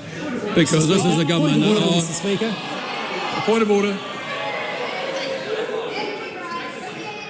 Point of order, Mr Speaker. Someone is going to leave shortly, because when there's a point of order called... Well, you're speaking now during a point of order. Let's all just calm down. Mr Speaker, Right Honourable Chris I know Hipkins. you're very focused on ministerial responsibility today. There is no way that that question falls within the current Prime Minister's ministerial responsibility. That is true. The question could have been asked a different way. We'll go to question... A point of order. The Honourable Shane Jones. Sir, that question was about procurement, and it was seeking to contrast procurement practices of several years ago with procurement practices associated with a fuel buffer. There's no way that's out of order. Well, that's a very generous interpretation of what the question intended. I did say the question could be asked in a different way. Were you taking it or not? No, we'll go to question 3. Point of order. Supplementary. Yes. Has the government used learnings from past crises in its response to the current fuel shortage, and does that include the botched procurement of vaccines during COVID? No, he's got no responsibility for any of that. No, he doesn't. He can answer the first part of the question. Oh, here you go. Well, what I'd say to the member is that we have learnt everything from the management of the last COVID pandemic. That was a complete, utter mistake, and we have learnt from RAT procurements, we've learnt from vaccine procurements. That's why this government got organised early. That's why we're in constant contact with industry around fuel importers, and we're making sure that we learn the lessons and the mistakes from COVID, where debt was run up, where spending was out of control, and New Zealanders' future was put at risk. Yeah, good. Just wait till the House is quiet and ready to hear your question. KiwiPulse. Thank you, Mr Speaker. Ki te Premier, e tautoko ana ia I ngā kōrero me ngā mahi katoa a tōna kāwanatanga. The Right Honourable Prime Minister. Yes. Does the Prime Minister accept that the increasing frequency and severity of extreme weather this country is experiencing is driven by climate change? Yes, I do believe there are climate change effects in the extreme weather we experience all around the world. Why did his government cut funding for flood protection by 41% compared to the former government? We've invested $200 million in flood protection. We've invested $1 billion in our first budget on roads to build more resilience into what we're doing. Supplementary. Just The Honourable Chloe Swarbrick. Why did his government decide to cut flood protection funding at a time when extreme weather is becoming more frequent and severe by approximately half compared to the former government? Well, this government doesn't just talk words. We put action and investment to climate change. That's why this country in the last quarter has had less emissions produced than in any time since 2010. That's why we're investing in resilience in our roading network. That's why we're investing another $200 million into our flood protection. We're proud of that. The Honourable Chris Bishop. Can the Prime Minister confirm that this government is the first government in New Zealand history to develop a national flood map, which will map for the first time areas of high natural hazard risk around the country, which will be taken into account in planning decisions? I can. I'm very proud to say we have a national flood plan by the end of this year. We are the first government to do it so, and we are taking action and putting investment into climate change, not just words and bumper stickers and post-it notes. Supplementary. Does the Prime Minister agree with the Ministry for the Environment annual report that, quote, point of order, Mr Speaker. Point of order, the Chloe Swarbrick. I mean, I understood that questions were supposed to be heard in quiet, and we've got one of the co-deputy Prime Ministers going off at my side at the moment. That is true. So thank you, Mr Speaker. No one will be speaking while you're asking your question. Does the Prime Minister agree with the Ministry for the Environment's annual report that, quote, having a national flood map would enable council and homeowners to better prepare to protect areas and homes from climate risks? However, officials have also emphasised that data alone is not sufficient. Additional measures around infrastructure and community support are needed to reduce exposure and vulnerability, end quote. Or is that why he decided to disestablish the Ministry for the Environment? I haven't read that report, but I just say we are very comfortable with the actions that we have taken because we are the ones putting together a national flood plan. We are taking actions across this country to build resilience into everything we're doing. And I just say to you, the failed energy policy of the Labor Greens government caused an ungodly mess. We're not doing that. We're taking action, we're making investments, we're sorting it out. Why did his government decide last year in Cabinet to delay all decisions on cost sharing and investment in climate adaptation until after the next election? We are determined to make sure we deliver on our climate change commitments. That means net zero 2050. It means doing everything we can to deliver on our Paris agreements, but we are doing the practical things. We have reversed the oil and gas ban so we don't create an energy dry year risk and high power bills for New Zealanders. If the member cares about it, get him behind the initiatives that we've got. Does the Prime Minister understand that his government has made decisions to delay any meaningful work on climate adaptation until after the election? Or is hope now his plan? No, look, I'm proud of our record on what we're doing. We have a renewables boom underway in this country, and that's in part because of what we've done to enable more renewables investment through our fast-track legislation. We have taken a strategic coal reserve behind Huntly. We are looking at extra strategic diesel reserves in Whangarei because we are determined that we are going to lower the cost of energy for New Zealand so it's affordable and abundant. The Honourable Chris Bishop. Can the Prime Minister confirm that there is a suite of renewable energy projects going through the fast track, including just yesterday, for after 20 years of delay, the Waitaha Hydro Run-of-River scheme to make the West Coast more energy resilient and more renewable? Exactly. We have a number of renewable projects that are benefiting from the fast track, whether it be down in Southland or whether it be on the West Coast. Again, it's the point that I'm making. A Labor Greens government just talks about it. We are the ones that put action and investment to the task. Question number 4, the Honourable Barbara Edmonds. Vinaka Vakalevu, Mr Speaker. To the Minister of Finance, has she received advice from the Treasury that inflation could peak above 7% this year? If not, what have they advised that inflation could peak at? The Honourable Nicola Willis. Mr Speaker, Treasury will produce a full set of economic forecasts alongside the budget. I can also confirm that I will also, ahead of the budget, share an update on the economic impacts of conflict in the Middle East. In the interim, Treasury has given me various scenarios which they have stressed are not forecasts. These instead have been prepared at different times since the start of the conflict to look at the stylised impacts of potential trajectory and scale of the conflict, noting the inherent uncertainty in these scenarios. These scenarios vary. One of them was based on an extreme set of assumptions, including escalating conflict leading to widespread closure of key transport routes, including the Red Sea, escalating strikes on regional energy production facilities causing widespread lasting damage, and critically, oil prices averaging US $180 a barrel sustained through Q2 and Q3.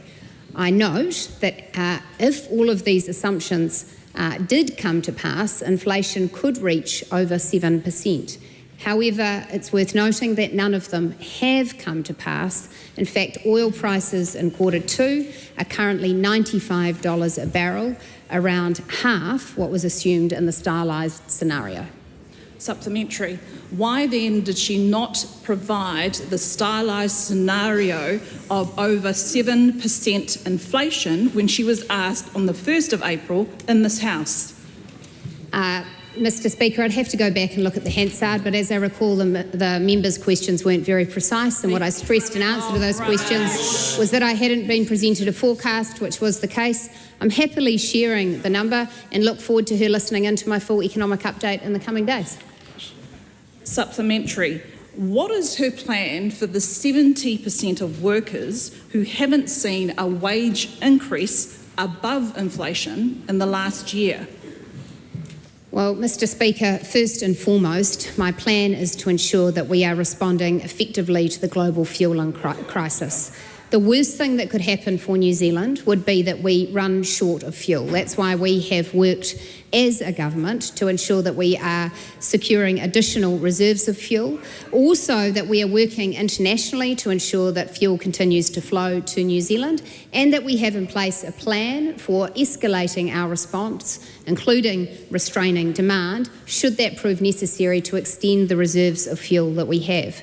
Beyond that, we are also taking great care that the steps that we take to address the very real issues that are occurring for New Zealanders as a result of fuel prices, that the steps we take do not make things worse than they need otherwise be. And that would include, Mr Speaker, adding unnecessary fuel to the inflation fire and further deepening the debt hole left to us by the last government.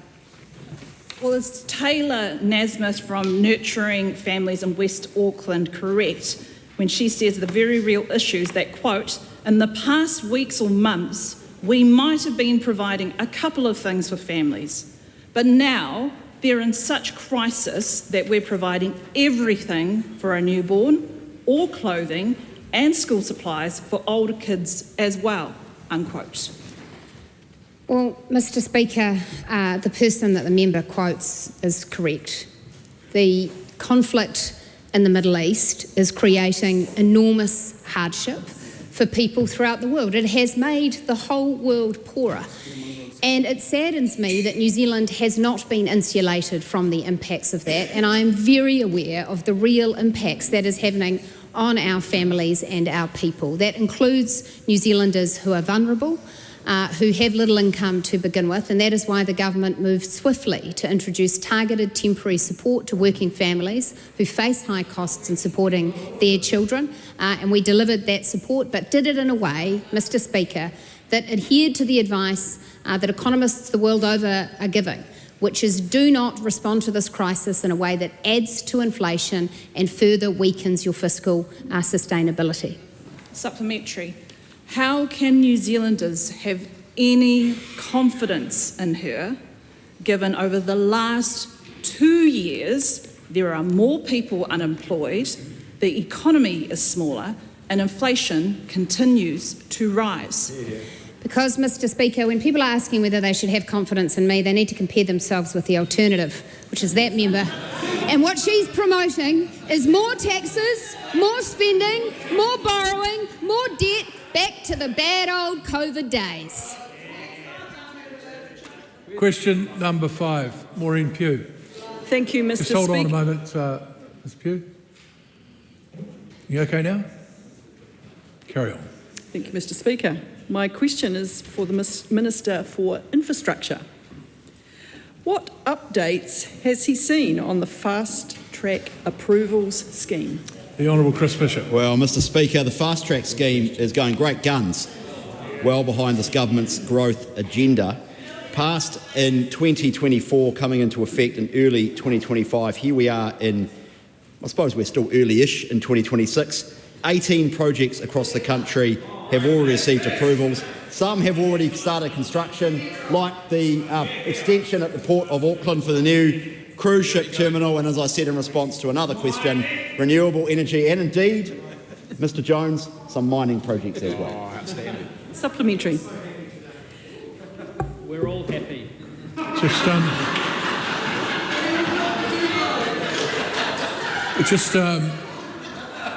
calm it. Thank you. Send them out. Just a minute. Maureen Pugh.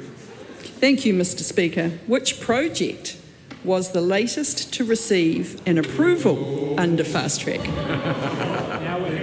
Well, Mr. Speaker, I know the member asking the question, the member for West Coast Tasman, is very happy about the Waidaha Hydro project approved on Monday by an expert panel. 20 years in the making, fast track has received all its approvals in just 5 months. Westpower estimates the scheme will generate enough electricity for 12,000 homes, prevent, Chloe Swarbrick, 129,000 tonnes of CO2 emissions annually. I'm told this is equivalent to taking 69,000 cars off the road annually. This is what fast track delivers: jobs, growth, renewables, and energy resilience for the coast. Excellent. Thank you. Maureen Pugh.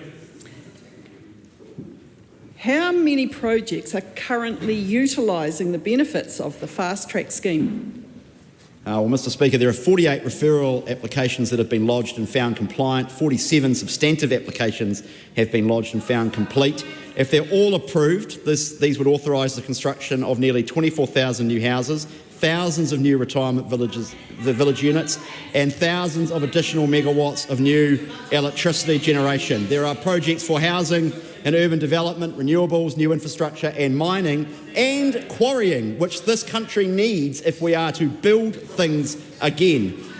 Mr. Speaker, New Zealanders are sick and tired of waiting year after year for consents to come for projects that the majority of reasonable people agree are needed. Fast track is making sure we can get on with the job. Just remind people that objections are meant to be rare and reasonable and not sustained commentary. How fast is fast track really going?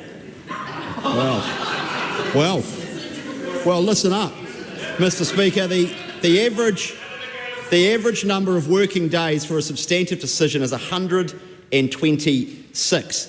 Waidaha Hydro was not approved after 20 years.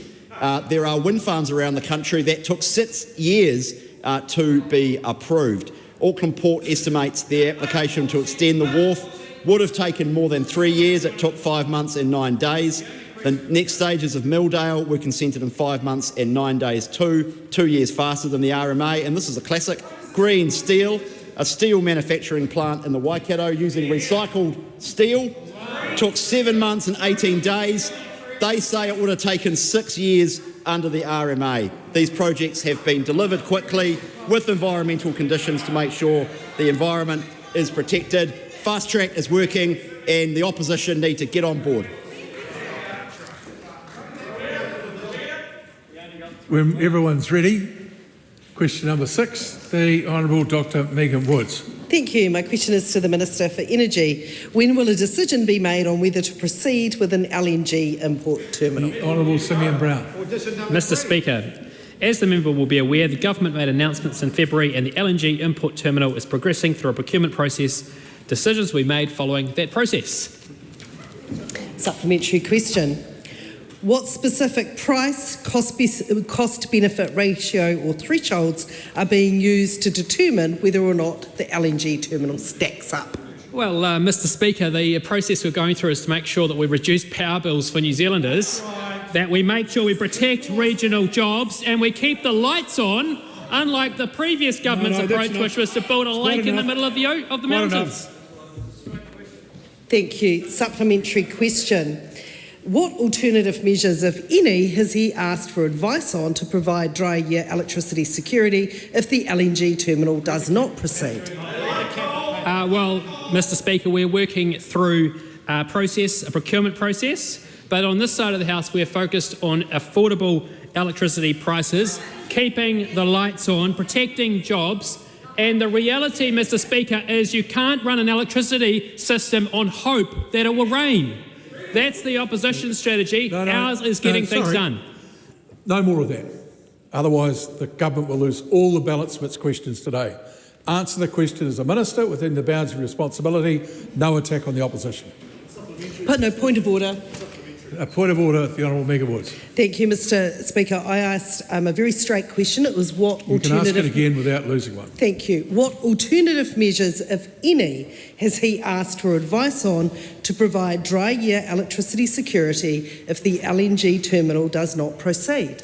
Well, Mr Speaker, as the member will be aware, this government is focused on security of electricity supply, and we're taking a number of actions in order to achieve that.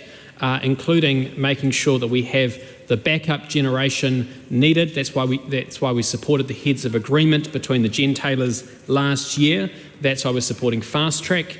Ultimately, we are focused on ensuring that we protect jobs, keep the lights on, and make electricity more affordable.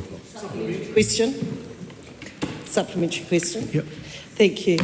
Is the Minister confirming to the House that he has not asked for advice on alternative measures to LNG to provide dry year backup security? Mr Speaker, I've asked for a range of advice from officials, including around how we ensure that we have the keep the lights on, that we keep the protect regional jobs, and we make electricity more affordable for New Zealanders. We are going through a procurement process when it comes to LNG. And ultimately, we are taking a number of steps as a government to make sure we achieve these objectives. Supplementary, Simon Court. Thank you, Mr Speaker. To the Minister, what confidence can the Minister give businesses that LNG will reduce the risk of closures, job losses, deindustrialisation, all of those things caused by energy insecurity and price volatility? Well, Mr Speaker, unfortunately, after the previous government made the decision to ban oil and gas exploration, we have seen a significant reduction in gas availability in New Zealand. It is reducing faster than was expected, and that is damaging jobs, it is damaging industries across our country, and what we are focused on is making sure we do what's needed to protect those jobs, and we need to make sure we protect those industries. Now, we can only do that if we have the energy this country needs to be able to make that happen. And I can tell the member, hope is not a strategy.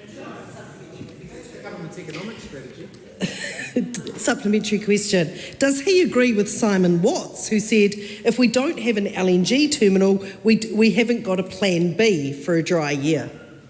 Mr Speaker, as I said, we are working through a process. Once that process is complete, decisions will be made and they'll be announced. Question number 7. Just a minute. Why do you have to keep on going? Take a supplementary if you need to, but it comes off your allocation. As much as you may enjoy your questions to the House, some of us don't after your allocation's over. Katie Newman, question 7. Thank you, Mr Speaker. My question is to the Minister of Education and asks, what recent announcement has she made in response to the fuel cost pressures in education? Mr Speaker. The Honourable Erica Stanford. Mr Speaker, it is a priority for this government to make sure that schools stay open and students are in school engaged in their learning. Effective from this week, the Relief Teacher Transport Allowance has been increased from 37 cents to 83 cents for cars and 15 to 31 cents for motorbikes. And to support schools with these costs, we're providing one-off cash grants of $2,500 to all schools with under 100 students. We've increased the conveyancing allowance by 30% to respond to fuel cost pressures, supporting around 5,000 eligible students, and we're replacing up to 70 diesel boilers in schools to reduce diesel dependency, boost resilience and save around 600,000 litres of diesel per year. This is targeted, temporary and timely, and a package that provides support where it's needed. Supplementary. How will her announcement support staffing in rural areas? Mr Speaker, looking to the medium term, we're also investing $2.35 million per year to grow our workforce and help ensure rural and isolated schools have a strong pipeline of teachers. This government's recently announced Go Rural program offers student teachers $4,000 to cover the cost of undertaking a placement in a rural and isolated school. This has been hugely successful and oversubscribed. So yesterday I announced a further 87 places per year to support staffing in rural schools.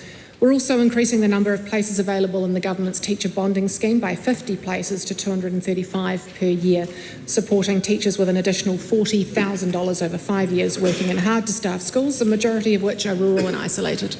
Supplementary. How did schools contribute to the development of this response? Mr Speaker, I directed the Ministry of Education to pick up the phone or personally visit every single school in New Zealand so that we can understand exactly what they're dealing with on the ground. Two issues that were consistently raised were access to relief teachers for our predominantly rural and isolated schools, because relief teachers can make choices about where they travel to work. The other was the conveyance allowance. This package directly responds to their concerns that were raised with the Ministry, and we will continue to be in direct contact with schools to monitor the situation and respond where necessary. Supplementary. What feedback has she had from schools? Mr Speaker, within minutes of the announcement, I was contacted by a principal who said thank you particularly for the funding for relief teacher petrol. Having that extra to be able to pay relievers travel will greatly help our situation. Another said for the way the allowance has been allocated to support smaller and rural schools who are finding relief teachers can be a significant burden. And Andrew King, the president of the Rural Schools Leadership Association, said on RNZ this morning it's a really positive step with supporting schools, particularly our most isolated and smaller schools with these rising costs. Question number 8, the Honourable Ginny Anderson. Thank you, Mr Speaker. My question is to the Minister of Economic Growth and reads, does she stand by her statement, quote, I absolutely stand on the side of anyone who wants to work hard and get ahead, end quote. Mr Speaker, yes, and that's what the government is doing. This month we've delivered additional support to hard-working New Zealand families in a way that is timely, targeted and temporary. From the 7th of April, around 143,000 working families began receiving an extra $50 a week through the in-work tax credit, with a further 14,000 families now eligible for an abated rate of that tax credit. We've also acted to support those delivering essential services with a temporary 30% increase in mileage rates for home and community support workers to help offset rising fuel costs and ensure continuity of care. Mr Speaker, this is what standing on the side of people who work hard and want to get ahead looks like, and we are doing it responsibly. We are doing it in a way that does not add fuel to the inflation fire or adds excessively to debt.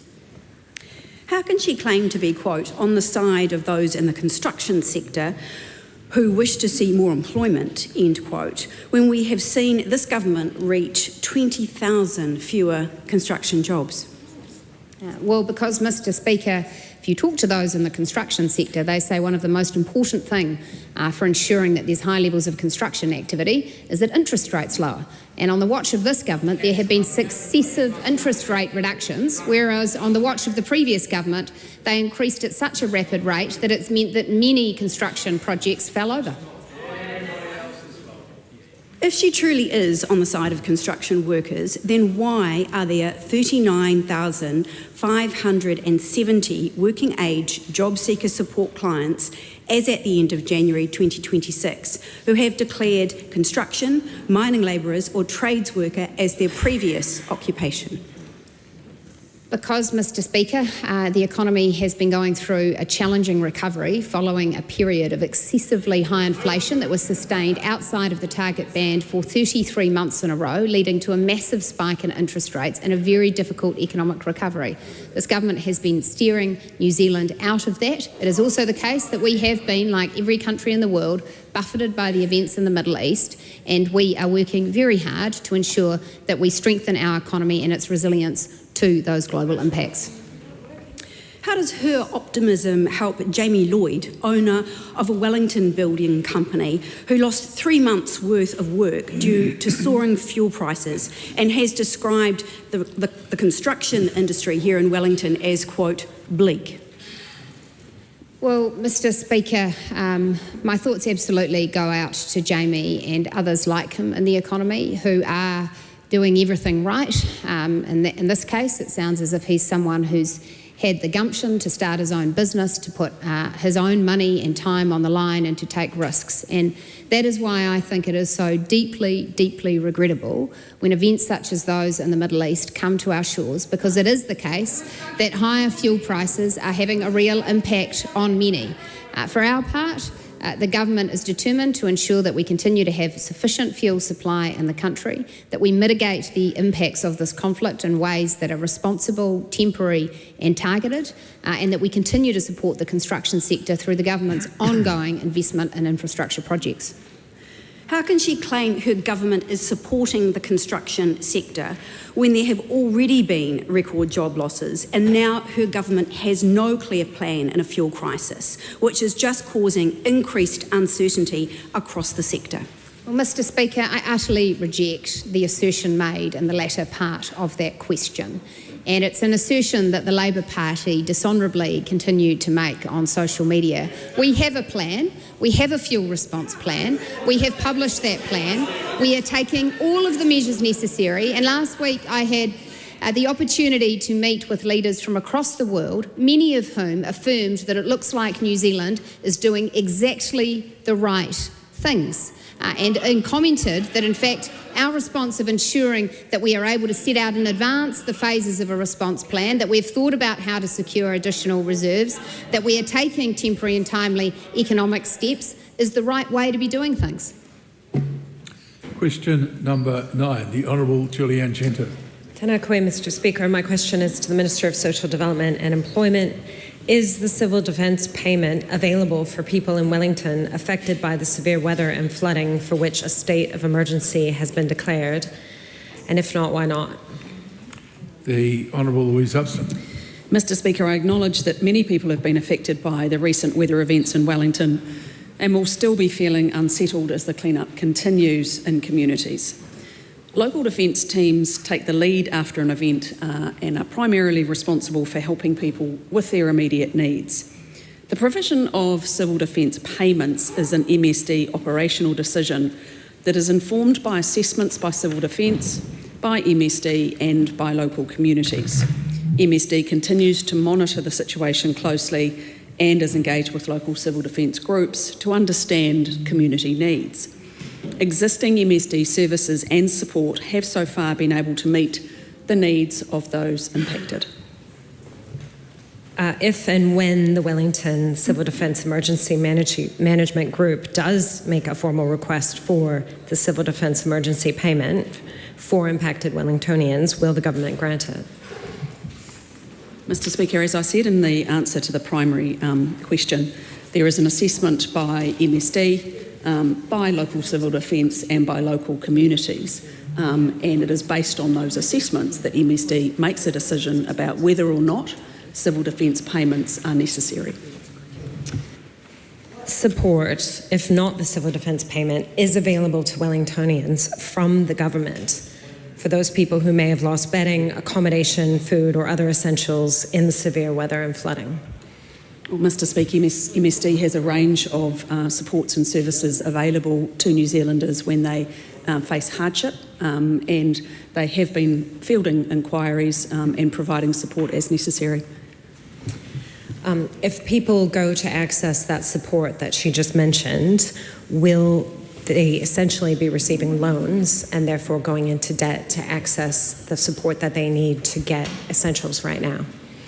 As I said, Mr Speaker, there's a range of support available to people who are affected by the weather events in Wellington. And I would state for the record of the House, if people are concerned about their ability, they should contact MSD in the first instance. Does she accept that the value of the civil defence payment for food or bedding hasn't changed since 2013? And if so, will she increase the payment so people can be properly supported when affected by these increasingly common extreme weather events? Mr Speaker, well, the first step is that there is an assessment by Civil Defence, by local communities and MSD as to whether or not the civil defence payments are required. That is the first step. Order. Point of order, Julianne Genter. Mr Speaker, the Minister made it very clear in all her answers that the civil defence payment may or may not be granted based on an assessment. My question was about the value of the civil defence payment and that not changing. So if, whether or not it is granted, the question of the value of it is separate to whether or not it will be granted. And the Minister didn't address that aspect of my question. Yeah, I'm not sure that's entirely the Minister's responsibility, but you may wish to make a further comment. Well, Mr Speaker, as I said, the civil defence payments decision hasn't been made to grant them in this first instance. Where people are required to or need accommodation assistance, they are adjusted annually with the annual general adjustment. Question number 10, Catherine Wedd. Thank you, Mr Speaker. My question is to the Minister for Tourism and Hospitality. What recent reports has she seen on tourism in New Zealand? The Honourable Louise Upson.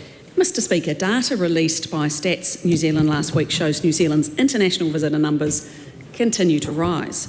Annual figures show overseas visitor arrivals reached 3.58 million in the year to February 2026, which is an increase of 229,000 people on the previous year.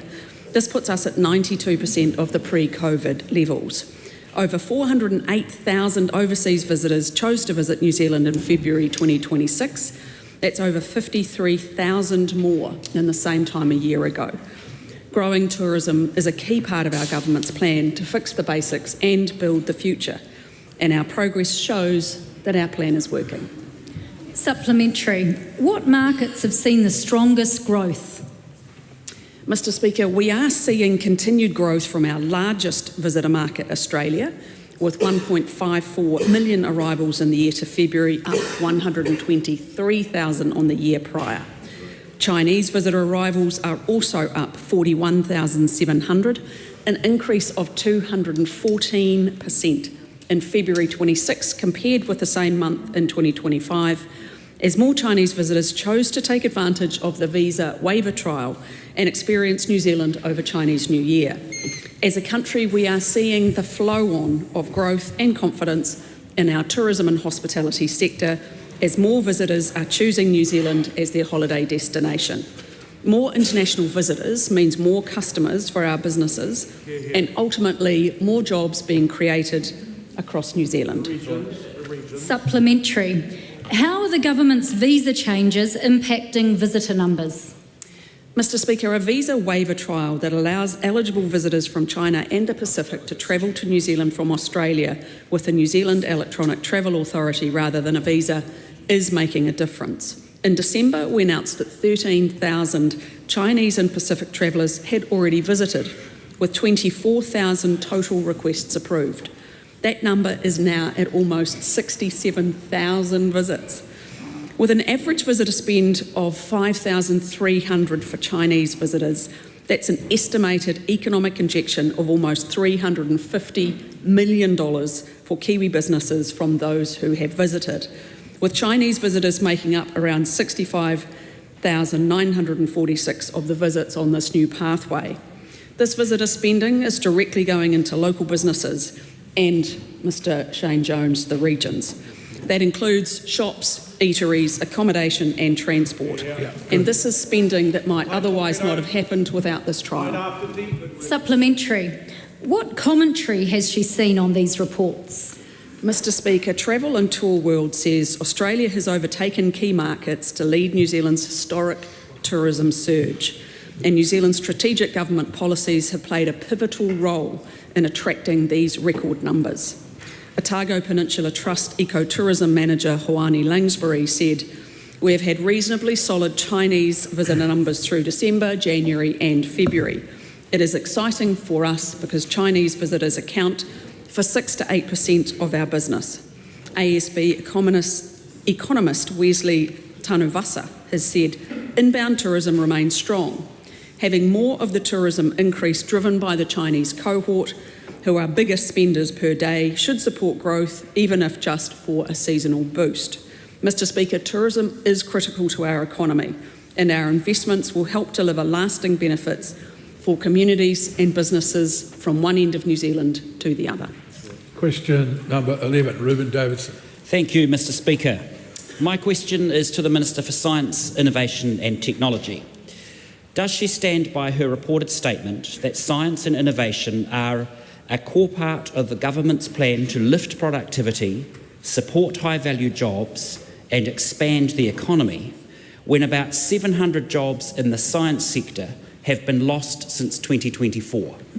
The Honourable Penny Simmons. Mr Speaker, yes, science and innovation are a core part of our plan to lift productivity, support high-value jobs and build the future by growing the economy. Mr Speaker, I note that the Statistics New Zealand Research and Development Survey shows that employment in the sector increased from 28,200 roles in 2022 to 30,600 roles in 2024, with most of that growth in the private sector, which is actually where most R&D investment is made. Mr Speaker, Budget 2025 committed more than $1.8 billion to science and innovation, and our reforms are deliberately focused on maximising the value of public investment in science and building a more dynamic system that can respond to national priorities, keep pace with technological change, lift productivity and, most importantly, Mr Speaker, support higher value jobs across the economy. That is an exceptionally long answer. I would suggest that you edit the balance of your responses substantially. Supplementary. How does the Prime Minister's Science, Innovation and Technology Advisory Council proposal to cut 22% from primary industries and bioeconomy research, a sector forecast to deliver a record $62 billion in exports this year, lift productivity, support high-value jobs and expand the economy? Speaker, of course, it isn't a cut, it is a reallocation of funding to the Advanced Technology Institute. And, Mr Speaker, I'd like to refer to a Farmers Weekly article from the 7th of April, where the Agritech CEO, Brendan O'Connell, said he welcomes the shift in focus to technology and science funding, describing the recognition of technology as a distinct research pillar as a defining moment. I quote from Mr O'Connell, "The idea a significant part of our R&D should be in new tech and be applied is a good message to send. This is where the wealth generation will be for both the agri and the tech sector." Supplementary. Why then is there no publicly available workforce strategy to retain or replace the scientists being made redundant? Well, of course, Mr. Speaker, the focus is on ensuring that we have a strong science and innovation sector which engages with industry to ensure that productivity and growth in our economy occurs, because 2/3 of the R&D that happens in this country happens with our businesses. Does cutting roles in hazard monitoring teams risk degrading services? Questions have got to be heard in silence. Start again. Does cutting roles in hazard monitoring teams risk degrading services that directly protect New Zealanders? Mr. Speaker, we are very focused on ensuring that the critical work that is done in weather forecasting and climate research continues. We're bringing NIWA and Met Service together in earth sciences so that we can get efficiencies and ensure that we reinvest in improvements to our climate science and our weather forecasting capabilities. We need to ensure that our funding is focused on those frontline scientists doing the research.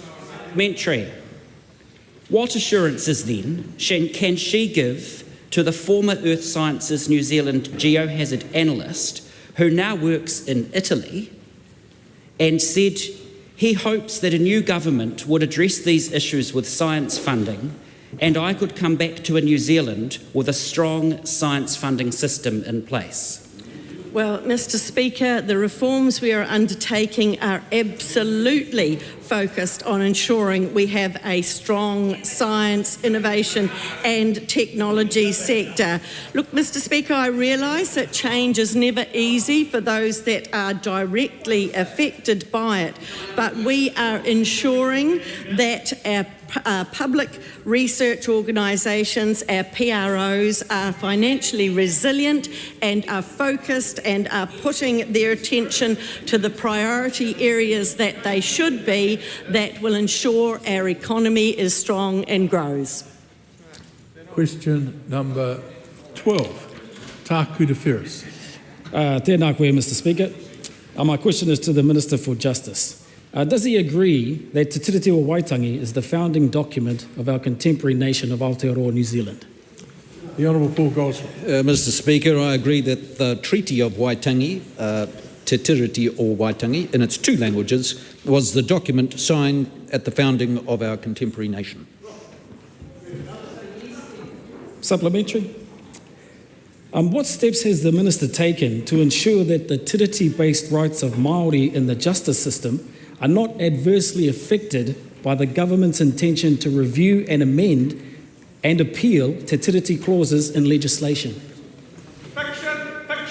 Mr. Speaker, as part of the coalition agreement with New Zealand First, we, as a government, sought to try and bring a bit of order to the 28 or so pieces of legislation that refer to the principles of the Treaty of Waitangi, and a host of arrangements, sometimes give effect to, sometimes have regard to, sometimes honour, sometimes take account, and sometimes referring to the treaty, sometimes Te Tiriti, a whole range of things. And so we set a group up to bring some coherency to that, and that's what we're doing. Supplementary. Will he champion a suspension of the review until meaningful consultation on the potential impacts on Māori tiriti-based rights and justice have been investigated and a review process that both tiriti partners are happy with can be implemented? If not, why not? Well, of course, as we speak, there is consultation going on the Cabinet decisions. When the legislation is introduced in the House, it will then go off to a select committee, and all New Zealanders, including Māori, will have the opportunity to have their say. Question now to members. Call on the Honourable Dr. Duncan Webb. Thank you, Mr. Speaker. My question is to the Chairperson of the Justice Committee. Why did he announce a submission period of 4 weeks on the Trespass, Specified Retail Premises and Other Matters Amendment Bill after first setting a submission period of 6 weeks? The Honourable Andrew Bailey. Thank you, Mr. Speaker. As Dr. Duncan Webb was briefed on 10th of April, I just reiterate that the bill was referred to the Justice Committee on Thursday the 2nd of April, just prior to the 2-week Easter recess. I instructed the clerk of the committee to call for submissions with a closing date proportional to the report back date. By convention, a 6-week call for submission corresponds to a 6-month report back, or 4-week for a 4-month report back. The clerk of the committee originally understood it to be a 6-month report back, and so issued a submission for the 6-week period. However, shortly after the Easter break, it came to his attention that the report back was in fact only a 4-month report back, and he contacted me, and on that basis I instructed him to call for submissions proportional to the report back date, which in effect is the 4 weeks.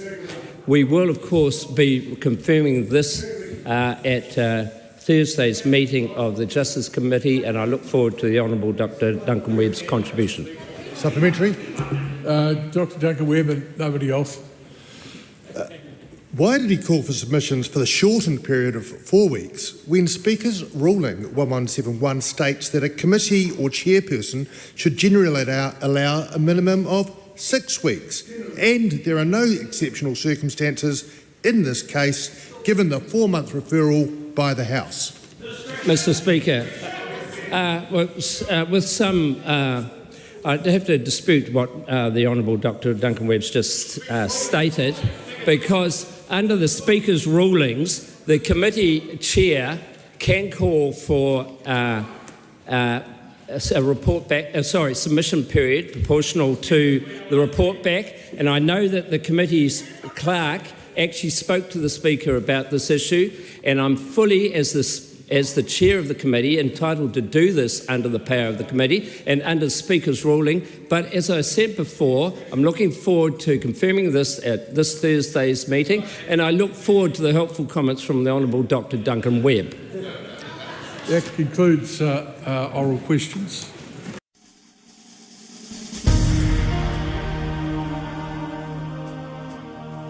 Live coverage from the House of Representatives will resume at 7:30 p.m.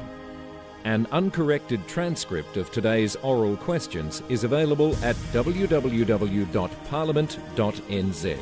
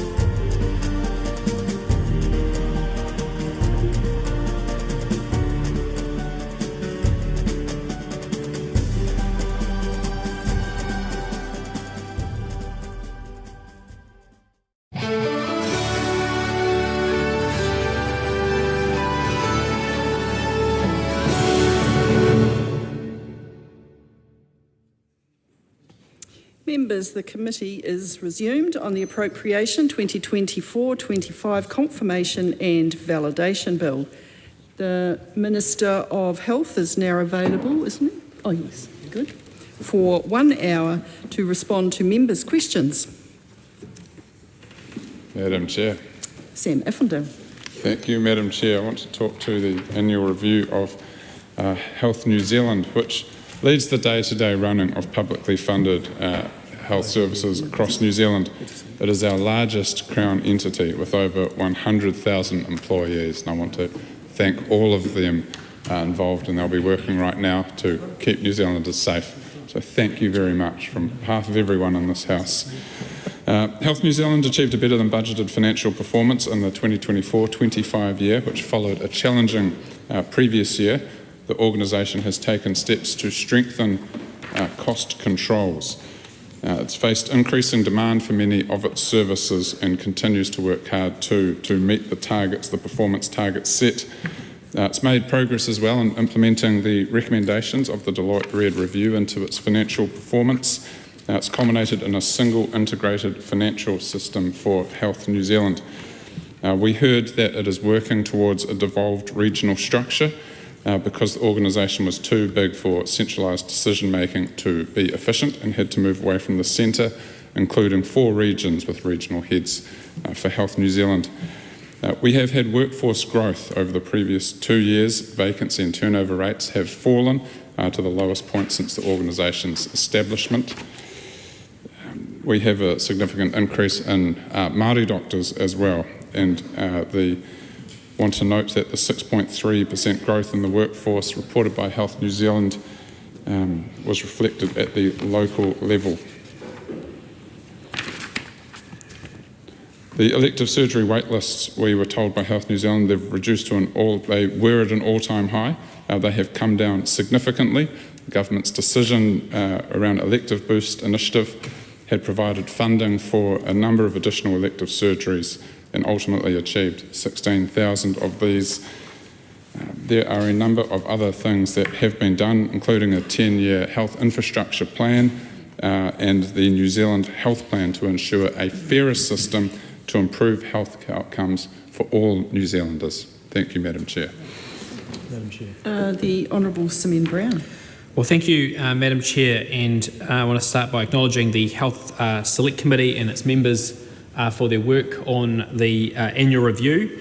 And I want to begin by saying that the health system is making progress over a number of key metrics, and to thank the doctors, nurses, nurse practitioners, allied health professionals, support staff and everyone else working across our health system who has contributed to the results and the outcomes that are putting patients at the heart of our healthcare system, ensuring New Zealanders can access the timely, quality healthcare when they need it. We know that the system has not been delivering as it should. Wait times have been too long, wait lists have grown too large, and that is the challenge that we are tackling.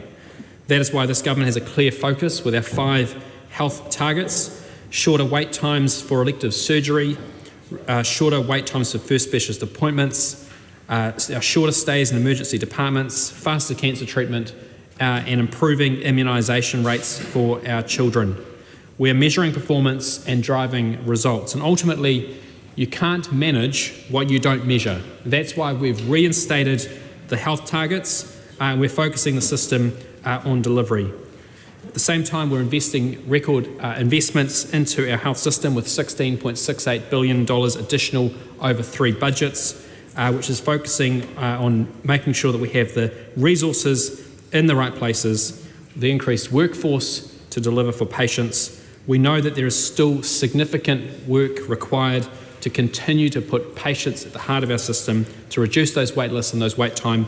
We're focused on doing that. I thank Health New Zealand and all of the healthcare professionals working diligently and hard on our front line. We thank them for the work that they're doing, continuing this momentum in our health system. Huhana Linden. Madam Chair, and tēnā koe te minita. I'd like to acknowledge the hui that we just attended for blood cancer in New Zealand and the opportunity that it was to hear the voice of patients and those in care right now, as well as our advocates within the sector. My questions are in relation to health equity and Te Tiriti compliance, knowing that we are undergoing significant change in our system and the sector, but we have our Y2575 recommendations from the Waitangi Tribunal that had guided previous establishment of our health system. So I'm wanting to understand how you believe, as the Minister, you are tracking and giving effect to the recommendations of the Waitangi Tribunal for Y2575. Further to that, while acknowledging you have the targets, asking the Minister specifically what initiatives can you share with us that have that specific focus on reducing the disparities and, in fact, the life expectancy gap between Māori and non-Māori, as it still exists and it is still felt across Tiwi Māori, and wanting to understand what is the funding allocated, what are the initiatives that the Minister is funding to close those gaps. In addition to that, wanting to also thank the sharing of the stats in terms of increase in our workforce, and that's a beautiful thing.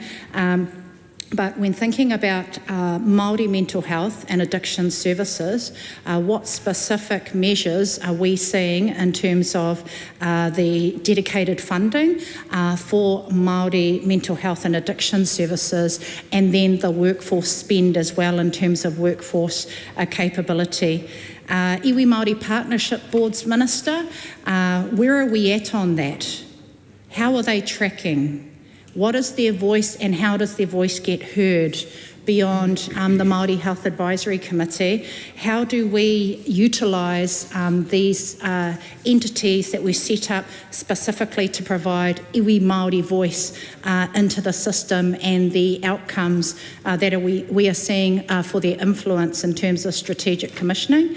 And then in closing, Minister, apartheid further around cancer treatments, and recognising the hui that we attended for blood cancer, but tomorrow I will attend the International Indigenous Cancer Conference in Tāmaki Makaurau, and where are we tracking in terms of funding allocation for research and development that looks specifically at the impact of funding, services and gaps for Māori cancer treatment? Kia ora.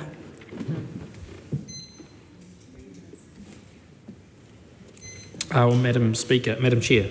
The Honourable Simeon Brown. Thank you, Madam Chair, and I thank the member for her question in relation to... Sorry? What was that about? I just stood up. Oh, thank you, appreciate that. I thank the member for... Not sure if he was commenting on my height, but I was just stepping up. I'm not sure if that's what he was referring to. But... Well, thank you. I thank the member for her questions, and I thank... Okay, and I thank the opposition members for their interjections. The member raised a number of important questions in relation to health outcomes for Māori, and the government has been very clear in our approach that we expect our health system to treat New Zealanders based on their need, not based on their ethnicity. We have been very clear that we do not agree with having a co-governed health system, which was what the previous government was delivering and which we have reversed. We're focused on making sure we improve health outcomes for all New Zealanders, including Māori, and that is what our health system is doing. That's why we've reintroduced the health targets, which is making a significant difference for the results for New Zealanders, including Māori. And one of the initiatives we have been investing in significantly is in relation to immunisation for our children and immunisation for our tamariki. And whilst the member might ask the question, she fails to recognise that the previous government which she supported, which spent all of its time focusing on restructuring the health system, she's failing to recognise the abysmal results which ended up with only 64.7% of Māori children at 2 years of age being fully immunised. when we came to government. 64.7% of Māori children being fully immunised at the age of 2 years. And so whilst the previous government and that member, which the government and that government that she supported, might have been focused on restructuring the system, the results went backwards. We have now seen a significant increase in immunisation rates for Māori children. The latest advice I've received is that it is now up to 71.5% of children. That is, as the member for Banks Peninsula said, that is still not good enough. We have much work to do. And my expectations of Health New Zealand are very clear that that must be their focus, to improve outcomes for all New Zealanders, including Māori. Debbie Ngāriwapeka. Thank you. Sorry, Madam Chair. Just while we're on the subject of percentages and stats, I would like to pick up on the discussion and thank Huana for the questions. The question that is probably the biggest thing that the Minister can't seem to be able to capture is immunisation is really important. But just as important is the fact that this government and this Minister continues to allow a persistent 6-year life expectancy gap between Māori and non-Māori. That is a statistical fact that the Minister should be able to respond and show what is happening. Immunisation is really important, but so is the expectancy gap. And we need to think beyond one thing. To the Minister, and I know there's some other buddy ministers in the background, there's a couple of things I'd actually like to raise in statistics. Māori missed their first specialist appointment at 15.2% compared to 4.7% for non-Māori. We need to understand those statistics, the facts, they're in your own reports. We've also got here with ASH rates for Māori tamariki aged 0 to 4 at 8,510 per 100,000 versus 5,400 for non-Māori. I'd also like to extend on the facts of stats, since that's what the Minister is priding himself on. We've also got the data shows massive regional variation from lakes at 95% to Taranaki at just 47.9%. These are Māori populations in concentrated areas with the worst performance, and what targeted actions is the Minister taking for all these collection of data? Here's another data that I'd like you to think about. Hazardous drinking effects. 29.6% of Māori adults compared to 17.9% of non-Māori. These are stats that are just as important immunisation that we are not hearing from this government. These are stats that are affecting everyday lives. Here's another one. Māori women's cervical screening rates sit at 67.8% compared to 81.8% for non-Māori. These are stats. And this government is failing Māori. And you're talking about needs-based. We get needs-based. Well, guess what? Equity has Māori at that needs-base, which leads me to this question. If kaupapa Māori models were consistently delivering results, and let's move away from the rage-baiting discussion of co-governance, if kaupapa Māori models were actually delivering results, why has the government not mandated more investment towards these approaches to address this pile of poor statistics that this government has allowed to heighten? It's actually not gotten better. It was already worse before. It's now gotten worse than. So what I'd like to hear from this Minister is, what are the facts? Or how are you going to invest in addressing the disparity of the growing inequities as statistically shown in your own reports? And more significantly, how can you show us as a nation that you are going to close that gap of the 6-year life expectancy between Māori and non-Māori? Because why should my mokopuna, who's born the same time, Can I just ask the member to extension, come back to the 24-25 appropriation? It is actually, sorry, it is all important, because while we've heard the immunisation rates, 1 + 1 + 1 + 1 equals the whole suite of solutions that we need to do to address the health inequities that are growing in this country, and it's responsible for this Minister in this period to show the data and show how you're investing in addressing those growing inequities. The Honourable Willie Jackson. To the previous speakers, I think those are appropriate questions. So the minister stop talking rubbish about co-governance and actually come back to the kaupapa. Well, you should know, Mr. Seymour, was the national government who put it in, and you went along with it. But never mind. I want to come back to back to the appropriations. Sorry about that, Madam Chair. I want to just come to this, the question about life expectancy, Madam Chair. On the 12th of March 25, the Minister told the House that outcomes for all New Zealanders means Māori and non-Māori have the same life expectancy.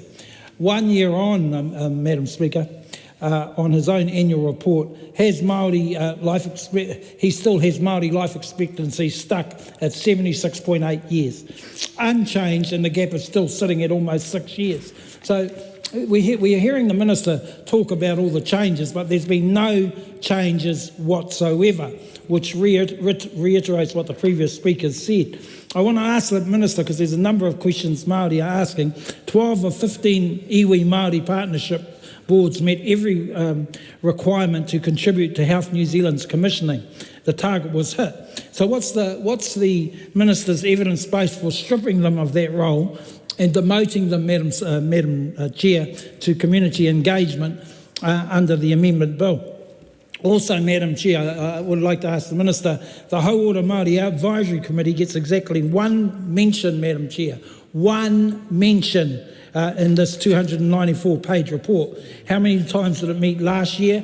What advice did the Minister take from it? And is it enhancing his advisory role in the bill anything more than just a rebrand? Now also, Madam Chair, I just wanted to follow up again on the treaty area. Does he agree with the Ministry of Health to Treaty Waitangi framework? And if so, has he done anything in the last 12 months to ensure that health legislation meets that treaty framework? Does the Minister have any commitment whatsoever, or is he just going to keep talking to us about co-governance? Also, Madam Chair, what progress has he made on the GPS 2024-27 5 priority areas for the health system regarding equitable access to health services for Māori?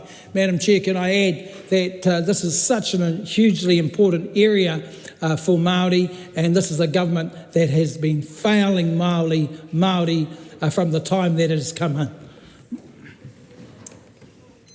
Madam Chair. The Honourable Simeon Brown. Look, I thank the member for the comments, and I would just like to make it very clear this government is focused on improving health outcomes for all New Zealanders, including Māori. And if you look at the annual report, there is a number of metrics which show, and other statistics, a number of metrics which show there has been improvements continuously under this government. There is significant work to be done, but as I said earlier, the last government removed the health targets, removed the focus on outcomes, focused its efforts on restructuring the health system during the middle of a pandemic, rather than actually focusing on the issues and questions that they are asking today.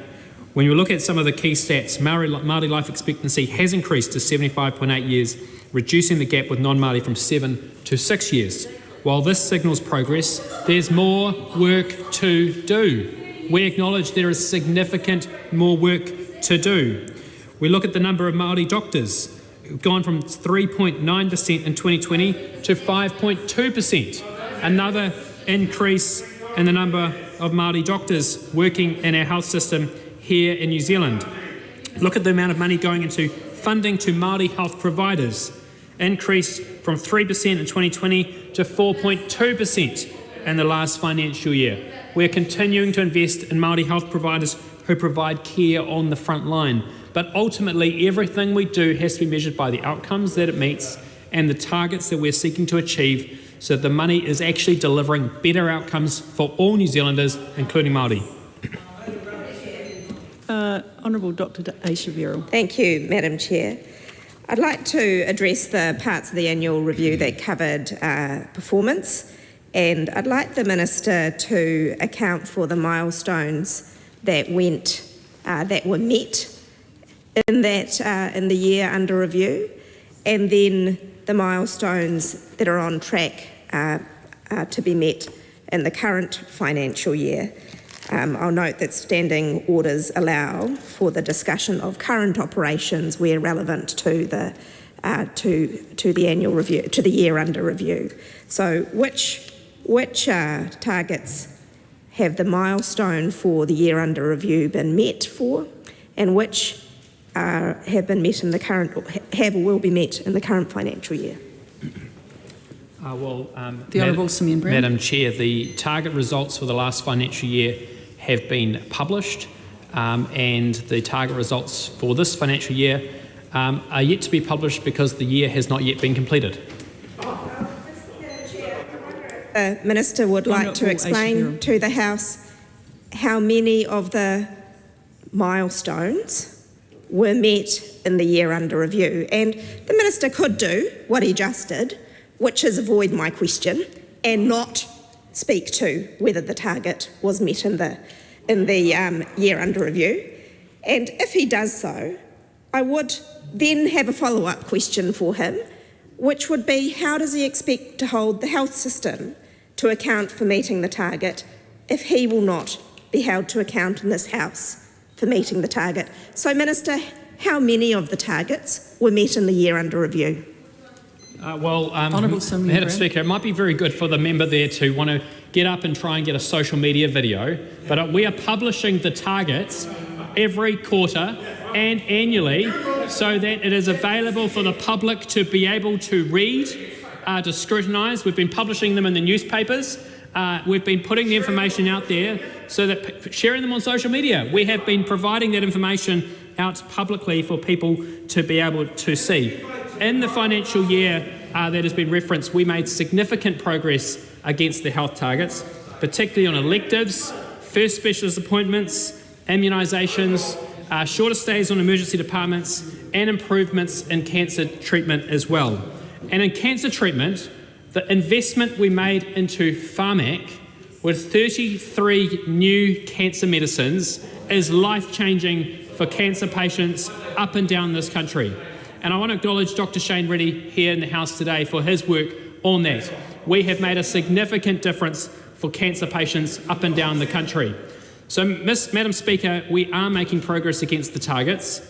The elective wait list, the first specialist appointment target, and whilst I acknowledge the wait lists are still too long, there is more work to do. We are focusing the system on delivering that. Initiatives such as Elective Boost, where we actually partner with our private surgical hospitals to get things done, get people seen, get treatments done faster. This makes a real difference in people's lives. We are making progress, Madam Speaker. Madam Chair. May, and I do have plenty of time available. Sorry, I'd started to call Honourable David Seymour. Madam Chair, Honourable David Seymour. That'll be a very small, short contribution, but I just wanted to acknowledge in the short time I have the tremendous work that the staff at both Pharmac and MedSafe have done during this financial period. They have been really... look, I apologise for people who are watching at home. There's a bit of a meltdown occurring on the Labor benches. But I actually just wanted to praise those people. The Chair, I wanted to praise the Chief Executive, newly recruited at Pharmac, and also Chris James at MedSafe for the superb work they've done. And people that work with these organisations will say that the culture has completely changed. They're dealing with a different organisation. And I think that is a tribute to the work that those people have done. MedSafe, halve the time to get a consent so Kiwis can get medicines faster. Sometimes we forget to thank the officials and public servants that deliver these things. But since we're talking about this financial period and all the things that they've done for patients getting medicines faster, more funded, we just heard from the Minister how many new medicines have become available. I thought it was well and truly worth acknowledging their contribution for the record. Honourable Dr. Aotearoa. Fortunately, I took notes of the Minister's dodging off my last question. He made a quip about social medias, and I understand he's jealous of my follower numbers. He He talked about, he named the targets, he said they were published, he did not answer whether or not they were met. He talked about other programs that the government has underway. Of course, Madam Speaker, the shame is, the embarrassment for this government is, that after making such a fuss that this was going to be their transformative action in the health system, we all know those milestones were not met in the year under review. We also know milestones, Dr. Wienick, we also know that in the year under review, that we also know that since then, because each year, I'll explain for the good doctor over there, each year the milestone increases because the idea that this government promoted is that they would continue to make improvement. And so the milestones are set higher for this year. So I can tell the House that currently only one milestone has been achieved, and that is the cancer treatment times milestone. And for that performance indicator, that was the target that was set 1.1% higher than the baseline when the government came into office. So my question is, Minister, for the other four, what responsibility do you take for some of them, for the performance getting worse against some of these targets since you came to office? I'm thinking specifically of the first specialist appointments target. This is your flagship initiative, Minister. This is your promise to the New Zealand public that health services would improve, where your performance has deteriorated. Why has that occurred? Madam Speaker, it's ironic that the member is asking questions about health targets, the very health targets that her government chose to remove and which left many thousands and thousands of people sitting on wait lists which simply ballooned under her watch. The number of people waiting for elective treatment increased by 92% under her watch. The number of people waiting over 4 months for elective treatment increased by 2,500% under her watch. The number of people waiting for a first specialist assessment increased by 83% under her watch. The number of people waiting over 4 months for a first specialist assessment increased by 6,400% under her watch. That is the record of failure which the Labour Party has to live up to every single day, because they were focused on restructuring a health system rather than on delivering for the very patients the health system is meant to be there to deliver. And so, Madam Speaker, we have seen significant improvements against our targets. Improved immunisation rates. 77.1% of children aged 2 years of age were immunised when Labor left office in 2023. That has increased to 82.9% against the most recent quarterly update.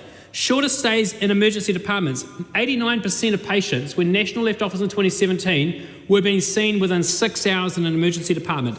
That dropped to 67.5% under the previous government and has increased back up to 74.2% under this government, according to the most recent quarterly result. Shorter wait times for elective treatment and specialist appointments. I acknowledge those wait lists are too long. There are too many people waiting to be seen, and I would point out that the number of people waiting more than 4 months, less than 4 months, was 62.1% for an elective treatment when she left office. It's now back up to 64.5%. That is an increase. Is that good enough? No. There's more work to do.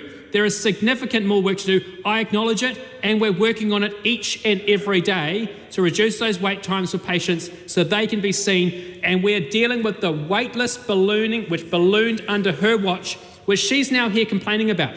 And the irony of it, the wait lists which she is now complaining about, that she let balloon under her watch, which she is now complaining about the very people trying to fix the mess left behind under the previous government. Honourable Dr. Thank you, Madam Chair, on this issue, because it's quite apparent we've touched a nerve. They don't like being told when they don't measure up. They don't like being told that first specialist appointments are worse under their government than under the last government. They don't like it when they're held to account. Because I talk to a lot of people in the health system, and they don't like it. They don't like the bullying tone that this government says about the targets, because here it is. It's a small-minded leadership culture that exists in our health system, where the people at the top can bully others and make them accountable for their performance, but when they don't measure up, no, there's no comeback for them. So I think that was a very revealing conversation, Minister, and I thank you for that exchange. I do want to ask you another question, though, Minister. All of these targets reflect outputs. They don't reflect outcomes. Outputs, things that occur in the health system, procedures done, time to treatment initiation, and so on. They are outputs, they're not outcomes. I wonder, Minister, would the Minister consider commenting on the value of measuring genuine health outcomes? Why in the period where the Minister has made such an investment in cancer care, why isn't cancer survival being measured? Just time to treatment. I understand that's an important part of a cancer patient's journey, but why not measure whether you live or die? Isn't that the more important thing? Madam Chair, I find it quite ironic that member would say that these targets don't measure the right thing, because ultimately when I meet patients who talk to me about getting a cataract operation done, that is life-changing for them and the opportunities that they have. When I meet a patient who's just had their hip or knee replaced, that has been life-changing for them, their ability to spend time with their grandchildren, their ability to get out and about, their ability not to live in pain. That is an outcome which matters to patients. And her question tries to diminish the outcomes that are being measured by these targets for patients. And I am going to stand here every single day on behalf of the patients of New Zealand who need to be seen faster and need to see the treatments that they need delivered sooner. And on her side of the house, they're going to simply say that those are not outcomes. That's what she said. Those are not outcomes. I encourage her to go to everybody who is waiting for a hip operation and say, your hip operation isn't an outcome. Well, for that person, that is life-changing, and we're going to continue to fight for the patients of New Zealand so they can be seen sooner, they can be seen faster, and we can get more treatments done. Deputy Ngāriwapeka. Yeah, sorry. Look, one of the things I'd like to share is that I happen to have probably the second largest electorate that I'm fortunate to be MP for. So that's from Tukurua all the way down to Puriroa. Our team often have, in fact, the highest queries they get are health.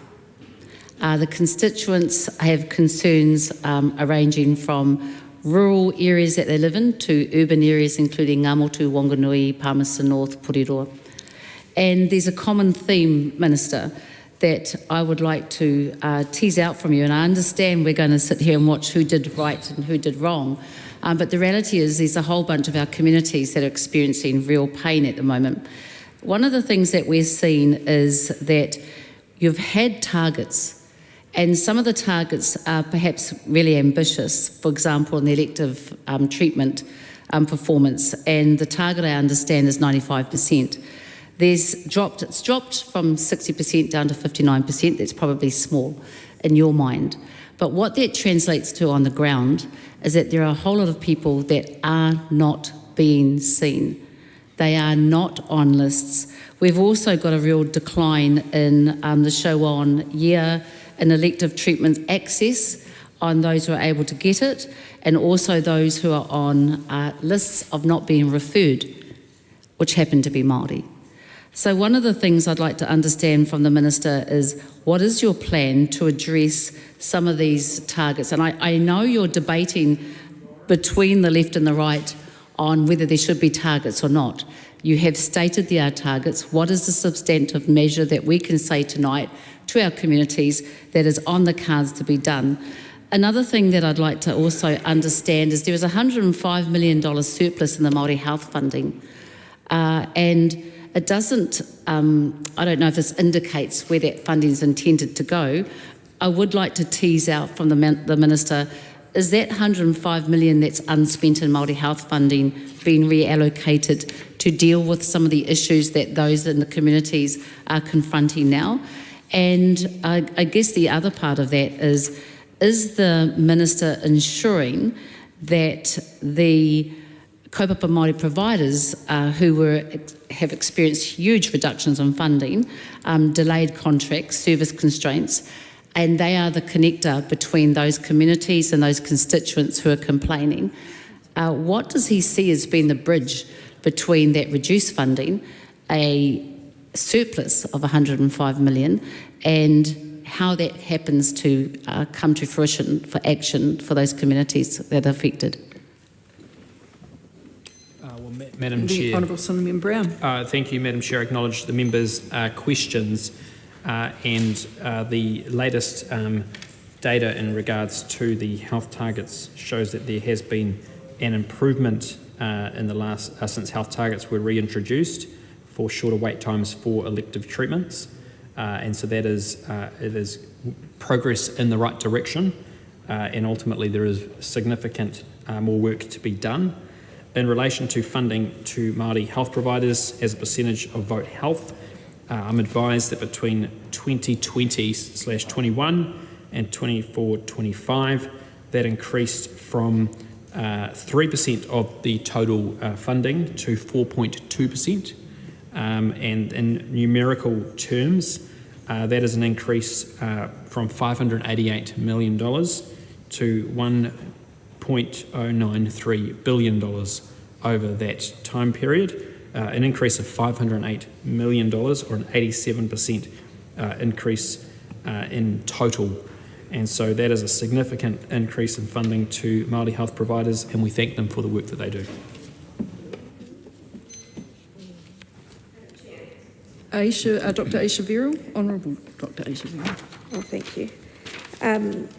Minister, considerable changes in staffing at Health New Zealand during the year under review. I wonder if the Minister can account for the decrease in nurses employed by Health New Zealand on a per capita basis during the period under review.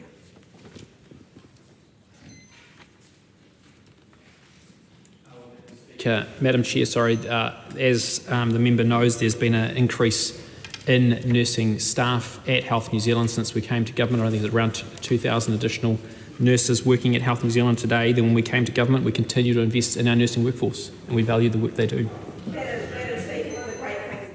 The Honourable Dr. As every New Zealander understands per capita, because, you know, we're always thinking about our medal tallies at the Olympics on a per capita basis. So could the Minister please account for the reduction in nurses per capita employed in the public health system in New Zealand, please? Madam Chair, I've answered the question. We have continued to increase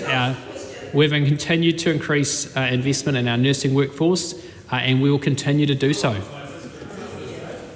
Madam Chair, Honourable Dr. Aisha Verrill.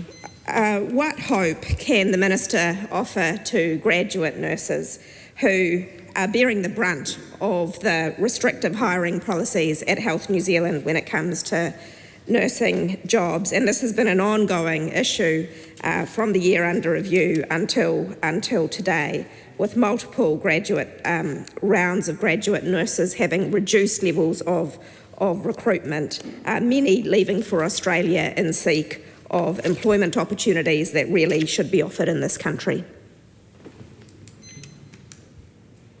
Madam Chair. Honourable Seymour and Winston. Madam Chair, I'm advised that Health New Zealand is targeting to employ 80% of graduate nurses in this from last year's mid-year graduation and end-of-year graduation.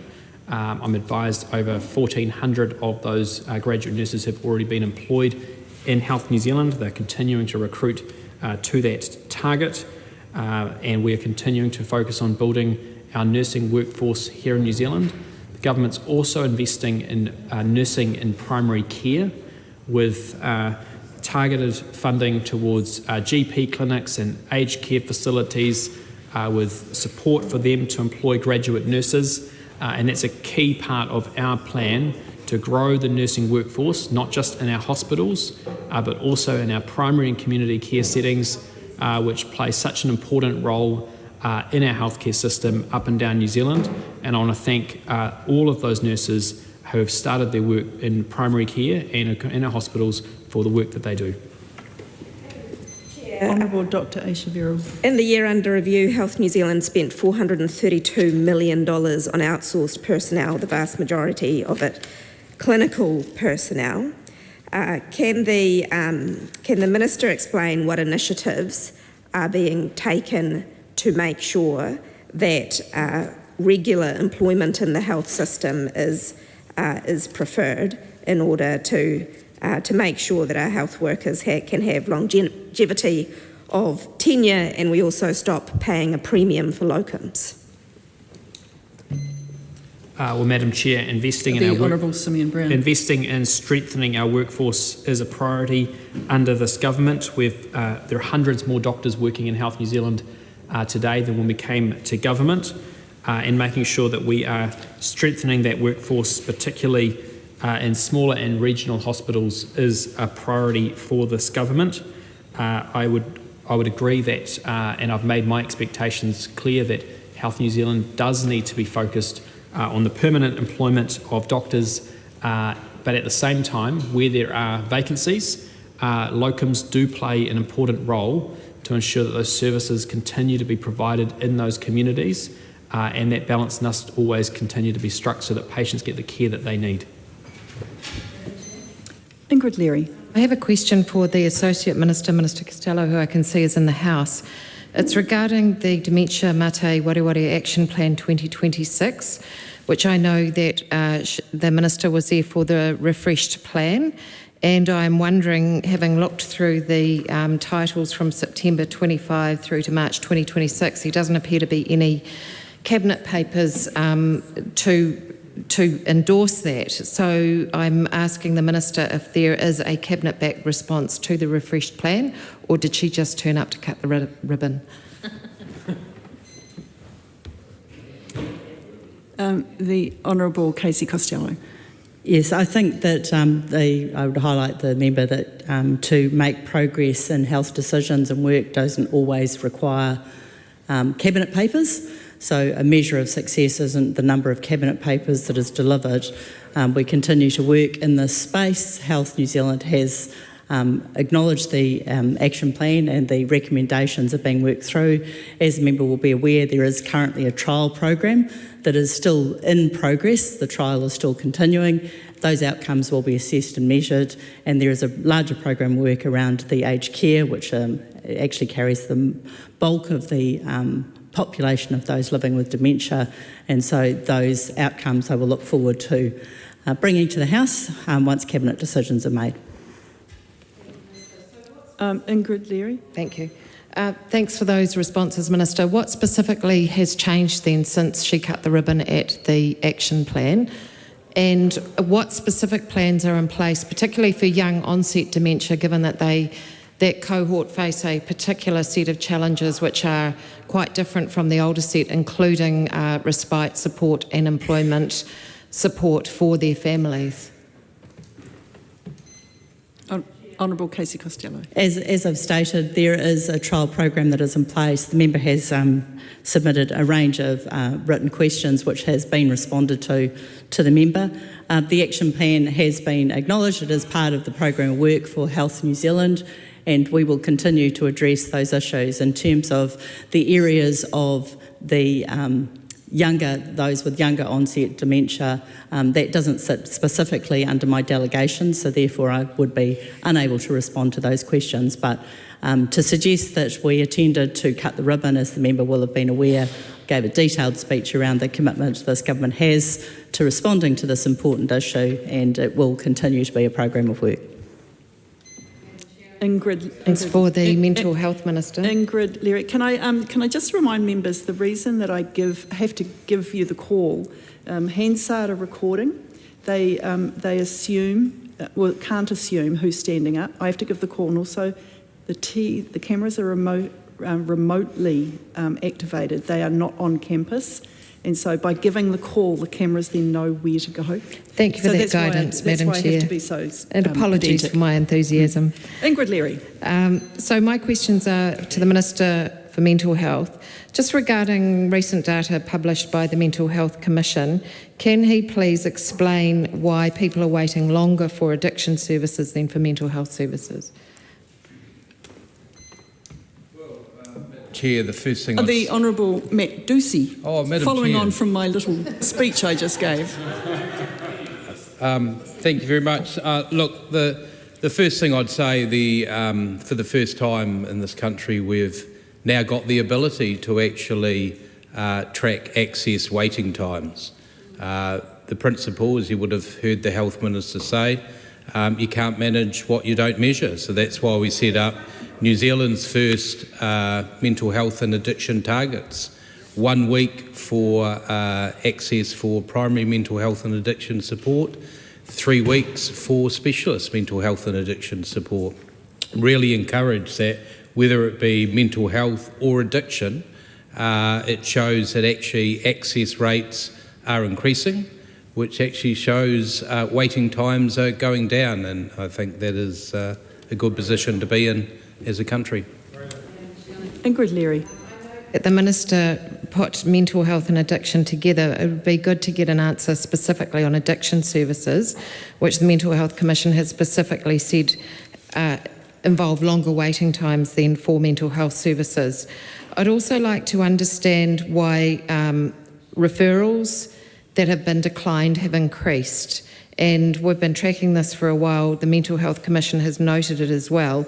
Is this a way of making the numbers look better? Because there is evidence that referrals have been decreased, actually not only in mental health but also in the X-ray services in the Lower South Island, where apparently the X-rays are being triaged by somebody from Health New Zealand. Radiologists are now only able to get those triaged X-rays. So we're seeing this across the health system. The specific question is to the Mental Health Minister. Is he concerned about the fact that those referrals have the declines have increased, and on what basis can he justify that increase? Honourable Matt Ducey. Thank you very much, Madam Chair. Look, the first thing I want to make it very clear for those listening tonight, if you do attend mental health services in New Zealand, you won't be X-rayed. So I just want to make that very clear. I'm not sure what that questioner was asking, but I just want to make it very clear. My expectation is you won't be X-rayed if you go to a mental health service. The second thing I would raise also is that the question around decline referrals for the 1 week primary mental health and addiction target, there is no need for a referral to those services. They are open access services, and in fact you don't actually need to be referred by your GP. You can actually go to the GP practice where those services are delivered and engage that service directly for free as well. The final point I'd make around declined referrals is I just want to rest assure the House that actually when someone is declined because the referral is not appropriate, meaning that is not the best service for them, then those people are found the more appropriate service. So it's not that people are left without a service available to them. Ingrid Leary. Thank you. Just a follow-up question. So which services are those declined referrals referred to, and what evidence does he have to show that's being tracked and that they are receiving services? I'd be really interested to know. The second question is regarding 19 to 24-year-olds. The Mental Health Commission points out that access for mental health services continues to decrease in that cohort. Is he concerned? Madam Chair. Honourable Matt Ducey. Yeah, I think that's a fair point, and I am concerned. When you look at the data the member is referring to in the Mental Health and Wellbeing Commission report, for adults it showed in the last 12 months compared to the previous 12 months, an extra 35,000 adults were seen, largely attributed to the significant increase in frontline workforce. The frontline mental health and addiction workforce has grown by 11%. In child and adolescent mental health and addiction services, it's grown by 19%. We have seen an increase in the number of infant and child's accessing service, but for that age group 18 to 25, we haven't found the equivalent pickup. That's not to do with capacity. There is capacity there. And I would point that member to the recent publishing from the Ministry of Youth Development, asking specific questions for young people why they did not engage in support when it was there. And some of the feedback has actually been that they have found those services too medicalised, services, quite frankly, they have not seen themselves in. So it does require us to look at youth-specific services that young people feel as though are more representative of them and are more reflective of them to break down the barriers so they were engaged. So I would just point out the recent Youth Mental Health Summit in Parliament hosted by Youthline, who are proactively working on ensuring what the next generation of youth mental health services will look like. The Honourable Dr. Aotearoa. Thank you, Madam Chair.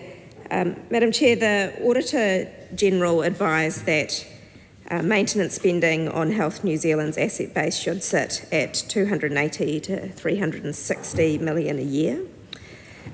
In the year under review, the actual maintenance spending was 140 million, and that went down, not up from the previous year. Can the Minister commit to increasing to a forward plan on the maintenance spending for New Zealand hospitals? Madam Speaker. Honourable Seymour and Brown. Madam Chair, sorry. As the member will appreciate, Health New Zealand has a significant asset base which is ageing and which does require significant investment, not only in maintenance and renewals, which is a priority, but also in the rehabilitation of facilities and also new facilities.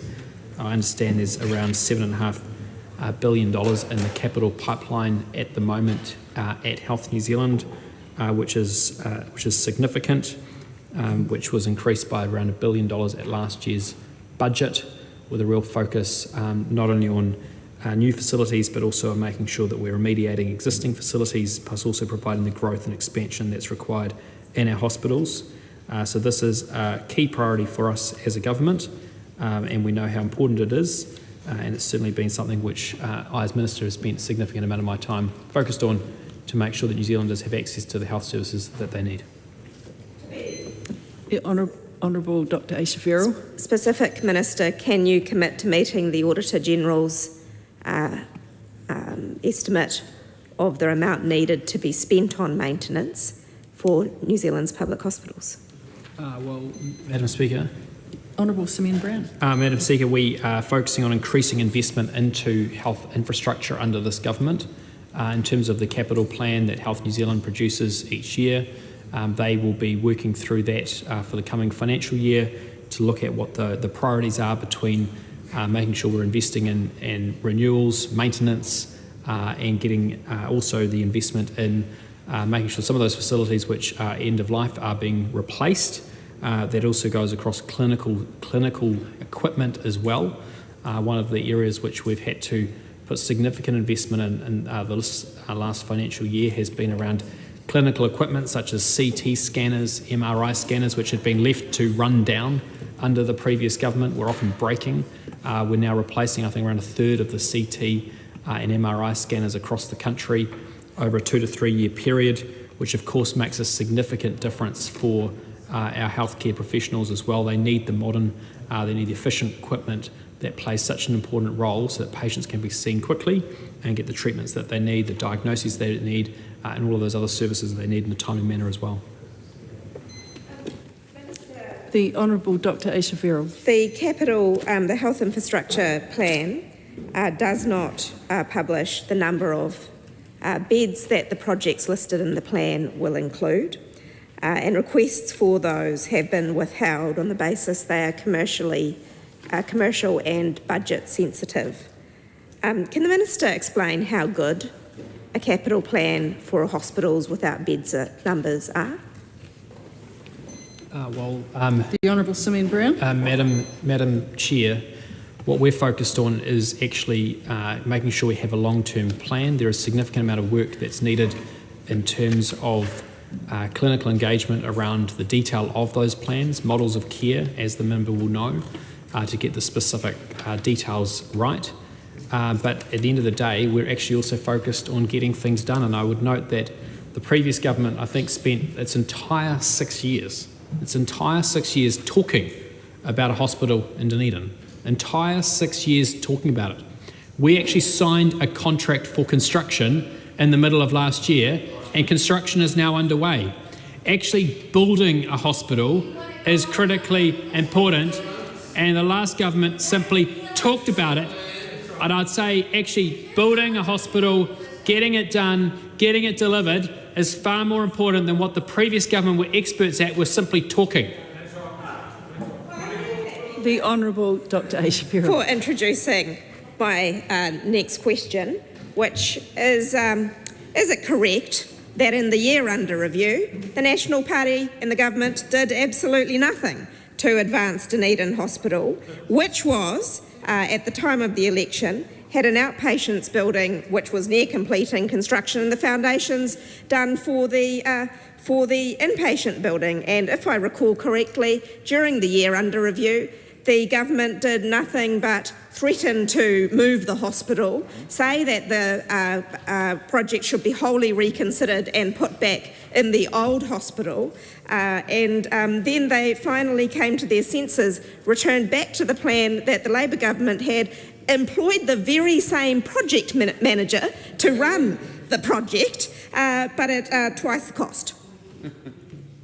Madam Chair, the last government's record in Dunedin Hospital is not something that they should be proud of. It's not something they should be proud of. They spent an entire 6 years debating, discussing, talking. I'm sorry, but a hospital bed doesn't go in a plan. You've actually got to get a construction contract signed, and one of the things that I've done as Minister of Health in the last 12 months is get a construction contract signed. Construction is now underway, and the good Dunedin Hospital is now getting built.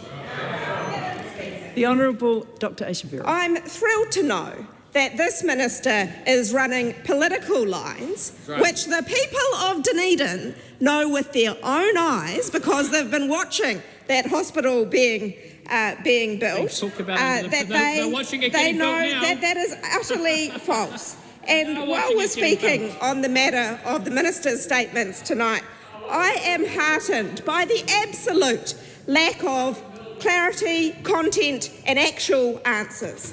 This minister manages to speak in total sound bites, never once manages to deviate from talking points that he's picked up from the National Party Research Unit, probably polled on in focus groups by David Farrer. But the really good thing is he's been using them for 18 months or whenever they stabbed Dr. Reti in the back, and they're making absolutely no difference on what New Zealanders think the credibility of the National Party is on health. Come back to the year under review. My suggestion, Madam Chair, for this debate is that the Minister could either choose to engage on the actual issues, he could answer questions, but if he can't, maybe he should get some new talking points. Maybe his political party donors could actually pay for them to be worked up properly because they're not resonating with the New Zealand public.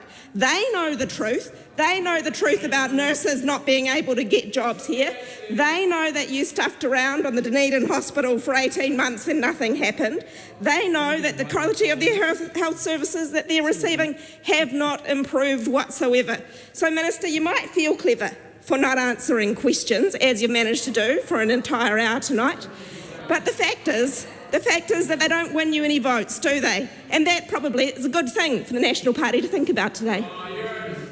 Madam Chair. The Honourable Simeon Brown. Well, Madam Chair, that is from a former Minister of Health who absolutely failed our health system, left more and more, thousands and thousands more patients waiting on wait lists, and now she's here complaining about the very people trying to clean up her mess. She was more focused on restructuring a health system during a pandemic rather than actually getting patients seen and getting patients off the waiting lists. That's what this government's doing. That's what we're achieving. And I'm the first to acknowledge there's more work to do, but we are getting it done. And I would just say one of the additional talking points I might add to my repertoire is the good people of Dunedin are seeing the Dunedin Hospital getting built. And that's good. We're delivering, they're talking, and they failed New Zealanders on health for their 6 long years. Members, our time with the Minister of Health has ended. The Minister of Education is now available for 1 hour to respond to members' questions. I call Katie Nimmin. Chair, it's a pleasure to stand up on behalf of the Education and Workforce Select Committee. Always need to acknowledge the constructive and hard-working Education and Workforce Select Committee, and also want to acknowledge my Deputy Chair, who was chairing at the time of these annual reviews last year, as I was away with my newborn son. And so, look, just to introduce what it is that we discussed, to introduce the debate, we discussed the newly arranged charter school agency and the establishment of that, the way it was performing and its role. We talked through the Education Review Office, as we always do. We heard from them, their performance, their reviews, the national level reports and publications that they take and have in the financial year 24-25. We then focused, and as you would expect, most of our time is spent on the Ministry of Education itself. We talked about the Ministry's performance, of course. We talked about achievement and curriculum reform. We talked about student achievement. Attendance, participation and school readiness is always something that comes up for the Education and Workforce Select Committee.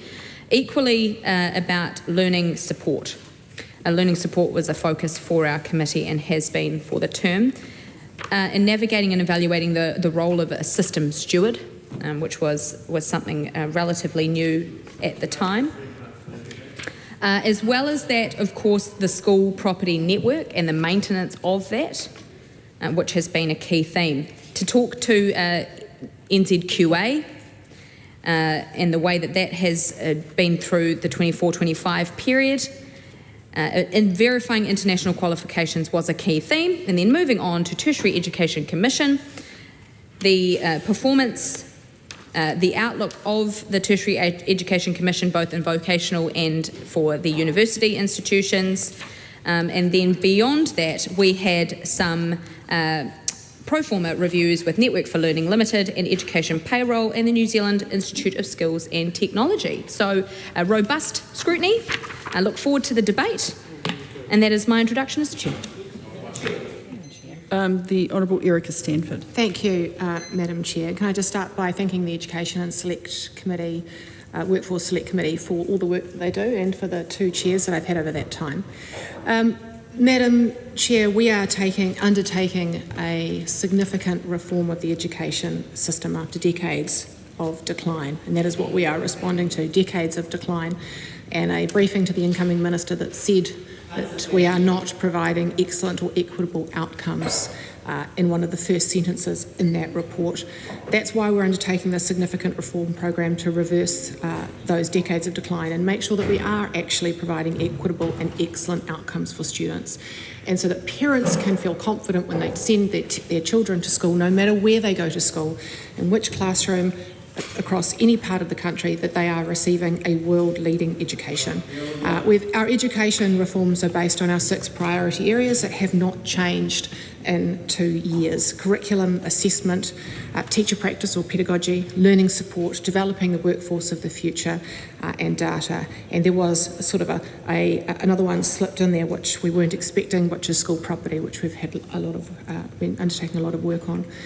Madam Speaker, though, the thing that I am really proud of most recently was our budget 2025, which was the largest injection into learning support in a generation, $750 million to make sure that all students are supported no matter what their need. The package was split into three: universal supports, targeted and tailored, and those are receiving those of the highest need and the supports that they need. I guess, Madam Speaker, if I'm briefly just going to talk to some of the highlights of that package.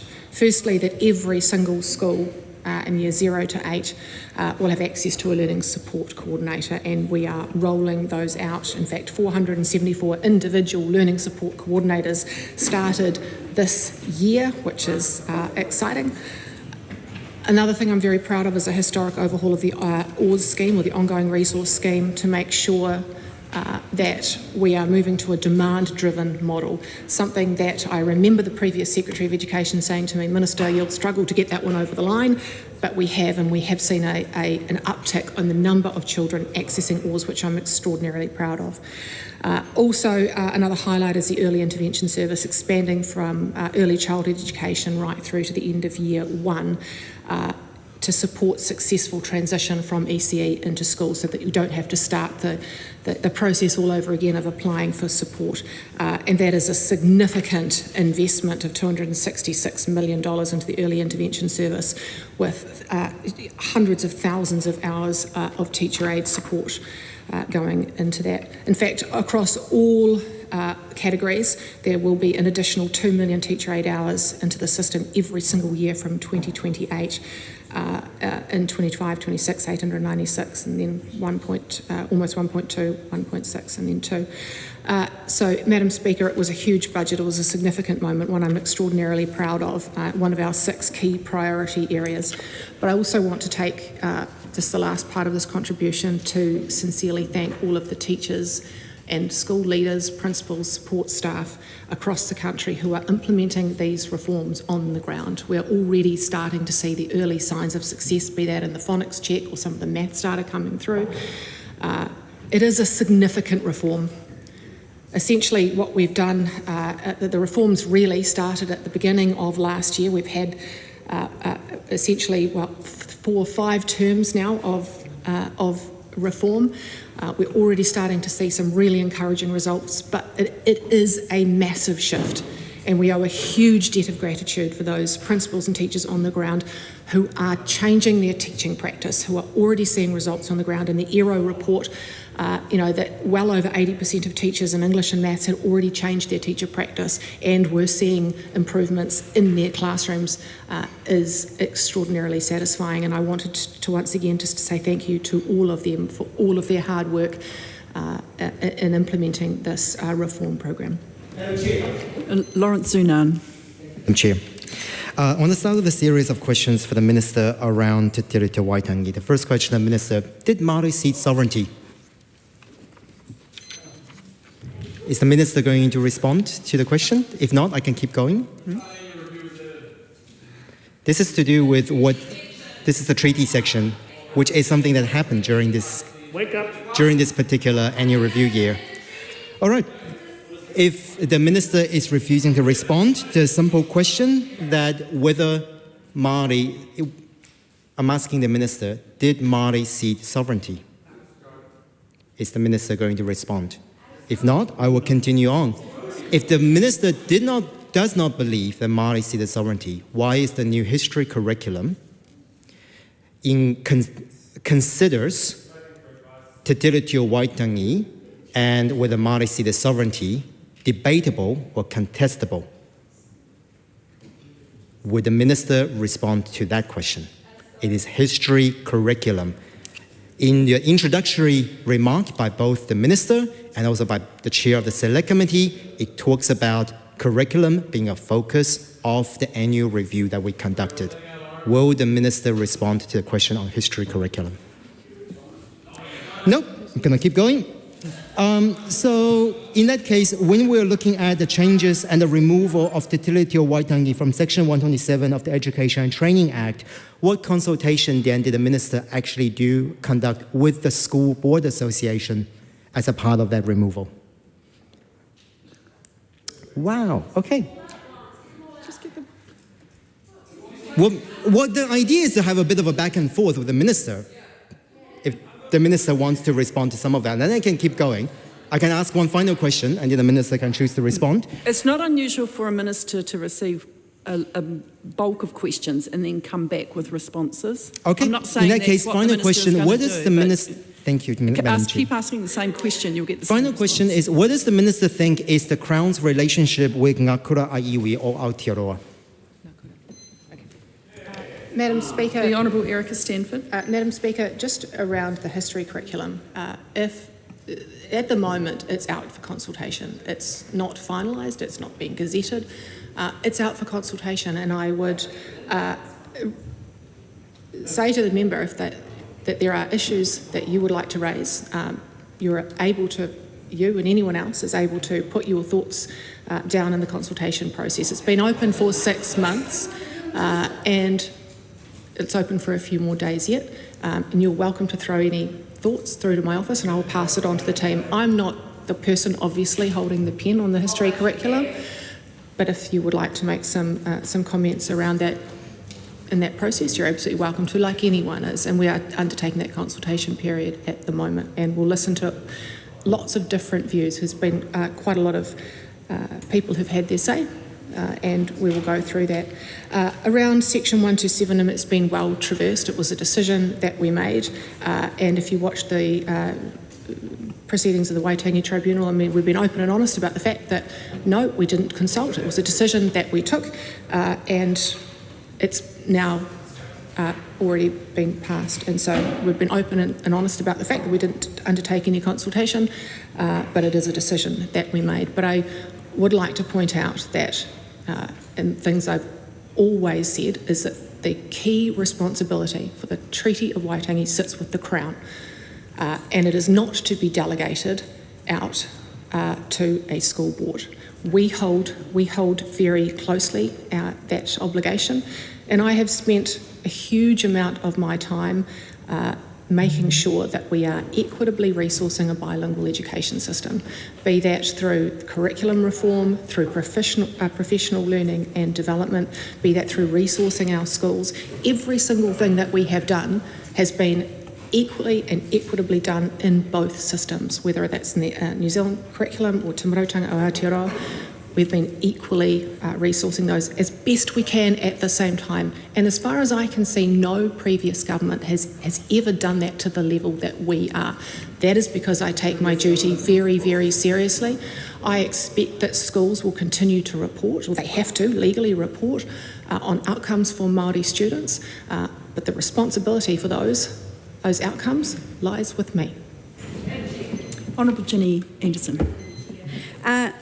Every parent wants the same thing for their children, an education system where their child is supported and given the tools to build a future in the world they're going to live.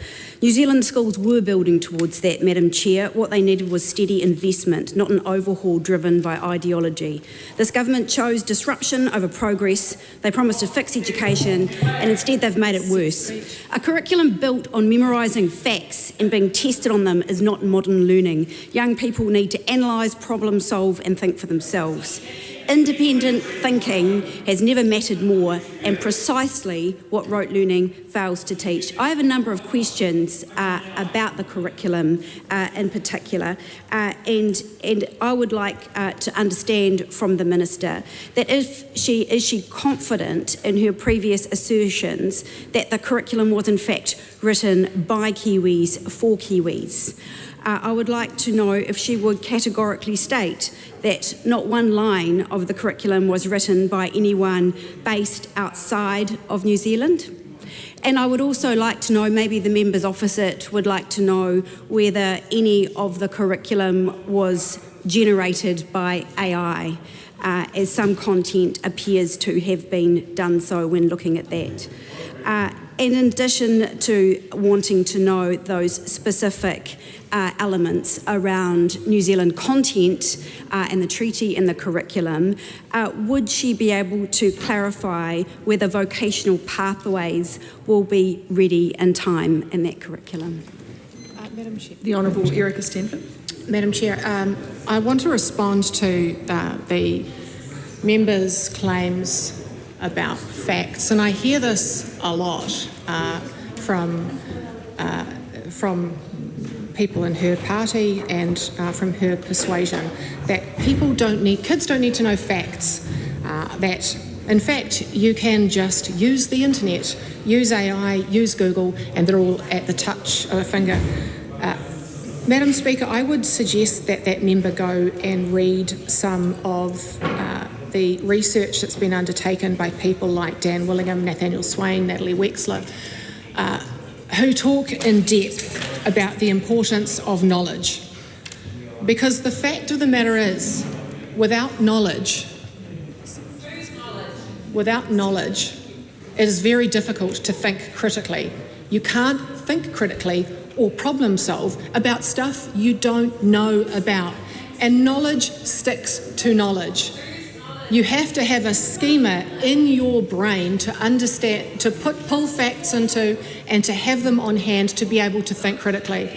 And all of the latest research and evidence in cognitive science and cognitive research points to the fact that not prior knowledge is extraordinarily important for those higher level skills. We all want critical thinking and problem solving and collaborative learning, but you can't think critically about a historical event you don't know the facts about. And unless we teach our children those facts, then they will not be able to think critically, Madam Speaker. And that is what that member absolutely fails to understand. And it makes me wake up in a cold sweat, quite frankly, thinking about her potentially being the Minister of Education, stripping our curriculum once again of facts because they are so important. Now, Madam Speaker, I think the other thing that the member wanted to know about was the vocational subjects or the industry-led subjects. We've said many times that we want them to be seen on an equal footing with the ministry-led subjects, and our intention is that they will be ready at the same time as the ministry-led subjects when they come to implementation in 2028, 2029, and that work is underway now. Lawrence Sunan. I also note, Madam Chair, that I asked 5 questions of the Minister and she answered 2 in the standard assessment that will be considered not achieved. Continuing on with the curriculum and NCEA, I want to check with the Minister how many people were consulted on the scrapping of NCEA? Okay, I will continue. How many people and who were consulted on the curriculum changes? Those are my 2 first questions. I'm going to be tracking how many questions I'm asking the Minister. Was the scrapping of NCEA ever explicitly consulted on? i.e., the data that is being drawn are consulted on NCEA level 1, not NCEA level 2 and 3. Were NCEA level 2 and 3 ever explicitly consulted on? What happens to phase 1 and 4 when it comes to curriculum development, and how come phase 5 is currently going ahead? Why has the Minister backtracked on what she said in Hansard, which is on Hansard in 2024, criticizing the previous government of a cart before the horse approach with qualification changes before curriculum, yet we're seeing the same thing happening currently? And also, final question for the Minister currently, I guess this is question number 6. What is the difference between a curriculum and a syllabus? Honourable Minister. Madam Speaker. Around the question about NCA and the curriculum, as I think that member knows or should know, the NCEA reforms have gone out for full public consultation. We put some ideas out for consultation. They went out and we have had full feedback on that. We've had over 10,000 pieces of feedback come in and the Ministry have gone through all of that. So full public consultation, and there were some things raised, like for example, that we hadn't considered, which were making science compulsory at year 11, for example. So full consultation, and the same with the curriculum. It is out for full public consultation for a period of 6 months for phase 1 to 4, and we did that also with English and maths before it was gazetted, and the phase 5 subjects will also go out for full consultation. What we did also, in addition to that, was after consultation and on implementation with English and maths, we went back and said to the sector, what do you think? You've had a year of teaching this. What would you, are there any tweaks you'd like to make? We took that on board and we made some further changes. So full consultation, implementation, and then continually making tweaks where we need to on advice from the sector. Honourable Willow Jean Prime. Well, thank you, Madam Chair. The Minister in her answers earlier said that she wanted to be really open and honest around Te Tiriti o Waitangi and the Section 127 changes. We know that there was no consultation with Māori, that she went against the advice of her own ministry. In talking about how she has been open and honest about all of this, why was she not open and honest with our Select Committee and the public that the Minister was also undertaking proposed changes? The way the member is approaching that question is a bit borderline. We won't question honesty. Repeat the question. No, she said the words herself, honest and open. So I'm quoting her back. Yeah, well, that's a quote, but don't question someone's honesty, okay? Sure. So why did the Minister not tell the Select Committee and not tell the public that she is proposing to make further changes to treaty provisions within the Education and Training Act? Honourable Ginny Anderson. Madam Chair, I appreciate the answers the Minister's already been forthcoming with. The two that I still haven't received, and if I'm happy to follow up with written parliamentary questions, but I would like to know whether she can categorically state that not one line of the curriculum was written by anyone based outside of New Zealand. And I think people at home, parents, would like to know if AI was used to generate any of the curriculum. I also would like to know a couple of things about NCEA as we've gone on to that topic. We would like to know, in a proportion, general, how many were for it, how many against it. I'm sure she can indicate that from having those submissions received. And I'd also be interested to know, was she advised at any point that the changes that she wanted to make to NCEA could be achieved within NCEA? That would be really good to note. And the last question I have in relation to NCEA is, what has the total cost been to date of the NCEA change process? Just Honourable Minister. In answer to those ones, I can tell the member that the Ministry of Education officials wrote the curriculum. No AI was used in the writing of the curriculum. Now, in terms of her question around NCEA and whether or not the outcomes could be gained by tweaking or making changes to NCEA, I didn't come into politics thinking that, or into becoming a minister, that we would need to change NCEA hugely until we started to see reports, until we started to see what the previous government had tried to do but hadn't worked. In fact, one of the biggest challenges facing me when I became the minister was a sector saying to me, the NCEA changes that have been implemented by the previous government are not manageable. We haven't had what we need. We haven't had the resourcing or the exemplars. We are not ready. In fact, I remember seeing a percentage of teachers and principals who said that they were ready, and it was pretty woeful. But they also said to me, Minister, it's too late to stop. We have to go ahead. What can you do? And so we put a whole lot of things in place as quickly as we could to try and smooth it through as quickly as we could. But I think the thing that we learned was that multiple governments had tried to make changes, but nothing had ever changed. We still had hundreds of thousands of students who weren't sitting exams. We still had complete inconsistency around the country of students who were sitting different standards in English, for example, than in another school, under the guise of tailoring to individual needs. But, Madam Speaker, what we saw was complete inconsistency and cherry-picking of standards to get kids across the line. And I think it was very telling, and I know this is why the previous government implemented the literacy and numeracy co-requisite, that they even had to do that because students were getting NCEA who were not literate and numerate. That tells you everything that you need to know about a national qualification system that was producing children that were not literate or numerate. And in fact, when they introduced the literacy and numeracy co-requisite, children were failing at massive levels. And it's a huge credit to the sector for increasing those numbers. But what they failed to do was implement a reform at primary and intermediate to get kids up to where they needed to be, which is what we have spent time and huge cost doing. But now the next step is to create a qualification system that is consistent across the country, that is led by a curriculum and not standards that can be plucked and chosen randomly. And Madam Speaker, what we want to see is not compatible with current NCEA. If you want to have consistency of curriculum, then a standards-based assessment is completely incompatible with that.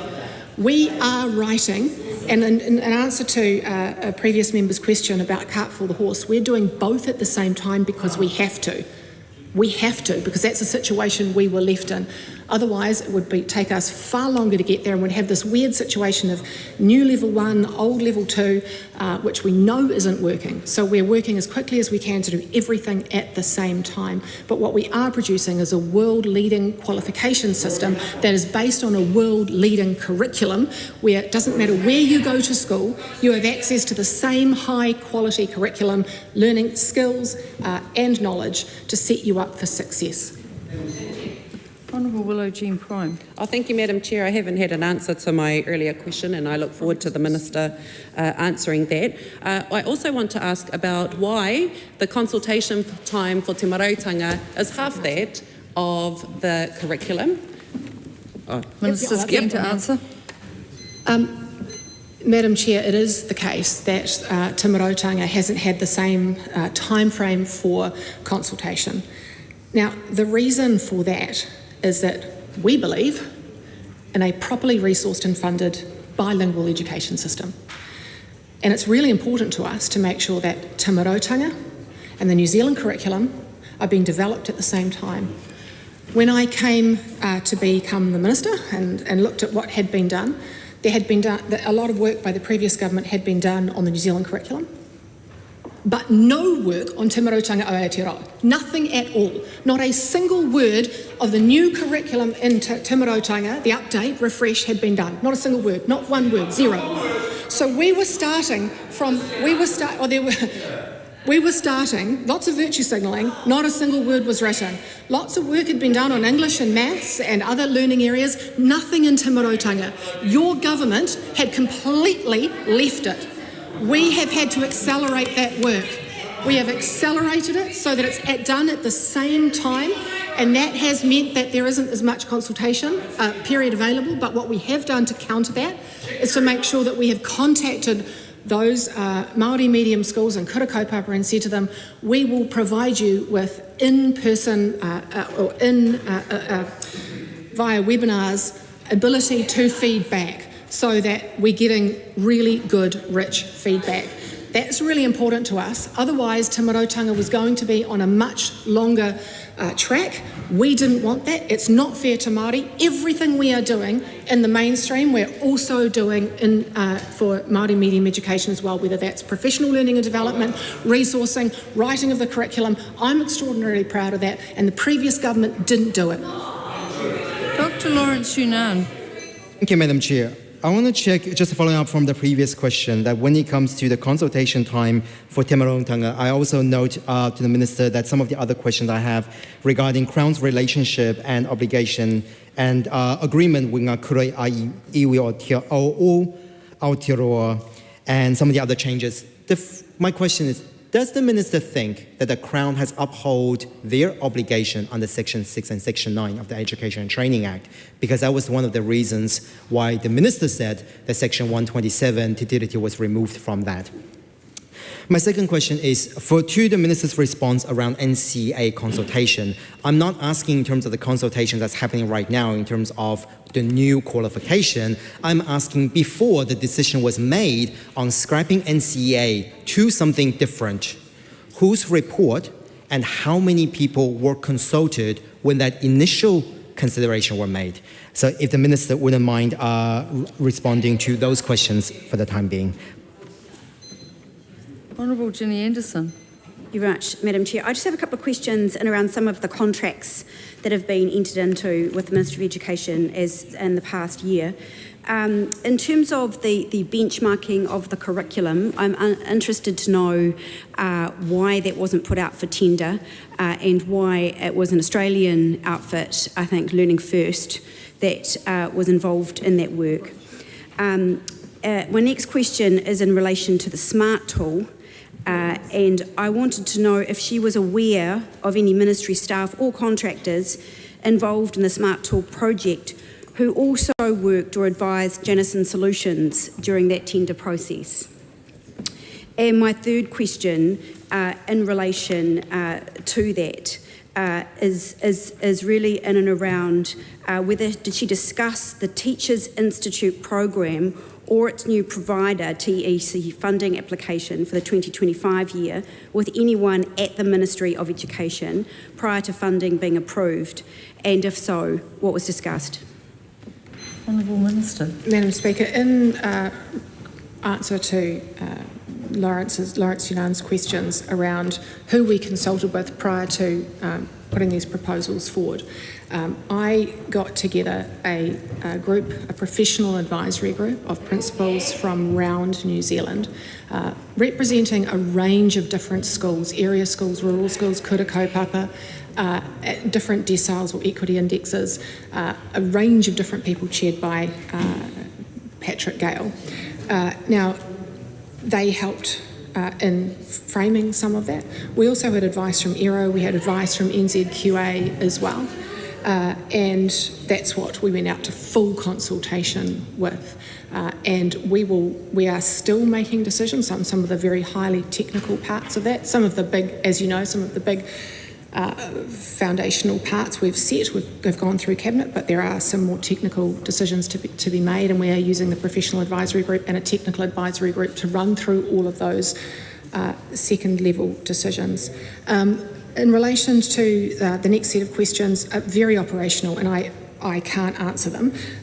Around SMART in Janison's, all I can say is that I would expect that the Ministry of Education run a proper RFP process for such a major piece of infrastructure. I'm sure that they have, and I've got no knowledge of any of the things that the member speaks of. In relation to the Teachers Institute, I don't discuss any particular organisation when it comes to funding with my ministerial officials. Shannon Hilbert. Madam Chair, I'd like to move into the tertiary education component of the debate tonight, and I know that this Minister is very willing to answer questions, and in that manner I will be posing a number of questions and no doubt will to and fro over a few of them. North Tech. I can talk about North Tech if you want. Yep. First question, Madam Chair, is what actions were taken by the Minister to remove references to Te Tiriti o Waitangi in legislation pertaining to the treaty to tertiary education? No answer? I think probably you will ask a series of questions and then you can expect I thought it was a to and fro like last time. It appears not right now. So we'll no worries. I've got more where those came from. Questions. How do apprentice enrolments in this period compare to the previous year?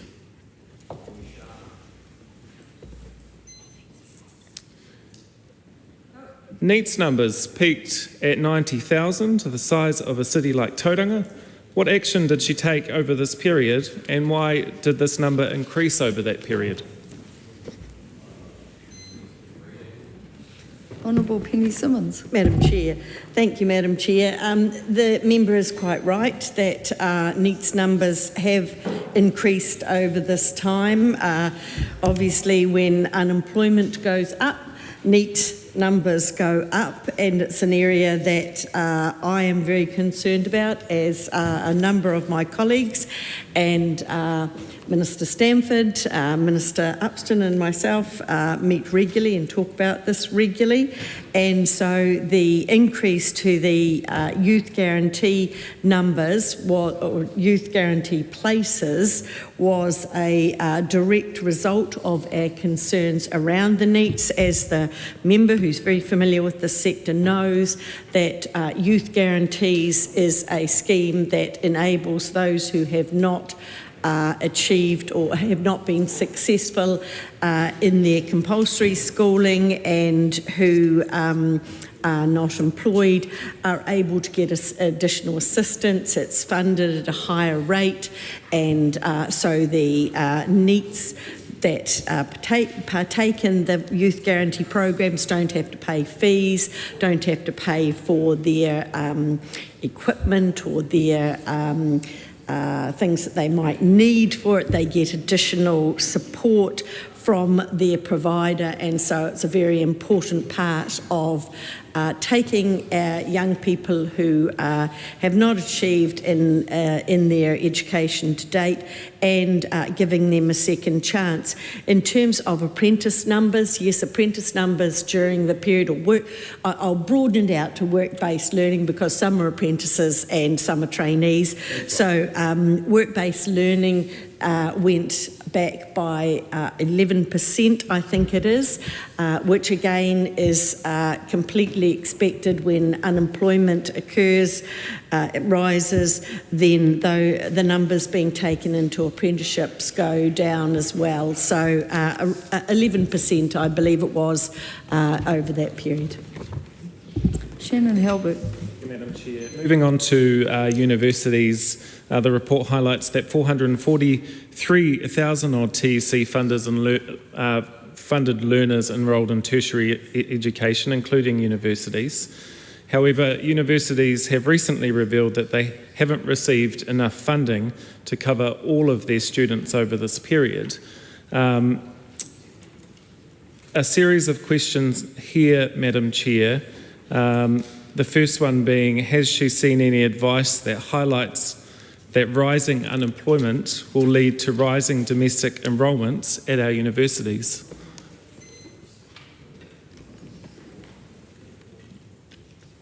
No answer to that question. How many universities... Sorry, are you the chair? I think when we're on time-limited debates, I think the government backbenchers should perhaps not use up so much of their time and cut ministers short. But I'll also advise Mr Halbert that the Minister will get up and answer the questions, but it may not be specifically one-on-one. Thank you. It is also helpful, Madam Chair, when we're going down a line of questioning, that we get an answer from the Minister so that then we can get the next part of... But the Minister is very good at answering the questions, and she will. Thank you. Second question then is, how many universities have had to carry unfunded domestic students as a result of her government choices? Honourable Penny Simmons. Madam Chair. Thank you, Madam Chair. Yes, the member is quite right that there have been unfunded places in the universities, also in a number of PTEs and polytechnics as well. It's not an uncommon thing to have unfunded places.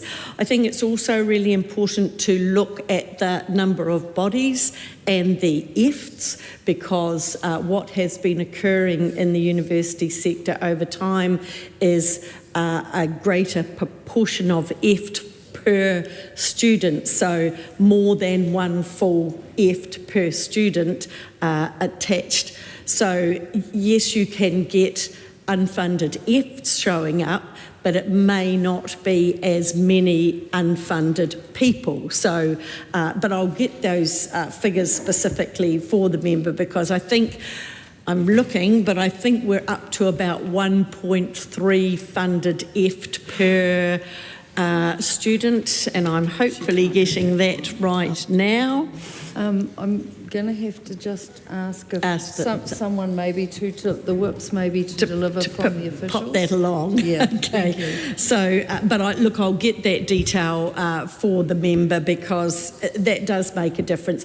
But you're quite right. There are unfunded places, and there will be unfunded places again this year. It's not an uncommon thing for the universities, the polytechnics, the PTEs to run unfunded places, and some unfunded places are easier to cope with than others. If you've got 350 students in a lecture theatre for Marketing 101, another 5 additional bodies in there is not going to, without being funded, is not going to place particular stress on an institution.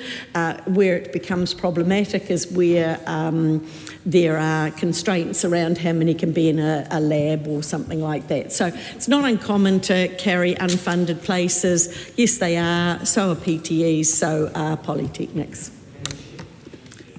Shannon Hilbert. Thank you. This is my final few questions. As I understand it, it is uncommon that the government does not fund the additional places through overs and unders, if I am correct, Minister, at universities, as has been done in previous years. What universities have told her that they'll have to make up the shortfall in other areas by cutting courses, if any? Will the government act to ensure that universities don't have to carry unfunded students in the future? And I would like to understand what action that the Minister has taken to address that in this 2024-2025 period and into the future.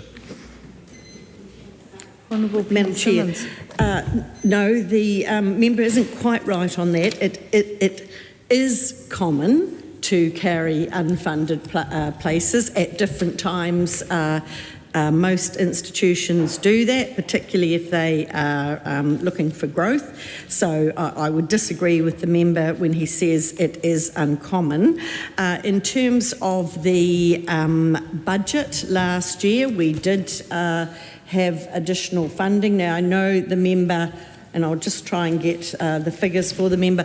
I know the member sometimes gets confused with the full amount of additional funding and the fact that fees free transferred from TC to IRD, so that reduced some of the budget, but there was an additional 111.4 million put into fund forecast volume in those levels 3 to 10 for that budget.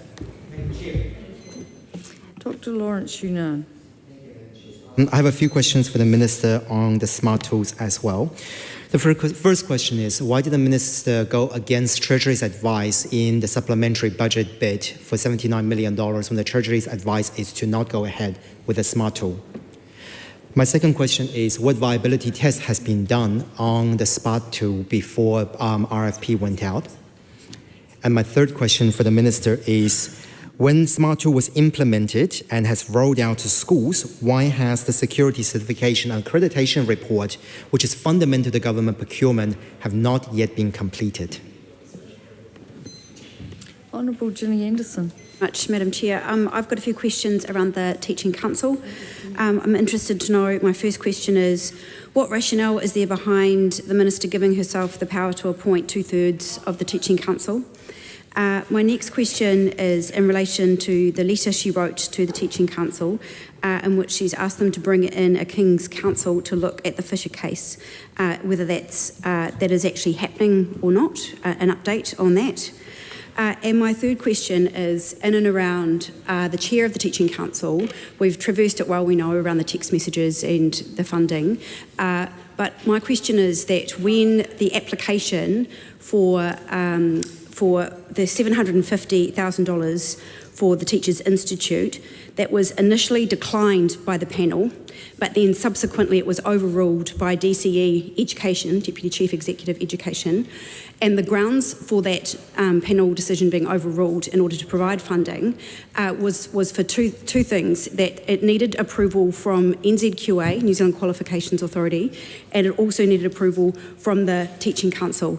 Now, David Ferguson was subsequently appointed to both of those bodies, I understand. What I would like to know is, was his appointment active at the time when those two bodies then clearly approve his $750 worth of funding? And is she concerned with the multiple layers of conflicts of interest that clearly exist here? Madam Speaker, I'm going to go backwards from the last part. That is completely operational. I can't answer any of her questions. If she had questions about that, she should have put them, and maybe she did, to my officials, because they are entirely operational. Around the letter I wrote to the Teaching Council, it wasn't specifically about the Fisher case. It was in relation to the report that Debbie Francis had undertaken and the serious claims that were raised in that report around the fact that the Teaching Council were not acting in a way that was properly protecting children. It was a pretty difficult report to read and I think made many people, including Debbie Francis, question whether or not the Teaching Council have been undertaking their duties of child protection in the right way. And it is my view that an independent person needs to take a look back at some of the decisions that have been made so that the public and the sector can have confidence or to see if any changes need to be made in the operations of the Teaching Council. From my understanding, the latest I've heard from the Teaching Council is that they are undertaking that work and that they are appointing a KC. In relation to, and this goes on to the first point, or the first question that the member raised around the changing of the appointments to be mostly ministerial like they were prior to the changes that the previous Labour government made. I think it's pretty clear when you read that report that the Teaching Council were in a very difficult state. There were a number of things that they weren't doing properly. There were a number of concerns that were raised, and the board had been overseeing this for many years. And I did not have confidence that that process could carry on. And I think it is important to make sure that the skills and experience needed to run a regulatory body that is ensuring the protection of our children and properly regulating the workforce, they have a board that can properly make sure that that is put in place. And so, yes, it is really important to me to make sure that there is good governance, good risk and management, someone that knows about regulatory systems, someone in there that knows about disciplinary systems. And it is also really important to have people who are teachers as well, and I think the members will know that the people that I have so far appointed to the board have predominantly been principals and teachers. In fact, I don't think there are any teachers. I think most of them are principals and very well regarded principals, in fact, who are doing an extraordinarily good job at fixing the Teaching Council, as I say, that was in a pretty poor situation if you read that report. As I've already said, after all of this, I've taken and I'm going to be continuing to take further advice on further steps we may need to take, because this is extraordinarily important to make sure that the right people are governing the Teaching Council to ensure the protection of children. Honourable Jenny Anderson. Thank you very much. I appreciate the Minister's answers, and to a degree, yes, there are operational elements, but as the Minister, does she believe that a conflict of interest exists, or even a perception for the general public, a perception of a conflict of interest, if someone who received funding for their Teachers Institute that was contingent on NZQA and the Teachers Council approval, and that person, under her ministerial watch, is then subsequently appointed to both of those bodies that then approve the funding? Does she believe there is a perception of a conflict of interest around the current chair of the Teaching Council? Madam Chair. Dr. Lawrence Yunnan. On the Teaching Council, I also have a few questions. On the David Francis report, I hear what the minister is saying. Can I check with the minister? Minister, what is the Criminal Records Clean Slate Act? Does the minister understand the Criminal Records Clean Slate Act? First question. My follow-up question is, has the minister received any advice from the Teaching Council on the Clean Slate Act regarding particularly the case that has been highlighted in media around Fisher? Has the minister received any advice from the Teaching Council on the Clean Slate Act and its implications to the appointment of teachers? And finally, I want to check with the minister on early childhood education. So in terms of early childhood education, can I check with the minister on when it comes to for-profit ECE centers and community and non-for-profit ECE centers, is the minister tracking on the quality of education that's being provided by varying groups within the ECE sphere? Honourable Minister. Right, there's a number of questions there. Around ECA, I'm expecting Minister Seymour any moment now, so you can direct your questions to him. For the most part, that's his responsibility. In terms of the Clean Slate Act, the Ministry of Education has had advice. We've had advice. I've had advice on the Clean Slate Act, and I've asked the Ministry of Education to look into it. In relation to the Teaching Council, the first thing was the chair, Mr David Ferguson, was appointed to the Teaching Council mid-2025, by which time the Teachers Institute was already delivering on-site teacher training.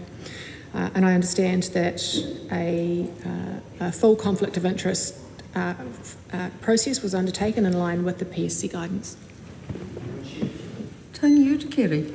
And thank you, Madam Chair.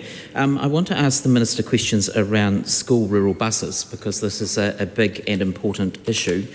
The pause to the policy or the rollout of the review, which the Minister herself has agreed with, is good for communities like the East Coast, where the pause has effectively been put in place.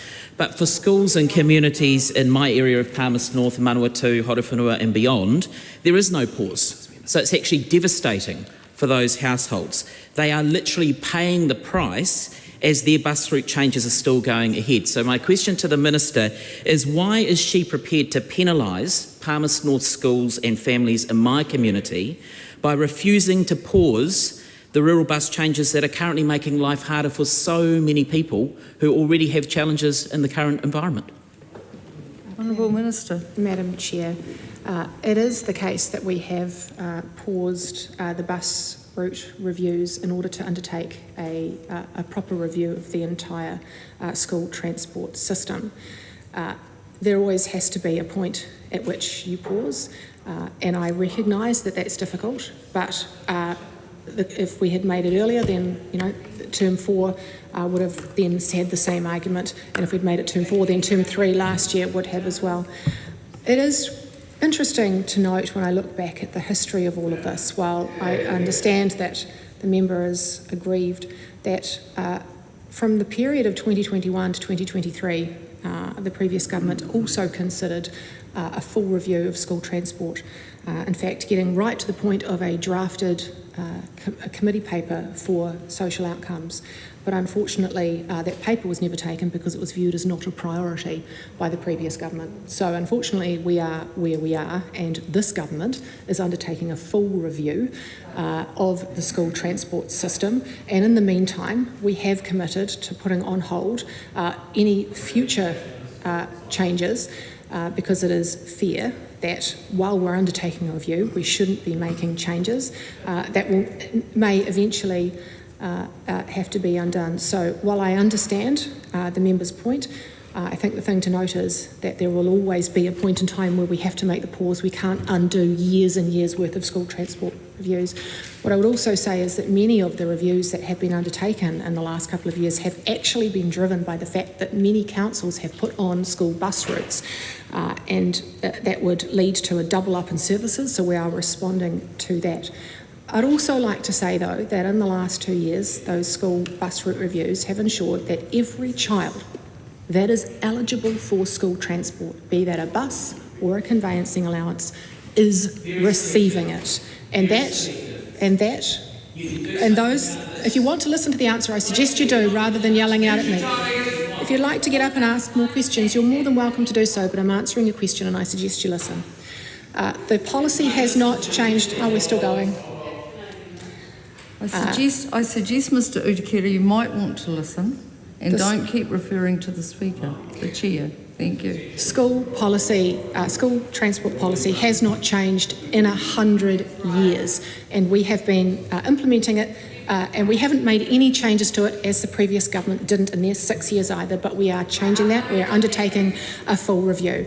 And it's also important to note that I know that member was teaching, I think, at a local school in his electorate, that he is now advocating that children bypass to another school.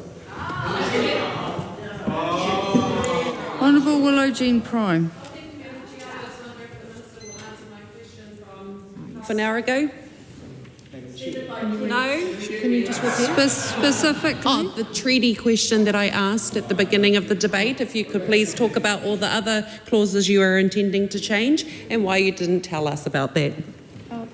Madam Speaker, the simple answer is that at the time I made the changes to Section 127, a separate process was being undertaken by Minister Paul Goldsmith.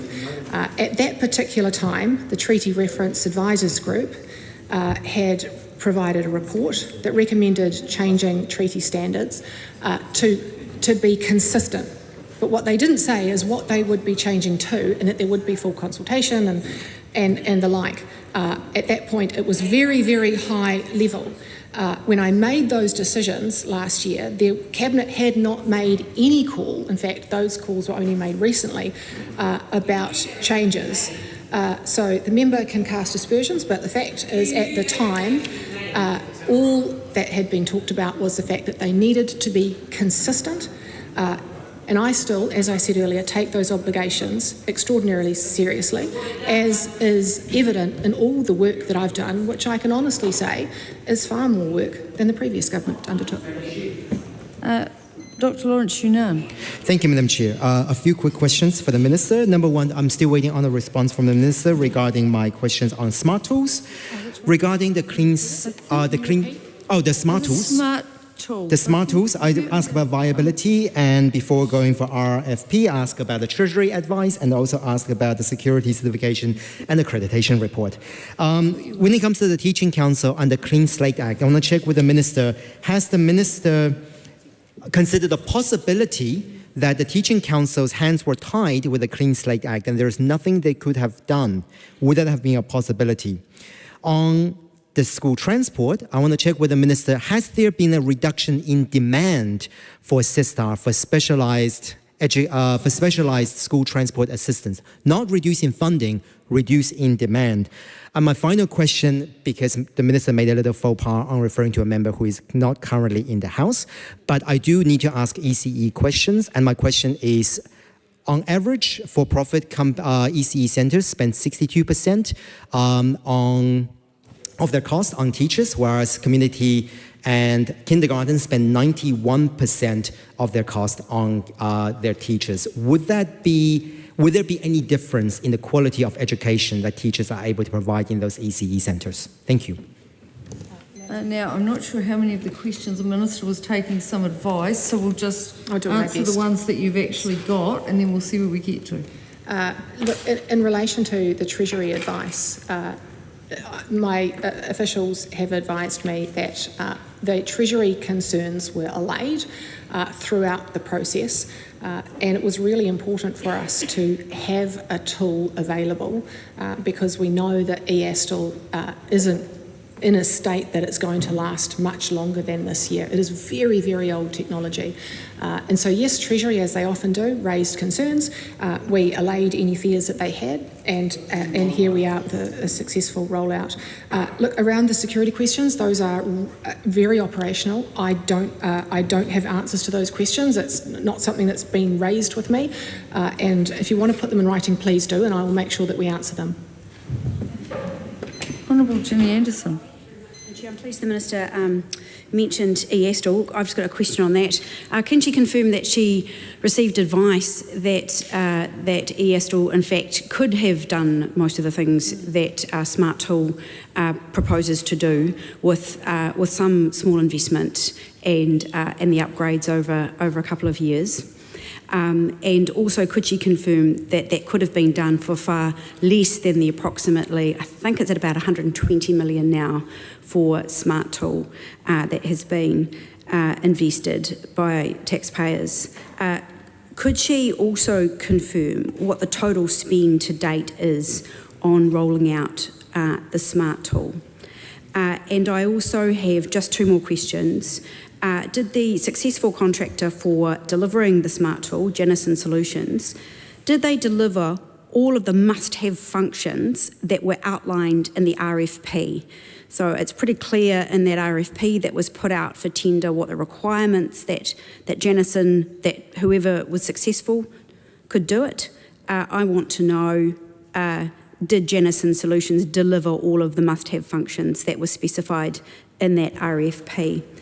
I'm also interested to know in what her figures are for school uptake for Smart Solutions, and I'd like to know the Smart Tool, and in terms of what is the pickup rate from schools.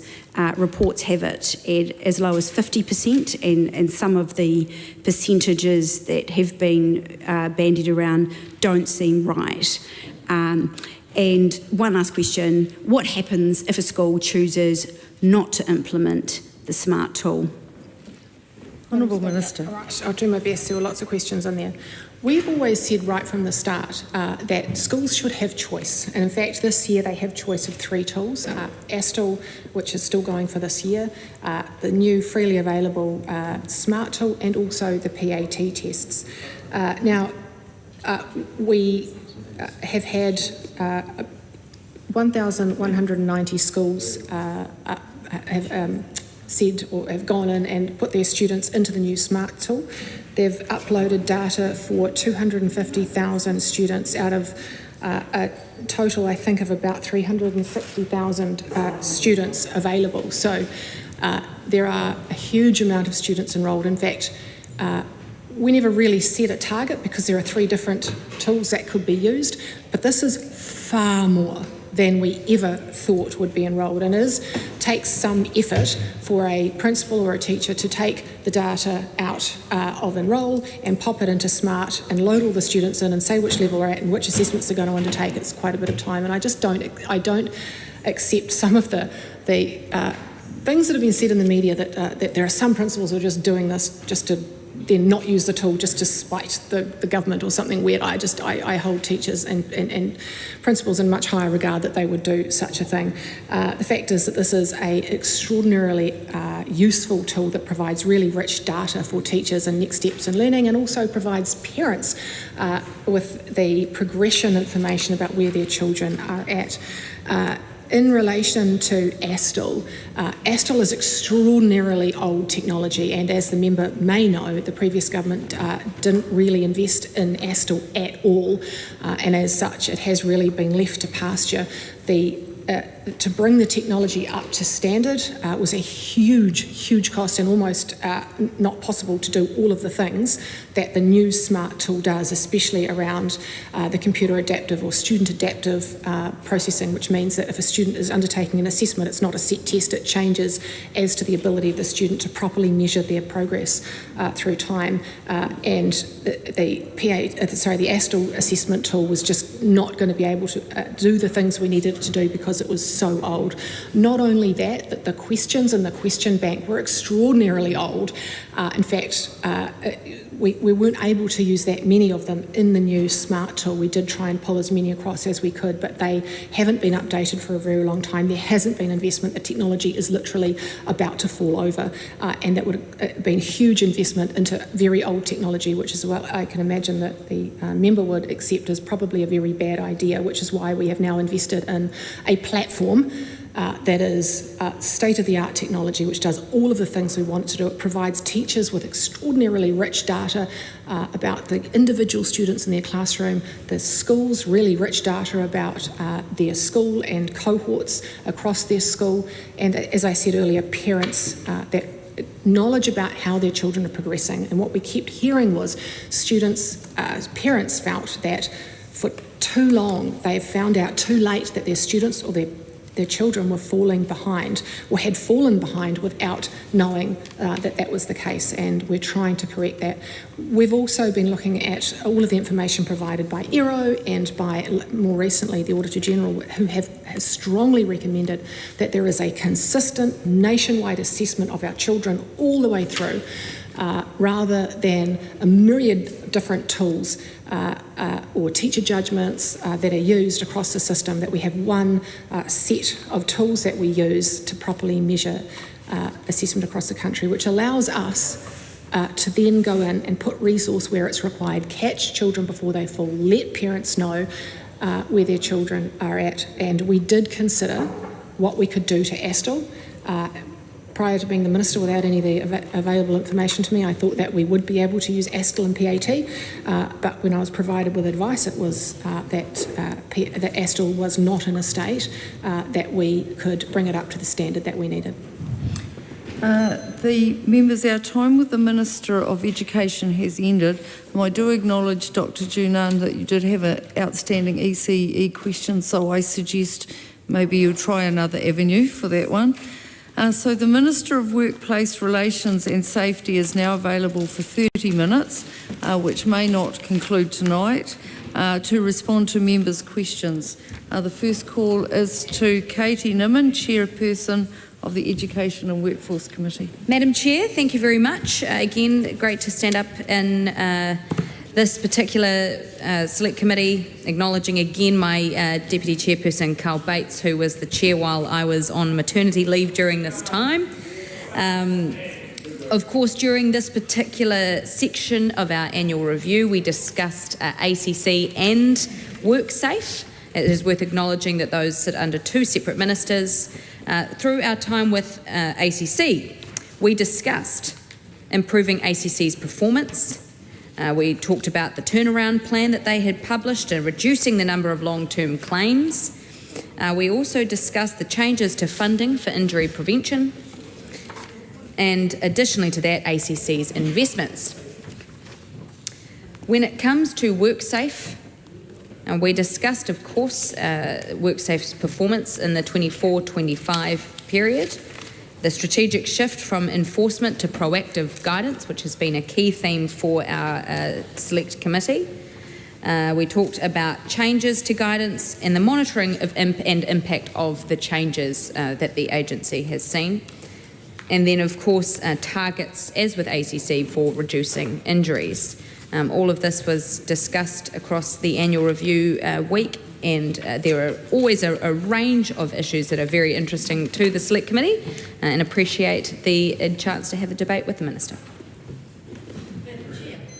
Honourable Giantonetti. Madam Chair, it's been a really torrid time for people in the employment industries in this country, because there's been change that's been hit at them and thrown at them time and time again. And as we've just heard from the chair of our select committee, this part of the review looks at workplace and WorkSafe and the areas that impact on safety at work. And Madam Chair, we've currently got legislation that's before Select Committee, which shows that people are still not happy with the approaches that are being taken by this government, and that they feel that in many cases that we will see that things are actually worse in or going to be worse in the workplace safety area, I should say. Sorry, Madam Chair.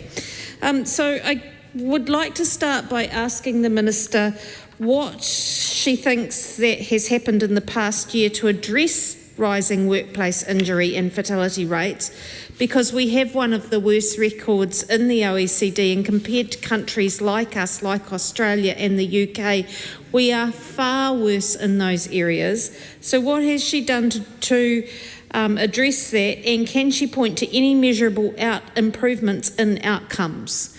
And following on from that, Madam Chair, slightly different, but just giving time for the Minister to take in that first question, how does the Minister respond to widespread concerns from both industry groups, or I should say actually it's tripartite industry groups, business and unions, that WorkSafe is being asked to do more and is under-resourced and unable to effectively carry out its enforcement role? So those are my first two questions. Honourable Brooke Van Velden. Oh, thank you very much. Look, I think the very first statements here really show, I think, the difference between members on the government side and members on the opposition side, because what we've heard from the Chair of the Select Committee, Katie Nimmin, here is quite, I think, a thoughtful contribution, talking about what the committee has actually looked at. And I thank her for actually sticking to facts about what it is the committee has done. In contrast, we see the difference with the Labour Party, who have catastrophised, who have used words like hitting and throwing and very aggressive language that you can only assume comes from that side of the House, as opposed to actually dealing with fact, reason and logic. And the member has asked about, the health and safety reforms that the committee will be looking through over this term, and in particular through this year, and asked what has actually changed. And I hate to admit it, but the member should be aware that the law hasn't yet come into effect. It's still a bill, so it's not possible to say what the effect of that bill will be when it hasn't actually become a law yet. However, what have we done in the meantime is actually refocused WorkSafe to be far more stronger on proactive guidance. And I would challenge the member, again, as I did in the Select Committee a few months back, where the member even agreed with me that during her term under Labour, that government hadn't done enough to progress health and safety reform. And this is a government of action. We are actually doing something, and that means focusing on critical risks. You acknowledge, sorry, not you, Madam Chair, Labour even acknowledges that there are far too many people dying at work. This government agrees. That's why we are acting on it. That's why we are doing more proactive guidance. That's why we are focusing the system on critical risks, to focus people away from unnecessary paperwork, unnecessary compliance, but focusing strictly on what are the actions that can lead to death and serious injury and illness at work, so that we can stop people dying at work. We can stop those serious injuries. What have we done? I've signed off on a forestry ACOP. I've also signed off on a ports ACOP. I have asked WorkSafe to fast track 2 ACOPs, one in construction and one also in the area of agriculture, areas where we know far too many people die. That is where our government is taking action, which is what the previous government should have done. Francisco Hernandez. Madam Chair, I hope you'll indulge that I'll be reading questions, as this is not my portfolio area. My colleague Tiana Tuiono has been stuck because of the adverse weather events, unfortunately. Okay, that's fair enough. So my first question to the Minister is, on the road cone tip line, how many road cones were removed from the roads as a result of that, and what was the total spend on that unit? My second set of questions revolve around a follow-up to a parliamentary written question that my colleague wrote, written question 55296/2025, in that the Minister was asked around the breakdown of WorkSafe New Zealand Inspectorate staff and roles as at 1st of January 2024 and 1st of January 2025. What is the breakdown of WorkSafe New Zealand Inspectorate staff and roles as at 30th of January 2025 and as at 1st of January 2026. So 30th of June 2025 and 1st of January 2026 around the WorkSafe Inspectorate breakdown. Honourable Minister. Thank you, Madam Chair. Look, I hope to be able to get to road cones in a second, but I'm also aware that Jan Tinetti also had a specific concern that she wanted us to address, which was to do with the resourcing within WorkSafe itself. And so I'll firstly come to this one. Because there was a concern that WorkSafe was being asked to do more and they're under-resourced and unable to carry out its role. And I disagree with that sort of thought and provocation because the funding for WorkSafe has broadly stayed stagnant. Between $130 and $140 million, and in the year 24 to 25, it was $138 million. But the really important point, which I think we need to stress, is that while the funding has stayed the same, there has been a difference in the back office staff versus frontline inspectors.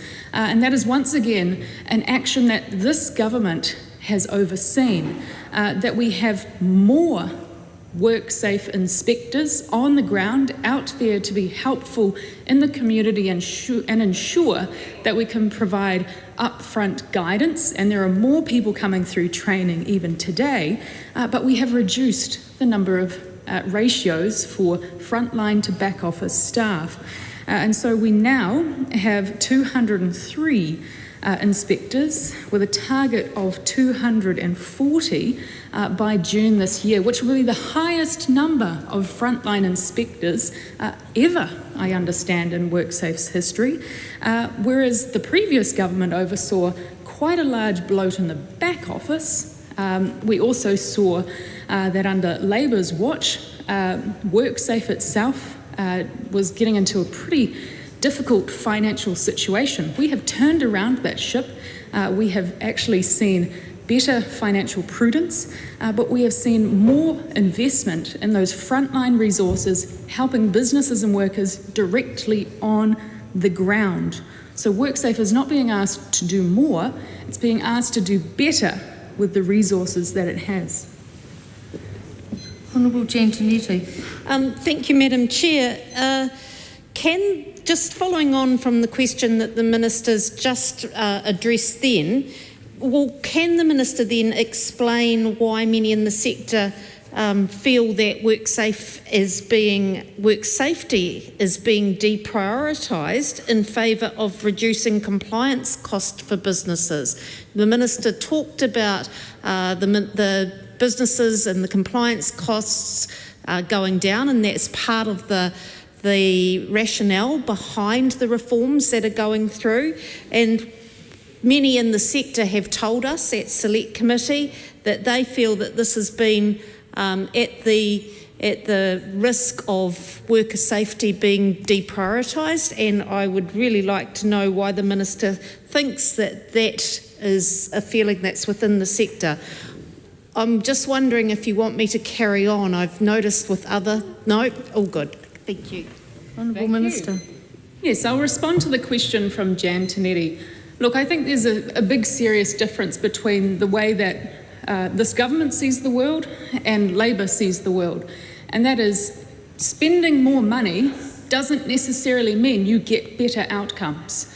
And that is clear when it comes to health and safety, where we have people spending up large to make sure that they're getting health and safety consultants, they're getting really expensive files, they're putting them on their bookcases so that they can say, I have complied with the law. That is not actually necessarily keeping people safer on the ground at work. Now, the reforms make it really clear that one of the ideas that we're going behind here is that you can actually have cost-effective health and safety, prioritising care for people coming home at the end of every day is what everybody wants to see happen, but it doesn't have to come with very expensive health and safety consultant manuals That's a difference, I think, that we are seeing. Now, I would argue that side of the House has been catastrophizing and in some ways being a bit misleading about what it is that these reforms are actually supposed to do. So I'm not surprised there are many members of our community out there a little bit worried about what has happened, because of course I'd be worried too if I believed what I've been hearing. But everybody wants workers to go home safe at the end of every day. I want that. That is why I and this government are actually taking health and safety seriously, something that the previous government didn't take seriously, because we are actually prioritising ACOPs. We're prioritising upfront guidance, so WorkSafe is helpful and not a hindrance. We're making sure that any company or worker up and down this country will actually be able to have more upfront guidance, so they will know what they need to do and prioritise to keep themselves, their colleagues and their business and workers safe. I don't believe you need to have very expensive files sitting on a bookcase in order to do that. It requires all of us to ensure that we have a law that is simple and clear and can be followed by anybody. Honourable Giantinetti. Thank you, Madam Chair. Minister, I'd really like to know the evidence that you've got that shows that these reforms are going to make a difference. We've asked that question before and I haven't been able to get an answer. So I'd like to know the evidence that sits behind that. And then I want to go on to asking about, and I know you're not ACC Minister, but there's a huge tie-up here, and we've been hearing a lot about the ongoing concerns that the focus on critical risks takes away from the focus on psychological harm and workplace stress. So we've heard that taking away from that, there are concerns that the ACC bill is going to increase quite dramatically. So I would like to know what conversations you've had with the Minister of ACC about that, and if there's any changes that you feel need to be made in that critical risk area to ensure that mental health is considered a huge part of the critical risk area and addressing those concerns about ACC. Honourable Minister. Thank you. In response to the question that came earlier from Francisco Hernandez, I believe on behalf of his colleague, I'm very sorry to hear that he was struck by the weather events. Unfortunately, many of our community have been struck by them, and my thoughts go to everybody who are in these challenging weather event times. In terms of the questions regarding the road cones and how many were removed and at what cost, I'm afraid to say I don't actually have the figures in front of me at hand about the number of road cones that were removed, but in the first week of the hotline being made available, there were 375 valid notifications made to that website, and my officials advised that in one specific example, over 30 road cones were removed from one site. I don't have the total cost to hand, but I'm very happy to respond in writing to that member's colleagues if he wished to follow up on that. Honourable Giantinetti. Madam Chair, I just want to go back to that question that I asked about the evidence. I just thought about something else in tying in with that. I'd like to know what the evidence is in this particular area that the Minister's got, but also how that relates to countries or similar or not similar like UK and Australia who have way better statistics than we do. So I'm sort of trying to get an understanding of the alignment between what we're doing here in this country or the changes and those countries that have already had success, and how we may differ in that, or we may be, as I've just said before, similar. So I'd like to sort of have an understanding of that. Honourable Minister. Thank you, Madam Chair. Look, to the question of what evidence do we as the government have that there is a need for change, that became really, really clear to me when I went out on the ground to hear from workers and businesses directly. And I know this might be different to some other ways that governments have done evidence in the past, but I like to actually get out across New Zealand and hear from people. And we had over 1,000 people show up and give us their stories about health and safety and how they interact with the current law and what they were hoping to see from change in my 2024 roadshow. And that did include members of unions who did show up to voice their perspectives as well. And I thank everybody who came out to actually take the time, and in many cases the first time ever, to meet a minister or someone in government and actually feel like they were being listened to out in the community. And there was overwhelming support for the need for change. And that's because I heard quite consistently that people did not feel supported. They didn't know what it was that they were supposed to do to comply with the law, because it was too confusing, it was too conflicting, and I am of the belief that you shouldn't need to have hundreds of thousands, if not millions of dollars, to be able to know what you need to do to comply with law. Our economy runs off the back of people getting up every day and providing jobs for each other, and a lot of those people are small business owners who are quite often doing payroll. They are also the HR function, and they are doing health and safety. There are a lot of very stressed New Zealanders who get up every day to provide jobs for each other, and they want to provide safe work environments for their staff, but they are confused. And I don't believe that our laws should be confusing. That's why we've asked WorkSafe to pivot and to provide far more in-writing guidance, upfront inspector guidance on the ground for people who don't have all of that money sloshing around because they are stressed and they're trying to get by every week and provide incomes for their employees. That's really important for me. So what I heard on the ground was people were too confused with the current law and they wanted it to be simplified. I did not hear that people wanted people to be less safe. That is not what we are aiming to do, even though that might be what you hear from the Labour Party. We are focused on making sure our law is easy to be complied with to the smallest small business in this country, to those Kiwis who I thank who get up every day to provide jobs for other people. Our laws should be there to help them do the right thing by their employees, not confuse them. Members, the time has come for me to report progress.